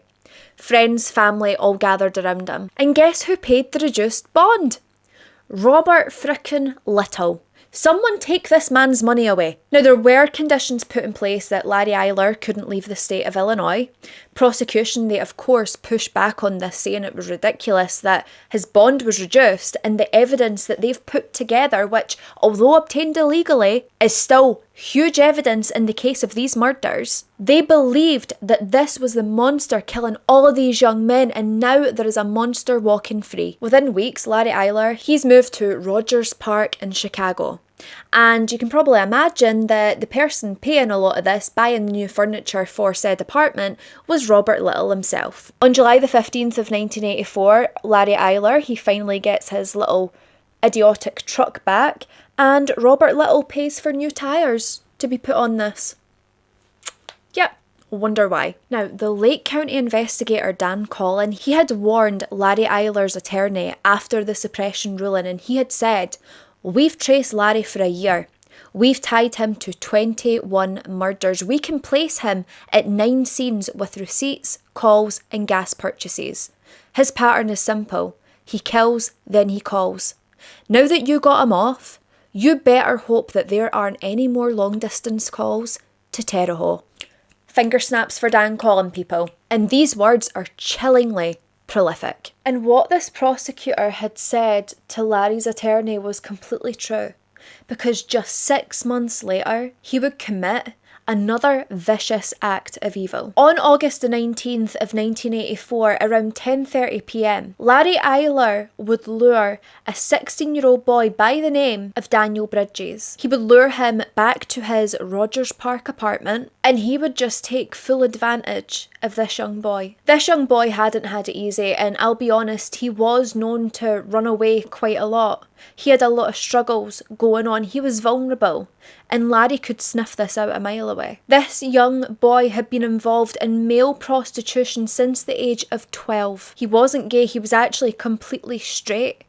But this was the only route he felt he could turn to. And this young boy, he was actually a very close friend of Irvin Gibson, one of Larry's earlier victims. Inside the apartment, Larry Eyler, he would bind Daniel Bridges to a chair. He would beat this young boy before torturing him and stabbing him to death. In his bathroom, Larry would dismember this young boy's body into 8 separate bits, draining the blood from every single piece and then stuffing his remains into plastic bags. On August the 21st of 1984, the janitor of the building would find this horror scene inside a dumpster that was not meant for use of any tenants. At first, he doesn't quite know what this is until one of the bags split open and Daniel Bridges' head rolls out of it. Now, this janitor, thankfully, he had actually seen Larry Eyler the day before using this very same dumpster that was not to be used by tenants, and he would immediately inform the police of this.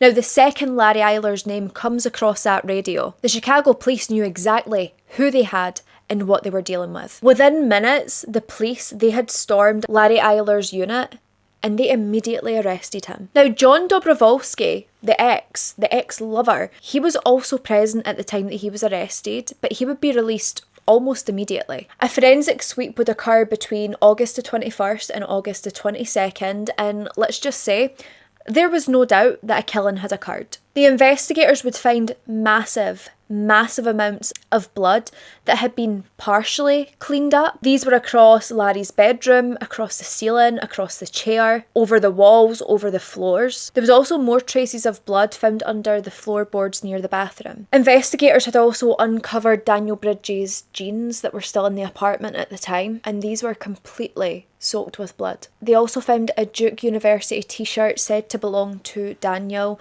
also in Larry Eyler's hamper, alongside a washed leather vest that belonged to Larry. They then moved on and they found a hacksaw with extra blades. There was trace amounts of blood still on this hacksaw. And they also found receipts that proved that Larry Eyler had bought this saw just days before. By the morning of August the 22nd, Chicago police, they're not playing games. They cannot give this man another chance. Eyler was immediately charged with the murder of Daniel Bridges, and this was the kind of charge that no amount of, I didn't touch him, I didn't do it, I've never met him, none of that would make this disappear. I mean, obviously he's going to try because, I mean, what, he has like 2 brain cells at a push? Maybe even 1.5? He tells the investigators the reason that his fingerprints was on the trash bags that contained the dismembered body parts was because he was simply trying to move those bags out the way so he could dump his own trash. But who was there before him?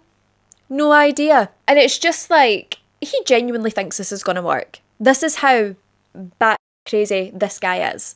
What a loser. That very same day, Dr. Robert Steen, he was a battle-hardened medical examiner. He had seen the worst of the worst. Like, nothing really shocked him anymore. Even he would describe the scene as completely horrific. It was clear that Daniel Bridges had been beaten around the face, particularly around his eyes. He had been slashed with very shallow cuts to the face, but enough to make him bleed. He was also stabbed around 14 times with an awl or a pickaxe, and the focus of this attack seemed to be his sternum. And I'm really sorry to use this term, but this was a term that was used within the documents that I've looked at and been researching through.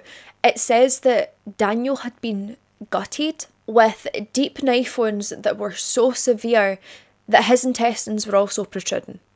You know, I really thought I was going to hold it together in this video, and then it just hits you. This young boy had also been stabbed 3 times in the back with so much force that it was enough to puncture his heart and one of his lungs. Dr. Steen's conclusion was that Daniel was the victim of a prolonged, sadistic, deliberate torture session. Now, the prosecution at this point, they decide, we are not taking any chances here. We are going for the death penalty. Hallelujah. So they start stacking the charges. They've got aggravated kidnapping, unlawful restraint, concealment of a body, all on top of murder. And if the jury didn't bite on one, surely they would bite on the others. So it'd be July the 1st of 1986 when this trial would open in Cook County. Larry Eyler would plead before the judge not guilty.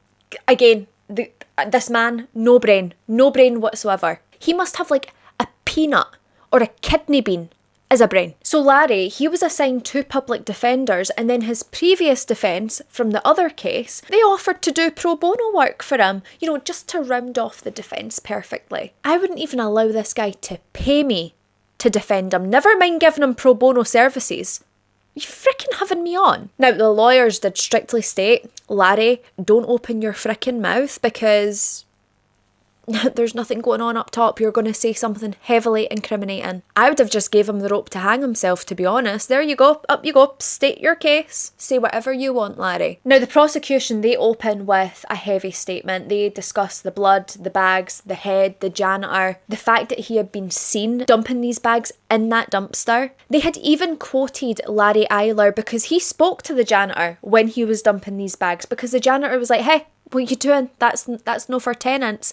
And Larry Eyler turned around and said, just dumping some shit from my apartment.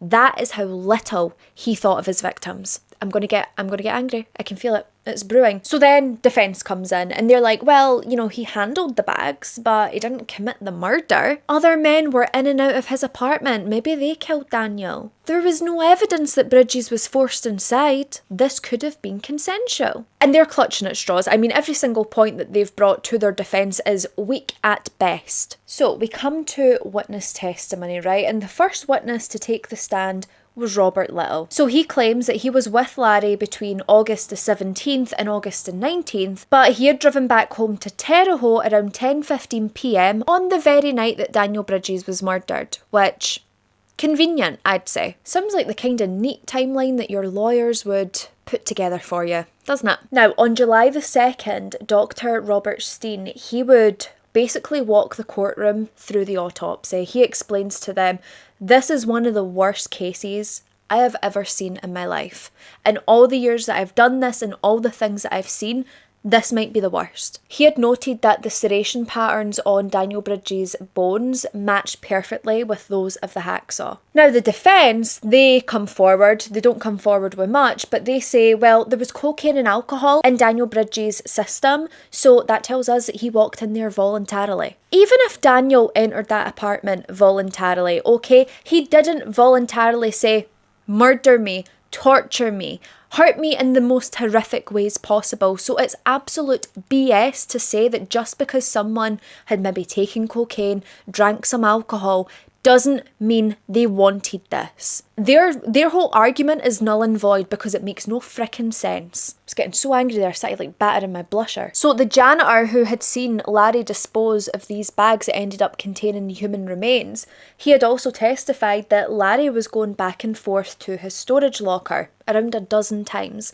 Larry kept telling him, oh, I'm just getting some tools for a work job. We know what he used these tools for. And then obviously he had witnessed Larry go to the dumpster 3 times that very day with multiple bags. On July the 7th, John Dobrovolsky, he would also testify. Now, he claimed that he had called Larry multiple times the night that the murder was committed. So he called him around 8:15, again at 11:25, and then again at 2:45 a.m. And apparently on all 3 of these calls, Larry told John, don't come over, Robert Little's still here.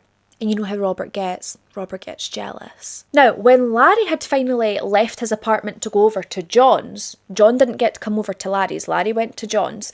But John had stated that Larry had obviously just showered and seemed very uninterested in sex, which was very unusual for him. But the defence, they pounce on this and they're like, oh, well, that must mean then that he had consensual sex with Daniel. That's why he didn't want sex. He's satisfied. Yep, that's it. Case closed. Idiots. Like, where did you get your law degree? It must have been on the back of a cornflakes box. Now, Robert Little, he comes back into the picture and he actually corroborates a lot of John's story. However, he sticks to his story that he had left around 10:15 p.m. before the last sighting of Daniel Bridges. So on July the 8th, forensics, they come forward, they give their testimony, and they state that there was no semen found in or on Daniel. And this supports the theory that Larry Eyler had just lured him in simply to torture and murder him. However, under cross-examination, this very same person would state that there was blood on fingernails in Larry Eyler's ashtray that didn't match his or Daniel Bridges, hinting possibly that there may have been an accomplice there. So everyone's came forward, gave their testimony, the defence has spoke a whole lot of crap, and then the jury goes away to deliberate. They deliberate for 3 hours, and on July the 9th of 1986, the jury would return guilty on aggravated kidnapping, guilty on lawful restraint, guilty on murder and concealment of a body. Larry Eyler facially didn't really give much away. He didn't really seem to flinch. However, his hand was dug into his attorney's thigh like he was gripping on for dear life. He was white knuckling it. Don't know why he's grabbing his attorney's thigh, but he was. Now, during sentencing, the prosecution, they had brought in earlier assault victims of Larry Eyler's. Ones that Larry had bound, gagged, stabbed. So they have these other victims who has come forward and said, this man tried to kill us. This man hurt us, tortured us, done the worst things to us. So what does the defence do? They bring out Larry's family, his mother, his sisters. They even bring in a Catholic chaplain to humanise him. His mother and sister, they weep on the stand and they talk about his abusive childhood. His mother even talks about her serial marriages and how none of those guys were good either. And listen, we're not arguing that. His childhood was terrible at best. I can sympathise for that child, but know the monster he grew to be.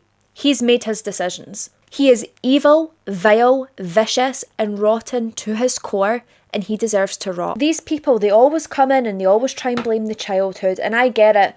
A childhood can really shape someone, but I know people. We all know people. Some of you might even be people who have experienced horrific childhoods, but you do not grow up to be a monster. You grow up to be an empathetic, kind human being because you know how it feels to be in that situation and you would never want anyone else to feel that way. On the 3rd of October of 1986, the judge would return at 10 a.m. and he had made his decision. He had said that the murder was so barbaric that it defied any description. Larry Eyler would be sentenced to death by lethal injection. The judge called him an evil person and stated, "You truly deserve to die for your acts." Larry Eyler was then transferred to Pontiac's Correctional Centre that very same day, where he would be placed on death row. Now, do you think that Larry Eyler is going to sit on death row silent and just wait for his execution date?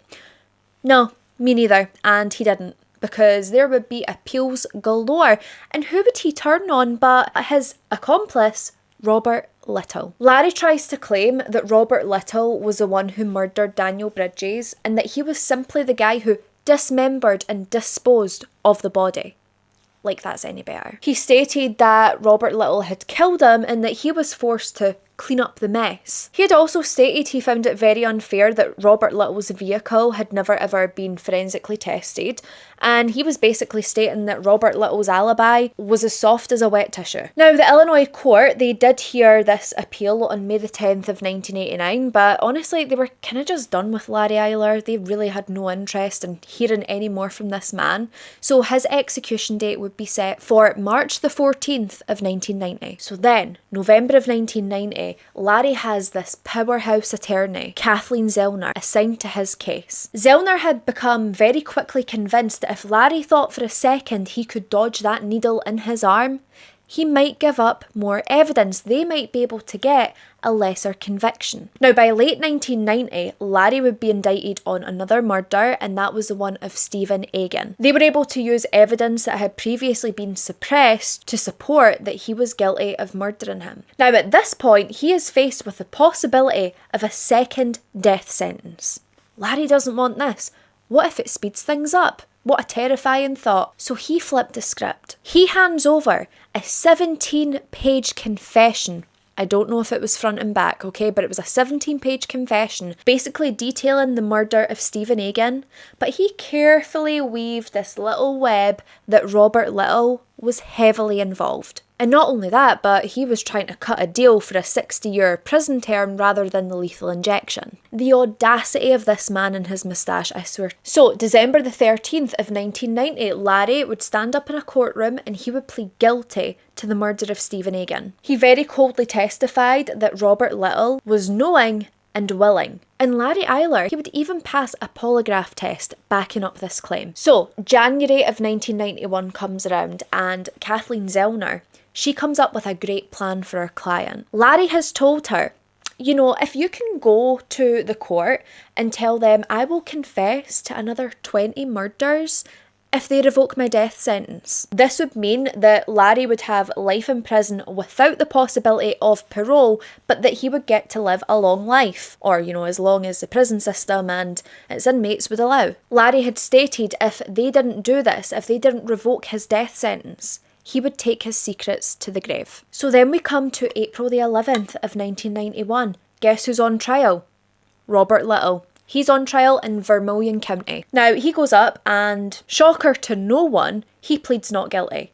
Larry, he is brought in to testify against Robert. He paints him as this little sadistic professor weaselly man, stating that he had lured Egan with booze and drugs and the promise of a good time. Larry had stated that Robert Little performed some bondage acts on Stephen Egan and then stabbed him to death whilst he took Polaroids and masturbated. Larry Eyler had said that Robert Little ordered him to get a knife and kill that motherfucker.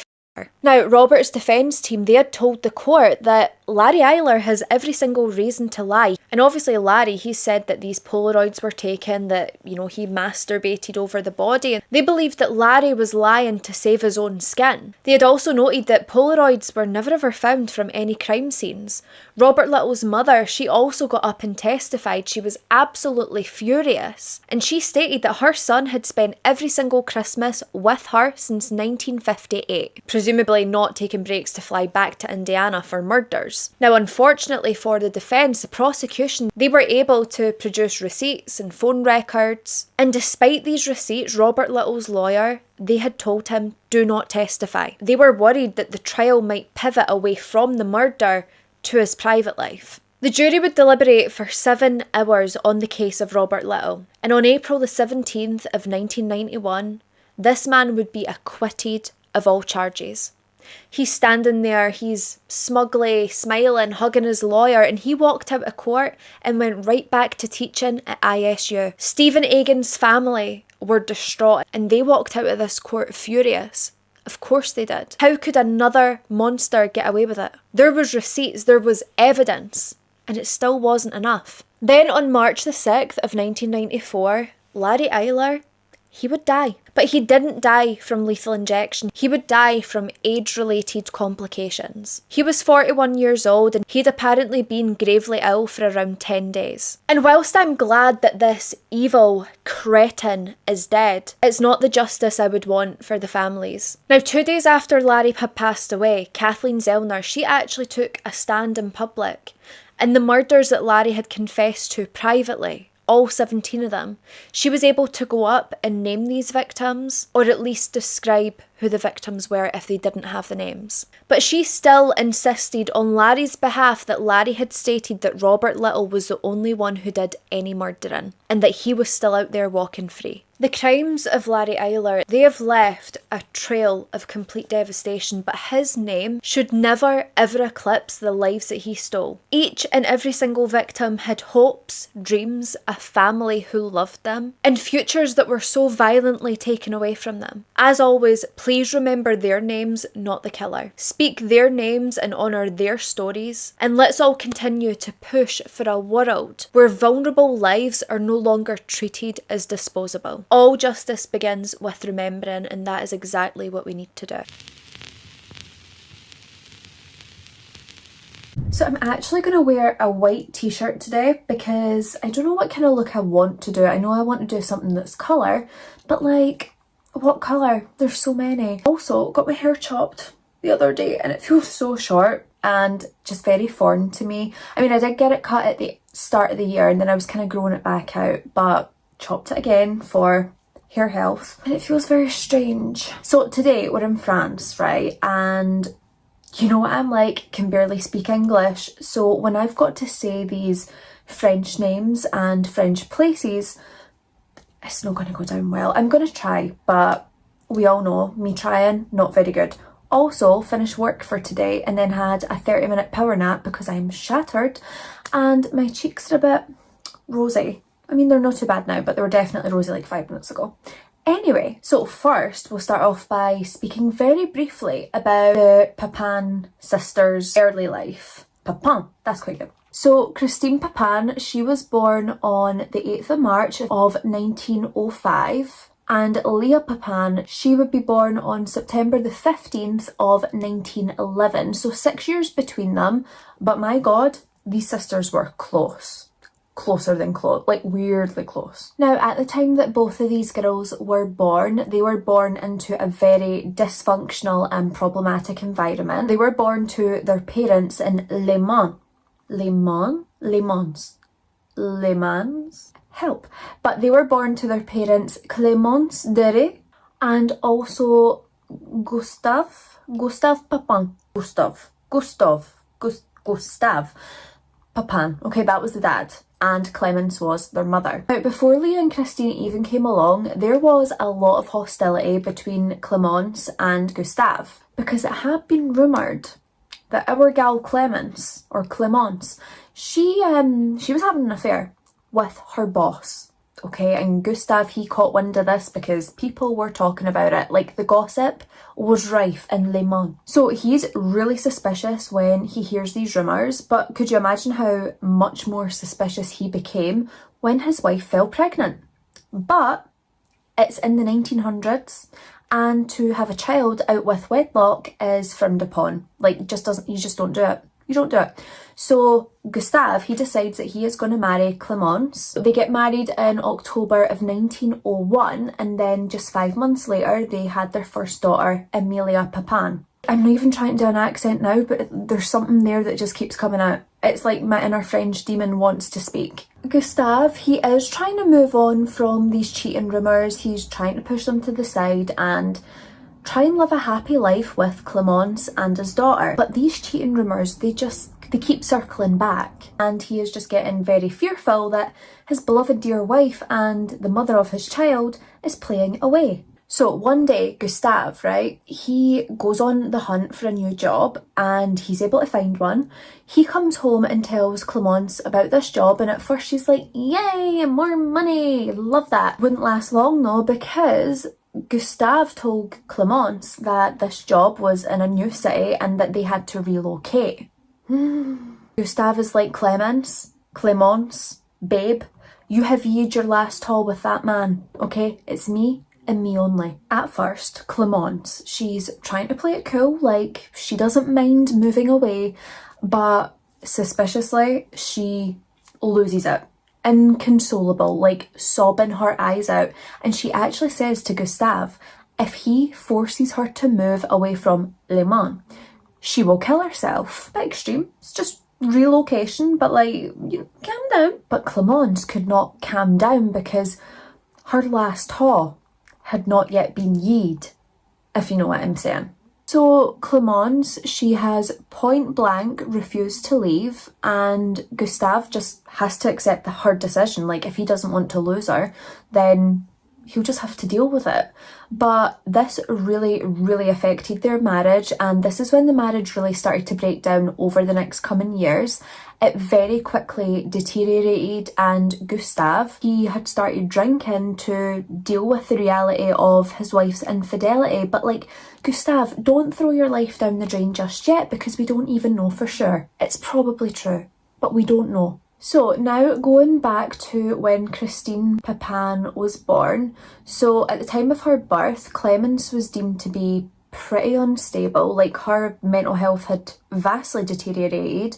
She was very unstable. She was not deemed responsible enough for motherhood, and ultimately Christine had to go and live with her paternal aunt and uncle, and she would actually live with them for 7 years, and apparently during this 7 years was Christine's happiest years. And then 6 years later, when Leah had been born, Clemence, however we're saying her name, she was still in a really bad position. So as soon as Leah was born, she was sent to go and live with her uncle, and she would live with him right up until he died, which unfortunately wouldn't be very long. In case you're wondering where their first daughter Amelia is, well, it was said that when Amelia was 10 years old, she had been raped by her own father. She had been raped by Gustave. When Amelia had told Clemence about this, she did not want to believe her daughter. She did not want to believe that her husband could be capable of something so awful.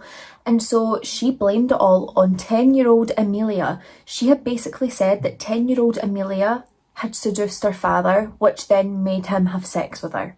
I've never heard of a 10-year-old seducing anyone unless it's orphan, but we all know Esther wasn't actually 11 like they said. She was a full grown-ass woman. How you can think that about your 10-year-old daughter who has just been brutally raped by her father is beyond me. Clemence at this time, she is absolutely raging because she believes her 10-year-old seduced her father into having sex with her. So she actually sends Amelia away to Bon Pasteur, which is a Catholic orphanage. And this orphanage in particular was known for being very, very strict, and the workers there, the nuns I think, were very strict disciplinarians. Now Amelia wouldn't be in that orphanage for too long before it was arranged by Clemence to also have Christine and Leah put in the exact same orphanage. Now Clemence, her goal was for Leah and Christine to remain in this orphanage until they were at least 15 years old, because this is the age of employment, and if they could get work,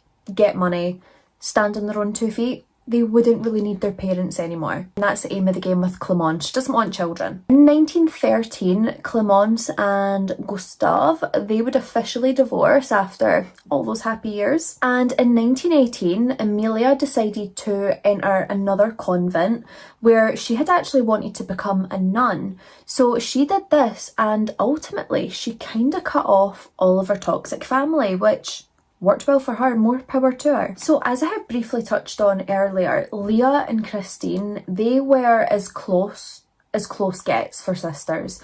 They were almost inseparable, and they did most things together. Due to the instability in their childhood, they felt like the only person that they could really rely on was each other. And it's almost like their problematic upbringing, their problematic parents seemed to really form this close bond. It was like they were super glued together. No one else had any knowledge of what these girls had suffered through apart from them. Now, both of these girls, they had obviously been passed around from pillar to post, relative to institution, but that one thing that remained consistent throughout their lives was each other. And as the girls grew older, they both remained like each other's personal therapists. Like, do you know how like you've got your best friend and you're just like, to them, they give you a therapy session and then the roles reverse, you just confide in each other.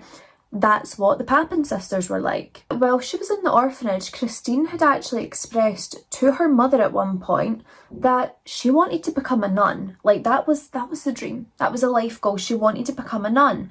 But Clemence, she completely forbade it. She wasn't allowed. Clemence had spoke. She did not want her daughter doing that, and so Christine could not pursue her dream to become a nun. Instead, she forced or harshly insisted that Christine and Leah, as soon as they can, they should seek employment. You know, like, don't rely on me anymore, get your own money and then give me some of the money too. Now, Christine, she was known to be an extremely hard-working young woman. She was so strong-minded. To be fair, she wasn't always the most obedient employee. Like, she wouldn't take no you know? If she was dissatisfied with her circumstances, her employer would know about it. Like, she'd tell them, listen, I'm not happy, changes must be made. However, she was also known to be very assertive and very determined, which was a really attractive trait to have at this point. Like, she could get the job done without needing directed every step of the way. Christine, while she had been in the orphanage, she was trained in like a lot of domestic duties. So for instance, she was a really talented cook, really thrived in this area. She was also good at all the sort of like cleaning, all those sort of jobs, and this really paved the way for her career as a maid. So Leah was quite different to Christine in comparison. Leah was a lot more obedient, she was quiet, she was much more introverted.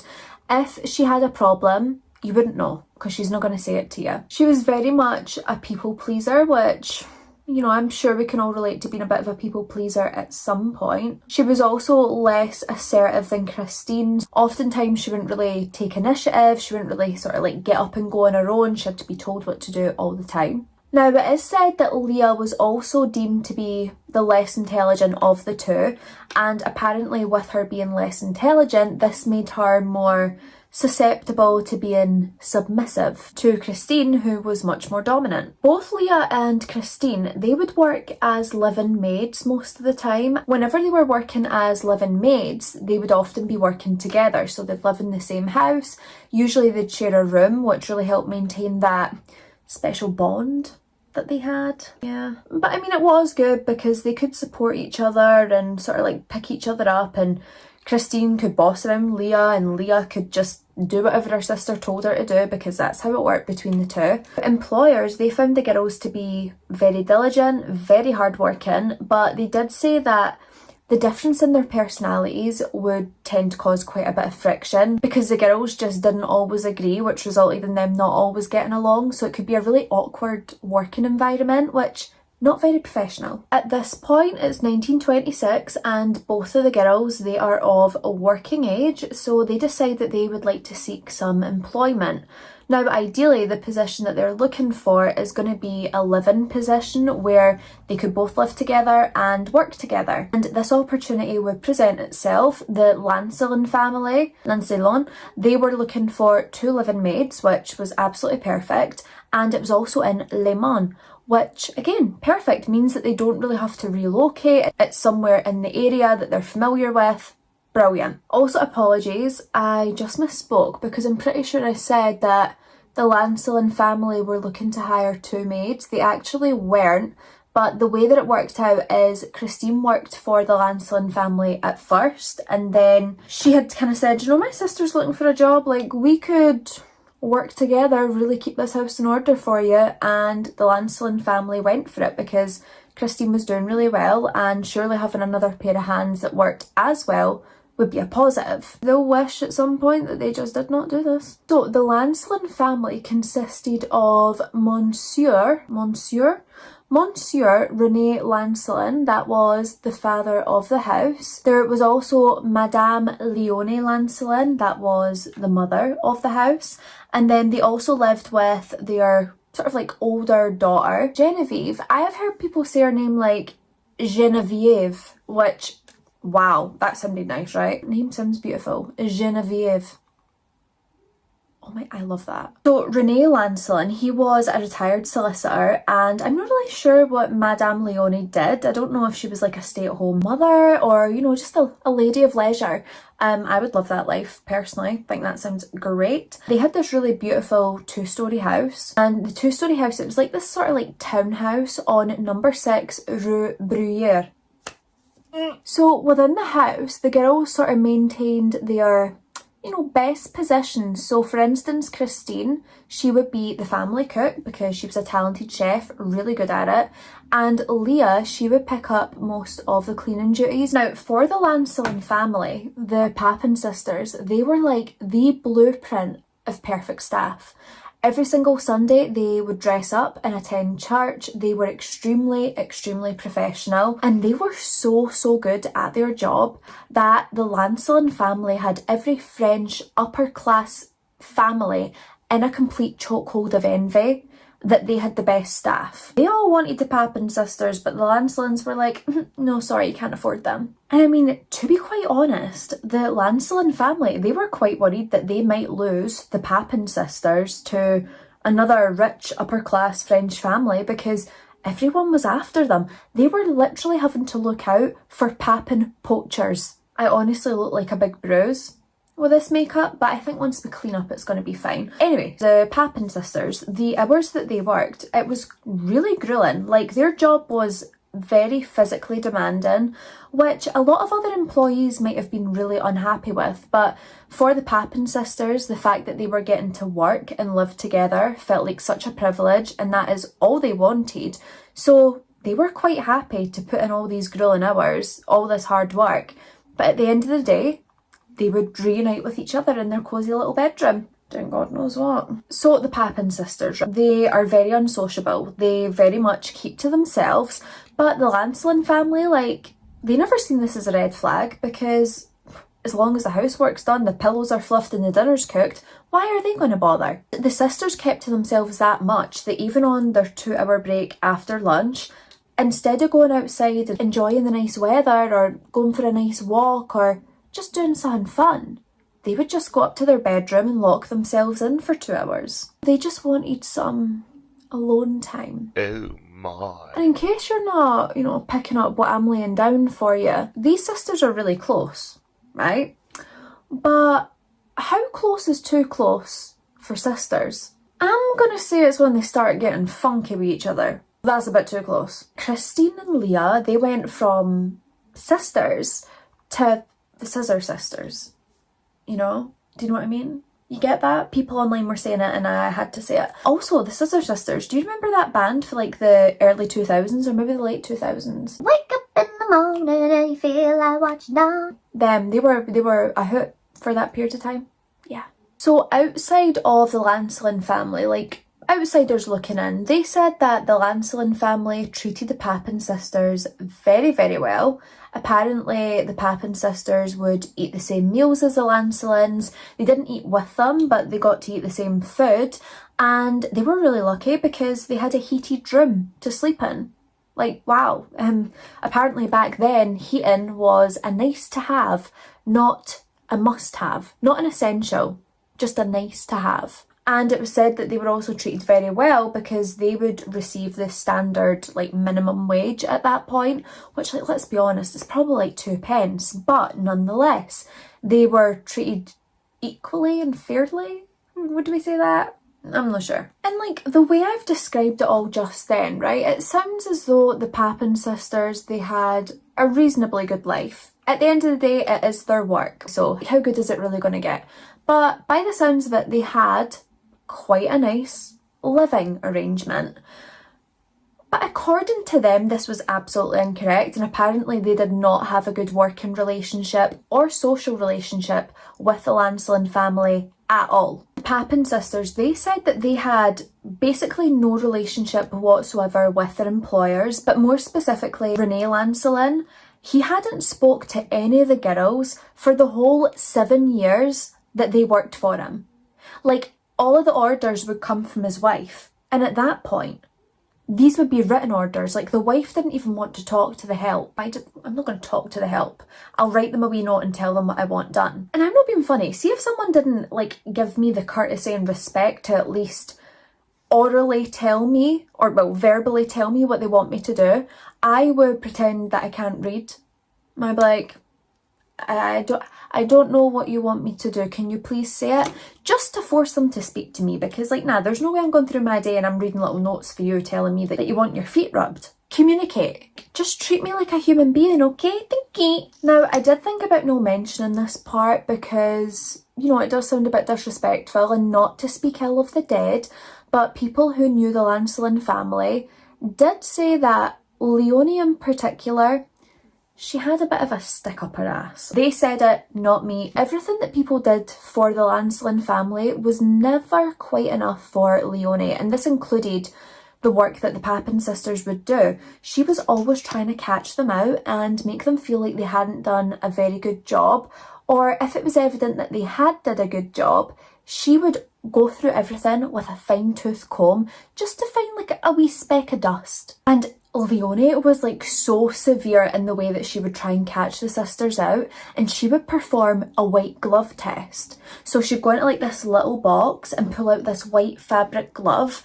and she'd just like stare at the Papin sisters, like bring it on her hand and do the whole So then she would go over to surfaces that they've just dusted, like they've just finished, and she'd be like, dust. She was obsessive about catching them out. The woman couldn't admit when the girls had did a good job. She just hoped and prayed that there was something there that she could jump down their throat about. And honest to God, this would steam my clams to the highest degree. Like, don't you dare, like, getting out a wee white fabric glove and rubbing the sur. What if you planted dust on there, Leonie? What if she had planted dust? That would be easy to do. I'm on her. Now, it is said that Madame Lancelin, so Leonie, at some point, her mental health just really took a turn for the worst. It really started to decline fast, and she fell into a really deep depression.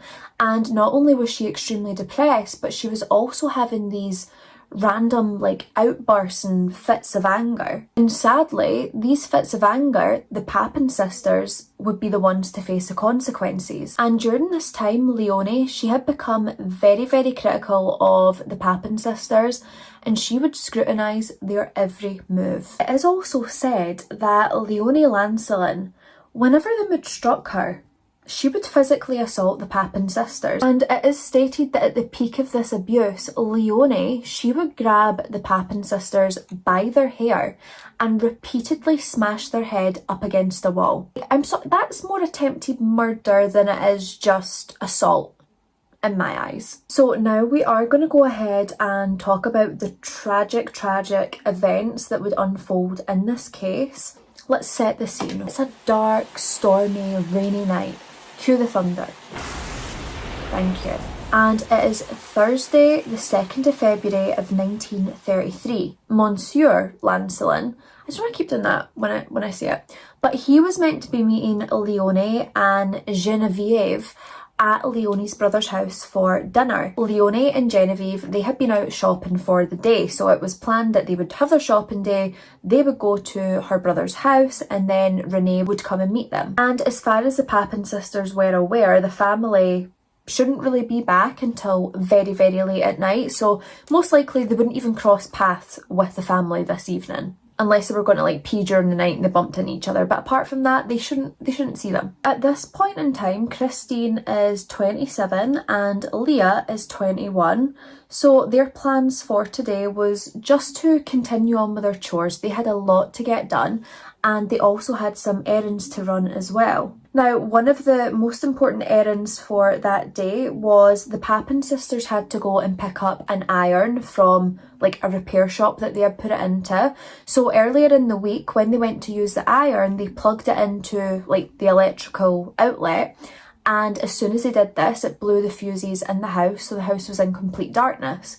So the Lancelin family had thought, must be a problem with the iron, so take it in, get it repaired and bring it back. The Papin sisters, they head off to the iron repair shop. Is that a thing, or is it just a repair shop and they happen to do irons? I don't know. But they go to pick up the iron, and when they get there, the iron repairman said that there was actually nothing wrong with the iron. He's checked everything about it, all the elements, and he doesn't see any reason why this would be causing the fuses in the house to blow. So he says it's working fine, take it home, safe to use, absolutely nothing wrong with it. The Papin sisters at this point, they're like, right, well, we've got chores to get on with, so at least we now know that the iron does work. We can get home and get the ironing done. So the Papin sisters, they arrive back at the Lancelin home and they get started on their chores. They're working through them, and then Christine decides, right, I'm going to get on with the ironing. So she goes, she plugs in this apparently working iron, and poof, all the lights in the house go out again. All the fuses have blown and they're in the pitch darkness. Now, in the Papin sisters' minds, right, they're like, oh, can we really be bothered going and like flicking on the fuse and stuff like that? And they're thinking, well, the Lancelin family, they're not going to be home until very, very late at night. Most likely they'll come in and go straight to bed. So are they really going to need electricity? Like, does one need to see on their route to bed? I'm not sure. So they decide that they will leave the fuses tonight and they'll just fix them in the morning, first thing before the Lancelin family get up. To the Papin sisters' absolute horror, it's around 5:30 and they hear the doors open who walks in but Leonie and Genevieve. They're not supposed to be home, but presumably they've came back to like drop off their shopping very quick before they go to dinner. They're here just to drop off some bags, and no one could predict the events that would unfold. Leonie and Genevieve, they enter the home and they're looking around and thinking, why is it so dark in here? Like, where's the lights? And they sort of like walk around, and then they meet Leah and Christine, and they're like, what's going on, gals? Like, where's the lighting in this house? And Christine and Leah proceed to tell her that they went to pick up the iron from the iron repairman, and he said that there was no issue found with the iron at all. It's safe to use, it's not broke, there's no problem. And Leonie's like, right, okay.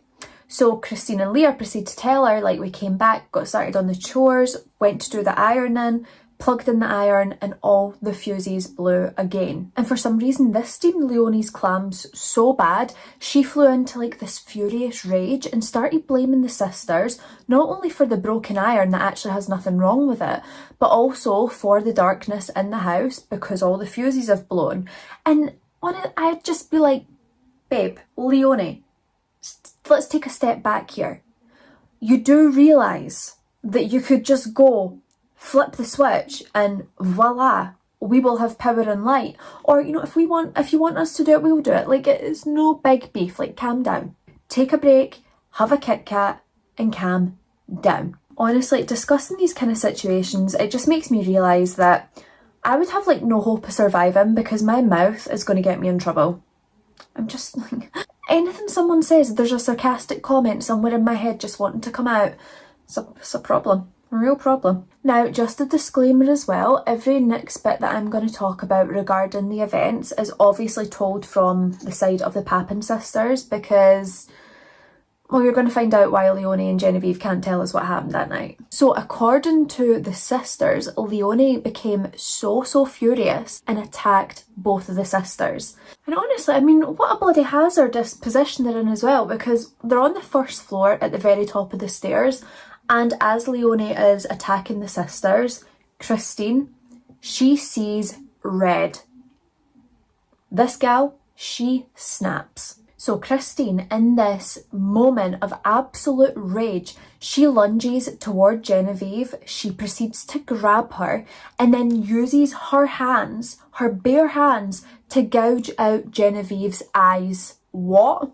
And at this point, Genevieve is obviously crying out, screaming in terror, begging for her mum, begging Christine to stop, but everything is happening so quick. Now Leonie, hearing the cries of her terrified daughter, she gets distracted, and this is when Leah would grab Leonie. Once Leah has a hold of Leonie, Christine then shouted to Leah, saying, smash her head into the ground and tear her eyes out her face. Now at this point, Leah's saying, like, I don't want to disappoint my sister, especially when she's acting like a crazy ass, so she proceeds to gouge out the eyes of Leonie. Whilst Leah is gouging out Leonie's eyes, Christine then runs downstairs, goes into the kitchen, gets a huge knife as well as a hammer, and then she proceeds to run up the stairs toward this whole chaos that's going on, and she's screaming, I'm going to massacre them. Obviously, without their eyes, Leonie and Genevieve, they have no chance of helping themselves. Like, they're rendered absolutely helpless at this point because,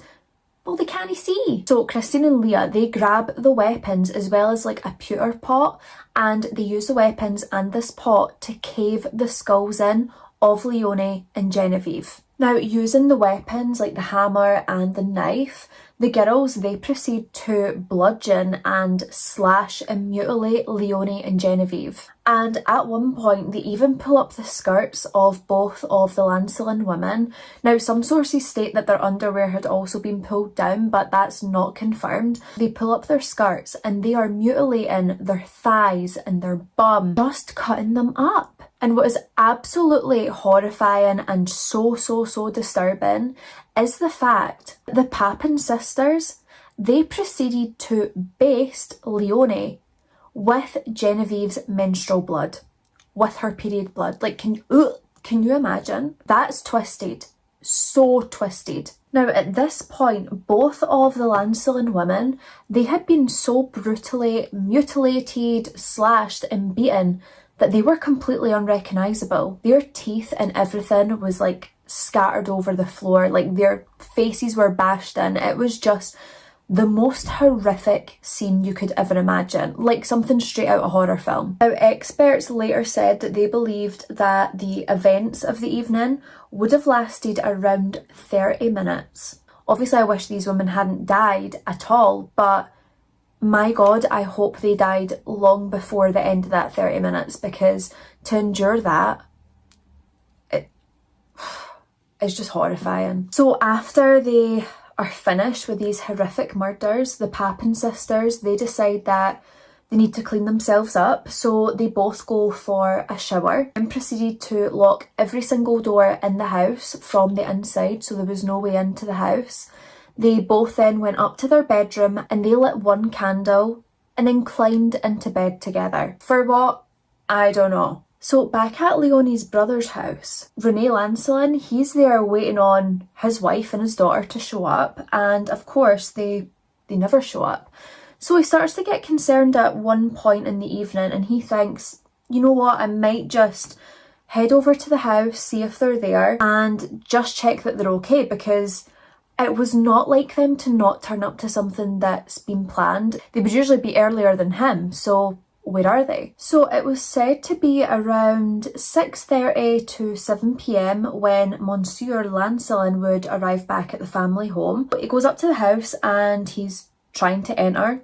That's what she said. God, Anna, honestly, grow up. But he's trying the doors of the house and it would appear that every single door is locked from the inside, so he has no way of getting in. He does try to break the door down, be all macho man, but ultimately he wouldn't get inside. So at this point he's really getting worried. There's no lights on in the house at all, which is really strange, but he can see a tiny bit of light coming from the Papin sisters' room. So he's thinking like maybe they're in, but then why would they not answer the door? And this is what was getting him really worried, because if someone was in the house, even if it was the Papin sisters, they would always open the door.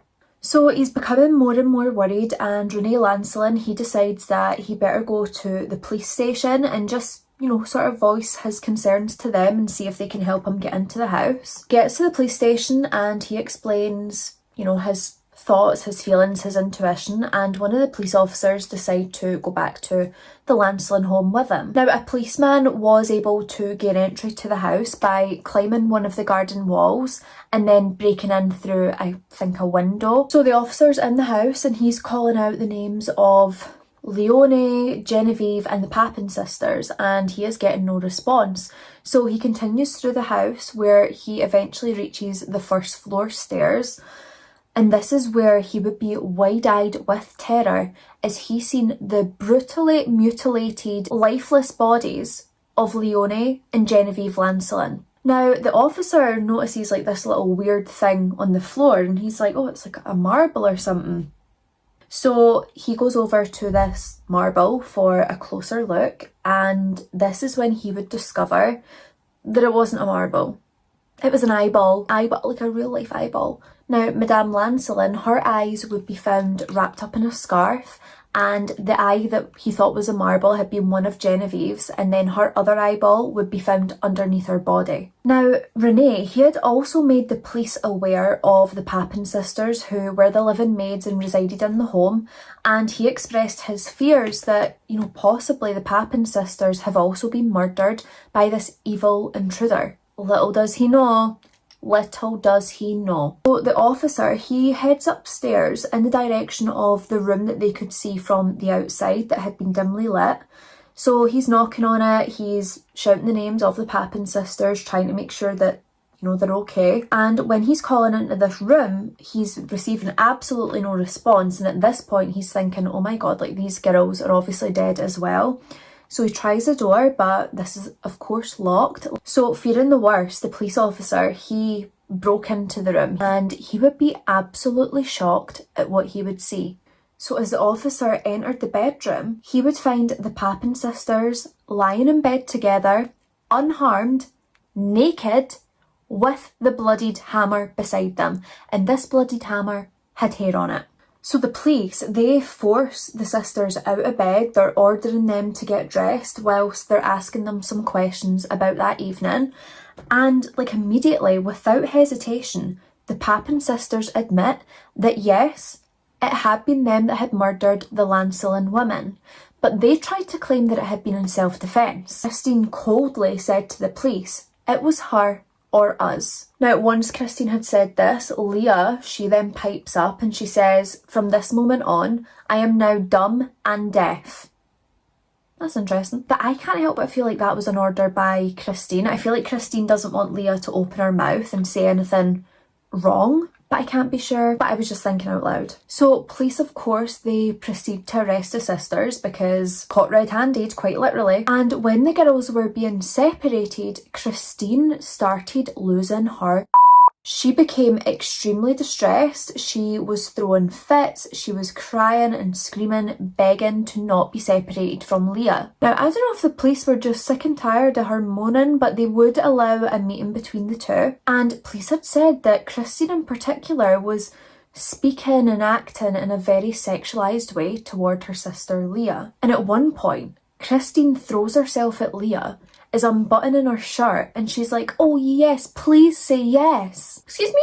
Take that elsewhere. Now, the vicious crimes of Christine and Leah, they actually really attracted the attention of a lot of prominent intellectual figures from this time. Now, they believed and would also argue that these murders had actually been a manifestation of class struggle. Like, intellectuals had believed that Christine and Leah, they had rebelled against their nasty and belittling masters. And they said this was due to the poor conditions that they worked in and also the way that they were being treated. Now, some prominent intellectual figures from this time, such as Jean-Paul Sartre, I don't know, Simone de Beauvoir and Jean Genet, all three of them had claimed that these murders were an example of class warfare. So the sisters' defence, they had tried to claim that the sisters were suffering from temporary insanity. They had even mentioned that they had a cousin who passed away in an asylum. They also had a grandfather who was prone to very vicious and aggressive attacks.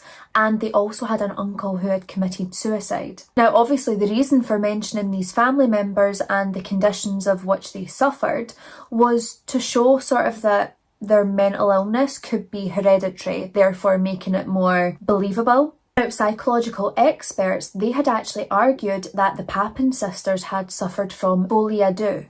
I don't know how you say it right, but this is basically a condition of shared psychosis. Some of the symptoms of this sort of like paranoid shared psychosis is hearing voices, a sense of persecution, and also a capability of inciting violence and aggression in what they perceive to be self-defence in a threatening environment. Inappropriate expressions of sexuality, which might explain the Papin sisters' incestuous relationship. But it's said that in these situations, the ones suffering from paranoia, they often see the mother figure as a persecutor. So in this case, that would have been Madame Lancelin.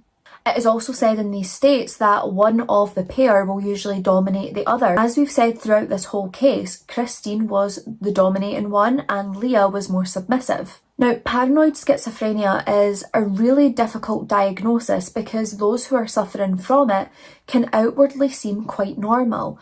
And at trial, the Papin sisters presented themselves as quite normal, which really had the jury struggling to believe the diagnosis in the first place and believe that these crimes could be committed under temporary insanity. Now, prosecution and also members of the jury, they had said that the Papin sisters, they just seemed too normal to be ill. And if that is not just a reflection of what it's like today when you try to receive treatment for mental health, you're too normal. No, you look a normal way. Oh, you don't seem sad enough.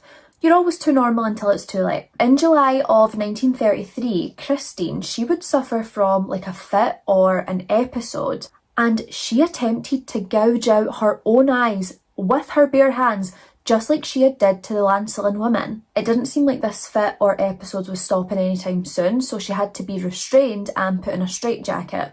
Now, Christine would later state that the night that these murders had occurred, she had suffered from the same fit or episode that then caused her to murder the Lancelin women. Now, the court jurors, after only 40 minutes of deliberation, they concluded that the Papin sisters were sane at the time of the murders and therefore guilty. Christine Papin, she would be sentenced to death by guillotine on September the 30th, 1933. Leah Papin, she was considered an accomplice but not the leader of the murder, and so she got a much lighter sentence, and she was sentenced to 10 years of hard labour. Whilst Christine was in prison, her death sentence would be commuted to a life sentence, so life in prison. However, Christine, she would begin to starve herself and she would eventually die from starvation in 1937. Leah Papin, she would be released from prison in 1941 after serving just 8 years. She got out on good behaviour. Now, after she was released from prison, she went to live with her mother and she also got a job working as a hotel maid, and she lived under a different identity. Now, there is some accounts that say that Leah had died in 1982. However, a French film creator by the name of Claude Ventura, he claimed that he found Leah living in a hospice, and this woman that he had claimed was Leah was unable to speak due to a stroke that she had suffered, and she was also partially paralysed. So there was really no way to conclude that that was in fact Leah. But if that was Leah, then she died in 2001, not 1982. Leah and Christine, they would be reunited once again when they were both buried in the same cemetery. But that is it for today's true crime and makeup case. I really hope you found this one interesting. I certainly did. I've known about this case for ages, but I really just wanted to dive into it and see what else I could find, little bits of information that I had maybe not heard before. So hopefully it's the same for you as well. If you did enjoy, please make sure you are subscribed to my channel with the notification bell on, because I upload twice a week, every single week. Please don't forget to leave a like and a comment, especially a comment. That really helps with the algorithm. It really helps push me out to YouTube for more people to find my channel. Within your comment, don't forget to leave a question if you have one. I am going to do a little Q&A on top of my 2 weekly uploads. So 1 week there will be 3 videos for you, but one will just be me yapping rubbish about myself. If there's anything you want to know about me, it can be personal, it can be true crime related, it can literally be whatever you want. I'm an open book. Don't forget, in the description you can find details of all the products used on my face today with direct links if there's anything you would like to purchase. You'll also find my social media handles, my Instagram and my TikTok, if you want to give me a follow over there. And you also can send your case suggestions over to me via email, which is in the description, or you can just leave them in the comments below if you would prefer. But thank you so much for watching. Please, please, please be a good person. Don't be a bad person. Stay safe, look after each other, and I will see you in the next one. Bye!